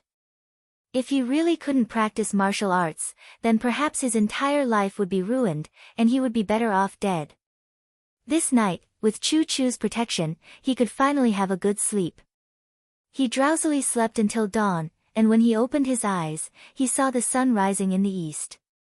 He took a deep breath, inhaled and exhaled the purple spiritual power, only to feel that the fighting energy in his body was quickly abundant. This night's rest allowed him to recover at least 80% of his fighting energy. However, his injury was too serious, so it was not suitable for him to fight for the time being. Otherwise, the bandaged wound would not only reopen, the previous efforts of reconnecting the bones would also be wasted. Looking at his chest, a piece of white cloth was used as bandage. The white cloth was dotted with beautiful golden-purple flowers. This was the skirt that Qin Yin tore off to bandage for him. He could even feel Qin Yin's delicate fragrance on it. He was probably the only one in the world who could receive such treatment. They set off at dawn. After leaving the range of the dragon tomb, they found a warhorse and gave one to Chu Chu to ride. Tang Xiaoxi and Qin Yin shared the other horse. The 5 of them walked in the winding mountains. 2 days later, they entered the imperial area of the dragon-seeking forest. It was only a day's journey from the imperial capital. In the afternoon, when they were watering the horses, Lin Muyu took off the battle robe that was dyed red with blood and washed it in the stream. Streaks of blood flowed along with the stream. After washing it repeatedly, it was finally clean. Using a tree branch to poke it into the saddle, Tang Xiaoxi playfully opened her hands and used the high temperature of her martial spirit, the fire fox, to roast it. It was very quickly clean, but it was only clean on the outside. Lin Muyu's tight-fitting white undergarments and the armor of the holy temple were actually dyed red with blood.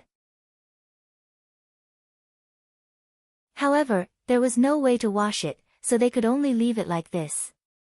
Furthermore, the main reason for washing was because they were about to reach Lanyan City.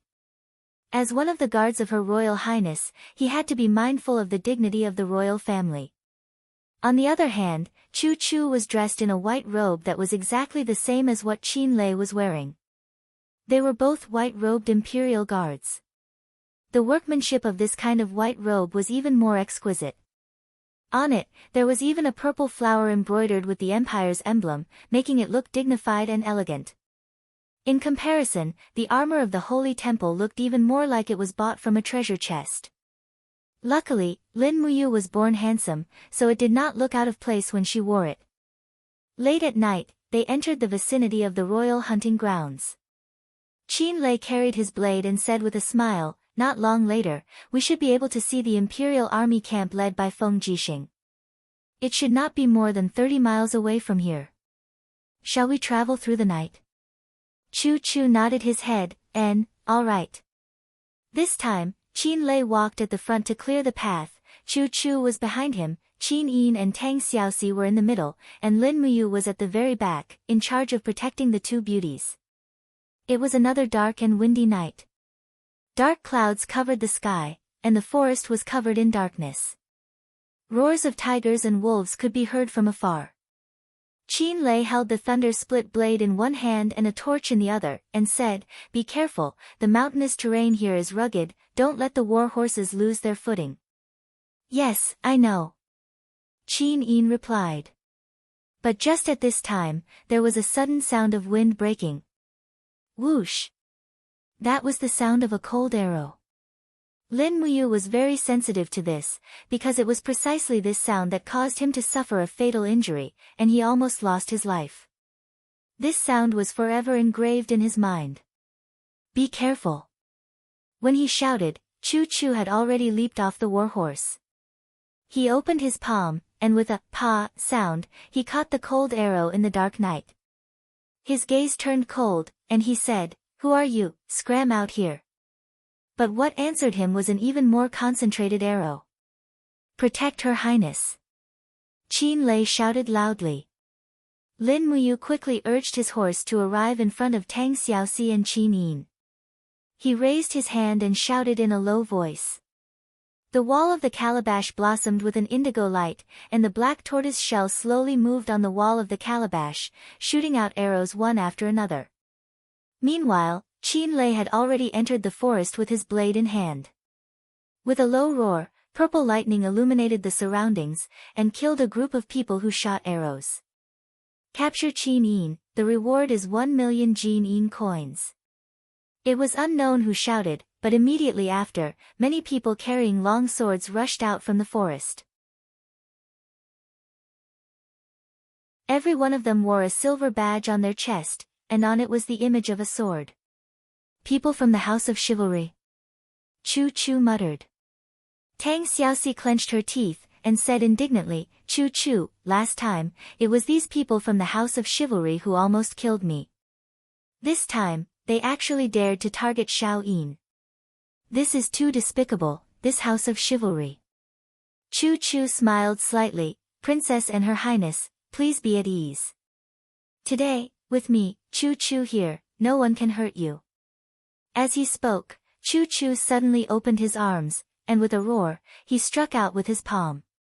The light of the fire cauldron martial spirit exploded, and this palm actually transformed into a huge fire palm, blasting into the forest. Pang! Dozens of warriors from the House of Chivalry were killed one after another, and Lin Muyu was slightly stunned as she watched. No wonder people said that Chu Chu's palm technique was the best in the world, and it seemed that it was indeed so. Once Chu Chu made his move, the group of warriors were all shocked. Immediately, someone cursed, "Damn it, which bastard sent back fake news? This is not Qin Yin, Tang Xiaoxi, and the others at all. Unexpectedly, even the white-robed Chu Chu is here. Quickly retreat, the operation is cancelled, or else all of us will die here." However, Qin Lei had already raised his saber and was killing everywhere in the crowd, as if there was no one around. These people basically couldn't escape. "Capture one alive," Qin Yin said indifferently. "Yes, Your Highness." Qin Lei laughed loudly. At this moment, 3 sword-wielding warriors went around Chu Chu's position, and went straight towards Qin Yin. Each of them had their faces covered, and they shouted in a low voice, "Either capture Qin Yin, or kill Qin Yin, attack together." Qin Yin pouted, "These bastards who are not afraid of death, don't, Your Highness doesn't need to do anything." Lin Muyu smiled slightly, and suddenly opened her right hand. Lightning flashed, and the long sword was suddenly unsheathed. Lightning lingered around the blade of the sword, and with a shua sound, it broke through the air. Pu pu pu, like a skewer of candied haws, it consecutively pierced through the bodies of the 3 assassins. This strike was really too fast, and those with lower cultivation were unable to dodge it. Lin Muyu raised her finger, and the long sword spun back, and with a keng sound, it entered the sheath, as if nothing had happened. Tang Xiaoxi giggled, "This imperial sword technique is really too cool." Qin Yin nodded and agreed with a smile. Not long after, Chu Chu and Qin Lei returned. Qin Lei had killed dozens of people in a row, and was already panting, but he still had an assassin in his hand. He had already knocked the assassin out, and hung him directly on the horse. He said, "After we return to Lanyan City, we will interrogate him properly. I want to see what kind of bear's heart and leopard's heart this House of Chivalry has eaten to actually dare to lay their hands on Her Highness and the princess." Qin Yin nodded, "Yes, this matter should not be delayed, let's quickly set off to meet up with General Feng." "Yes." At about dawn, the Empire's war flags appeared indistinctly in the distance, and they finally arrived at the Imperial Army's camp. A war horse galloped over, and it was Feng Jixing. Carrying a war knife, he elegantly flipped over the horse, and cupped his fists, saying, "Her Highness, Princess, you are finally back. I was worried to death."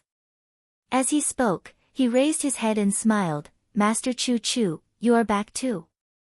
Yes, General Feng has worked hard.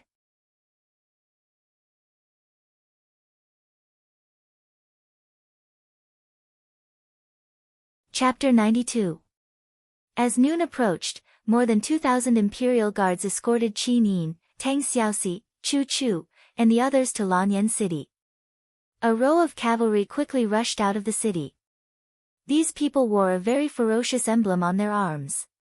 It was a golden eagle with its claws spread open. In the whole of Lanyan City, there was only one military branch that had this emblem, Military Police Battalion. Xiang Yu took the lead, holding a blood-colored spear. He walked forward, cupped his hands, and said with a smile, Her Highness Yin has returned safely. Xiang Yu has been ordered by His Majesty to welcome Her Highness Yin. Qin Yin smiled and said, Commander Xiang need not be so polite. Let's enter the city now. Yes. Xiang Yu slowly turned his horse around and followed behind Qin Yin with Feng Jixing, Qin Lei, and the others. His eyes swept back and forth, and finally fell on Lin Muyu in the temple's battle robes. He couldn't help but smile and said, You are the only gold star sparring master of the temple, Lin Ji. Lin Muyu didn't know this Xiang Yu, so she nodded and said, Yes, my lord. Ha! Xiang Yu looked up and laughed, saying, You are so handsome, no wonder everyone says heroes come from the young. It seems that the future of Lanyan City depends on how Lin Ji and your generation do. Lin Muyu frowned, feeling that there was a hidden meaning in his words, but she didn't know how to continue. She cupped her hands and said with a smile, My lord, you are too kind. Ha, you are too modest. Xiang Yu said indifferently and didn't say anything else. At this moment, a group of people in the temple's battle robes galloped over, led by the Gold Star instructor Zheng Shanhe. He held a heavy shield in one hand, and his eyes searched the crowd. When he saw Lin Muyu, he couldn't help but smile in surprise and said, Lord Lin Ji, you are back. Have you found the herbs? The great deacon sent me to pick you up. Lin Muyu spurred her horse out of the formation and said respectfully, Lord Zheng, the herbs have been found. I will go back to the temple with you. All right. Lin Muyu turned around and cupped her fists towards Feng Jixing and Qin Lei, then said, I still have a mission in the Divine Hall, so I'll be heading back first. Big brother Feng, big brother Qin Lei, I'll leave the safety of His Highness and Princess Shi to you. Feng Jixing cupped his fists and said with a smile, You're too courteous. Hurry up and go back. When I'm free, I'll visit you at the Sacred Hall. It's been a long time since I sparred with you. All right. Qin Lei also cupped his hands and said with a smile, You cultivate well. You don't have to worry about anything else. Big brothers will settle everything for you. Lin Muyu could not help but feel grateful, and said, Thank you big brothers, I will leave first, please say goodbye to His Highness and Princess for me. All right. He turned his horse around and followed Zheng Shanhe straight towards the Divine Hall. When he looked back, the densely packed banners and spears had already blocked the backs of Qin Yin and Tang Xiaoxi. However, they would definitely be safe once they entered Lanyan City. With the protection of thousands of soldiers and horses, not to mention divine domain experts, even godly state experts would not be able to do anything to them. After not seeing each other for a few days, the pitch-black door of the Divine Temple seemed a little familiar. When Lin Muyu, Zheng Shanhe, and the rest arrived, the door opened. Guiyang rode his horse and led a group of people to welcome them. His face was filled with eagerness. Did you find what you were looking for? Lin Muyu nodded heavily, her eyes filled with confidence, and said with a smile, Grandpa Guiyang, don't worry. Please bring me to Lord Zhang Wei's place immediately, we can start the treatment. Good. Guiyang smiled in admiration. The sound of hooves galloping passed by. Zhang Wei was arranged to stay in the center of the Holy Temple, and beside him was Rayham's residence. It seemed that Rayham was also worried that Zhang Wei would be ambushed again, so he personally protected this upright and fierce Silver Star instructor. Lei Hong came over and saw through the change in Lin Muyu's temperament at a glance. He could not help but smile. You have broken through and stepped into the heavenly state. Yes, Grandpa Lei Hong. Lin Muyu turned over and dismounted, kneeling on one knee, and said, "Thank you Grandpa Lei Hong for your protection, otherwise I am afraid I would not have the cultivation I have today." "How did you?" Lei Hong was stunned, and hurriedly went forward to help him up. You are not such a fussy person, how did you?" At this moment, his gaze fell on Lin Muyu's chest, and he found that the clothes there were still stained with blood. Lei Hong's spiritual sense also immediately discovered that Lin Muyu was actually seriously injured, and this injury almost took his life. For a moment, the old man's heart warmed. This child had clearly taken a trip to the gates of hell. For Lin Muyu, Lei Hong's care for him could be said to be meticulous, as if he was his real grandfather.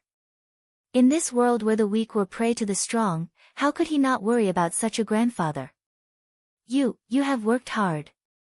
Lei Hong held his arm, and said, "You really did not let Grandpa down. How was it?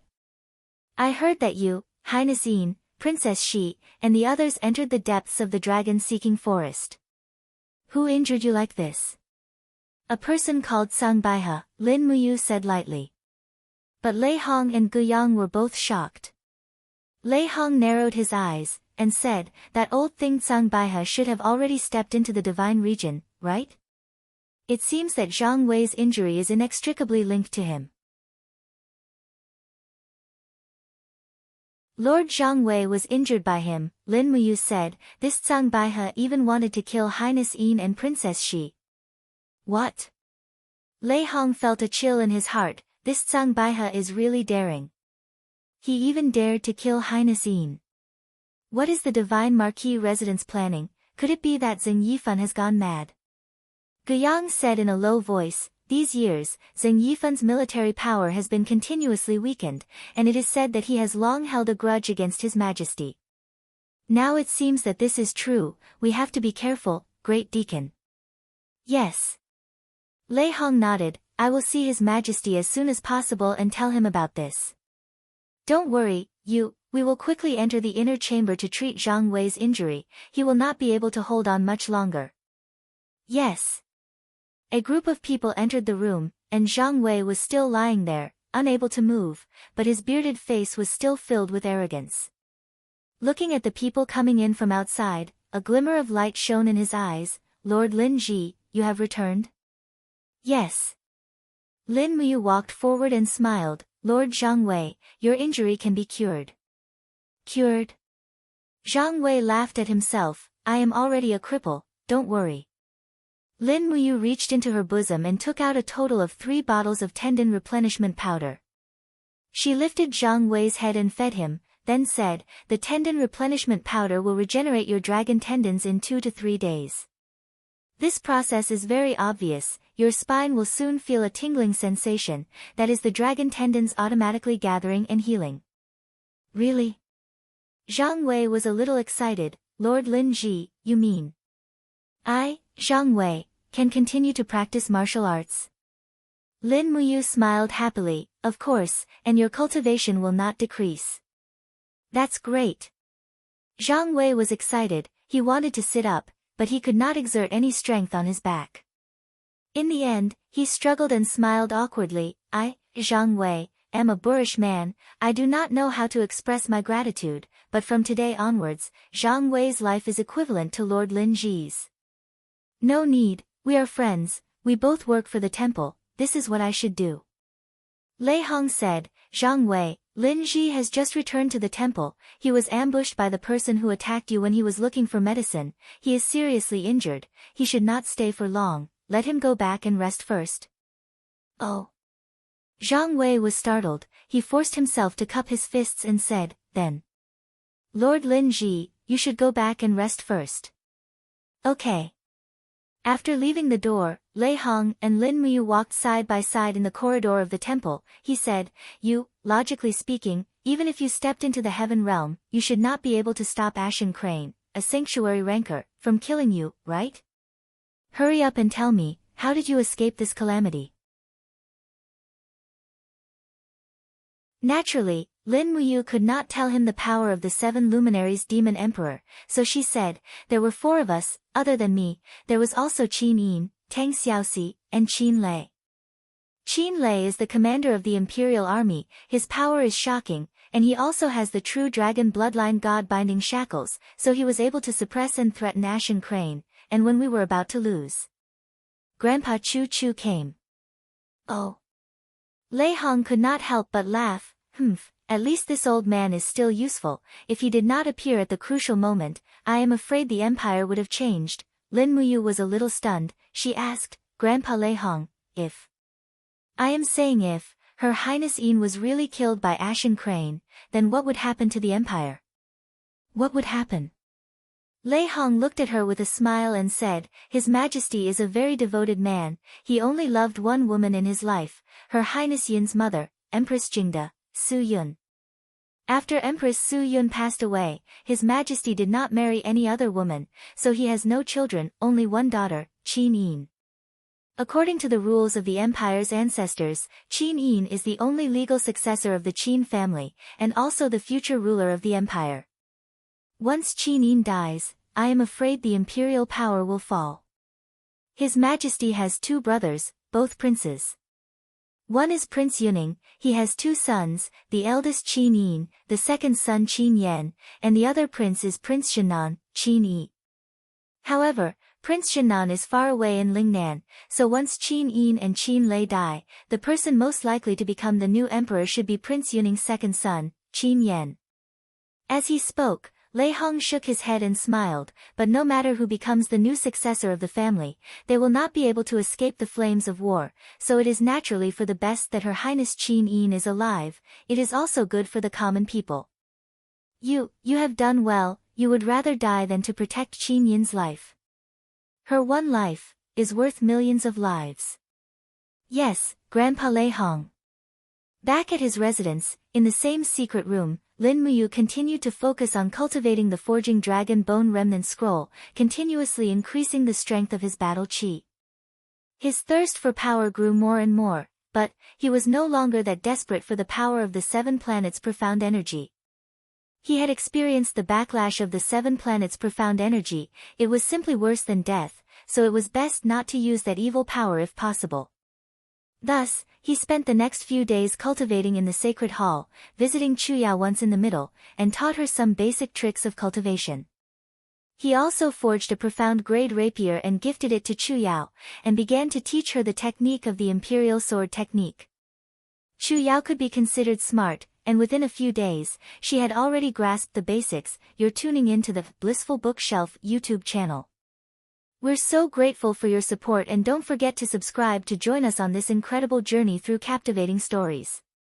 Your generosity through donations truly makes a world of difference, as it's the primary source of revenue that allows me to expand and enhance this channel for you. Thank you from the bottom of my heart for being a part of this adventure.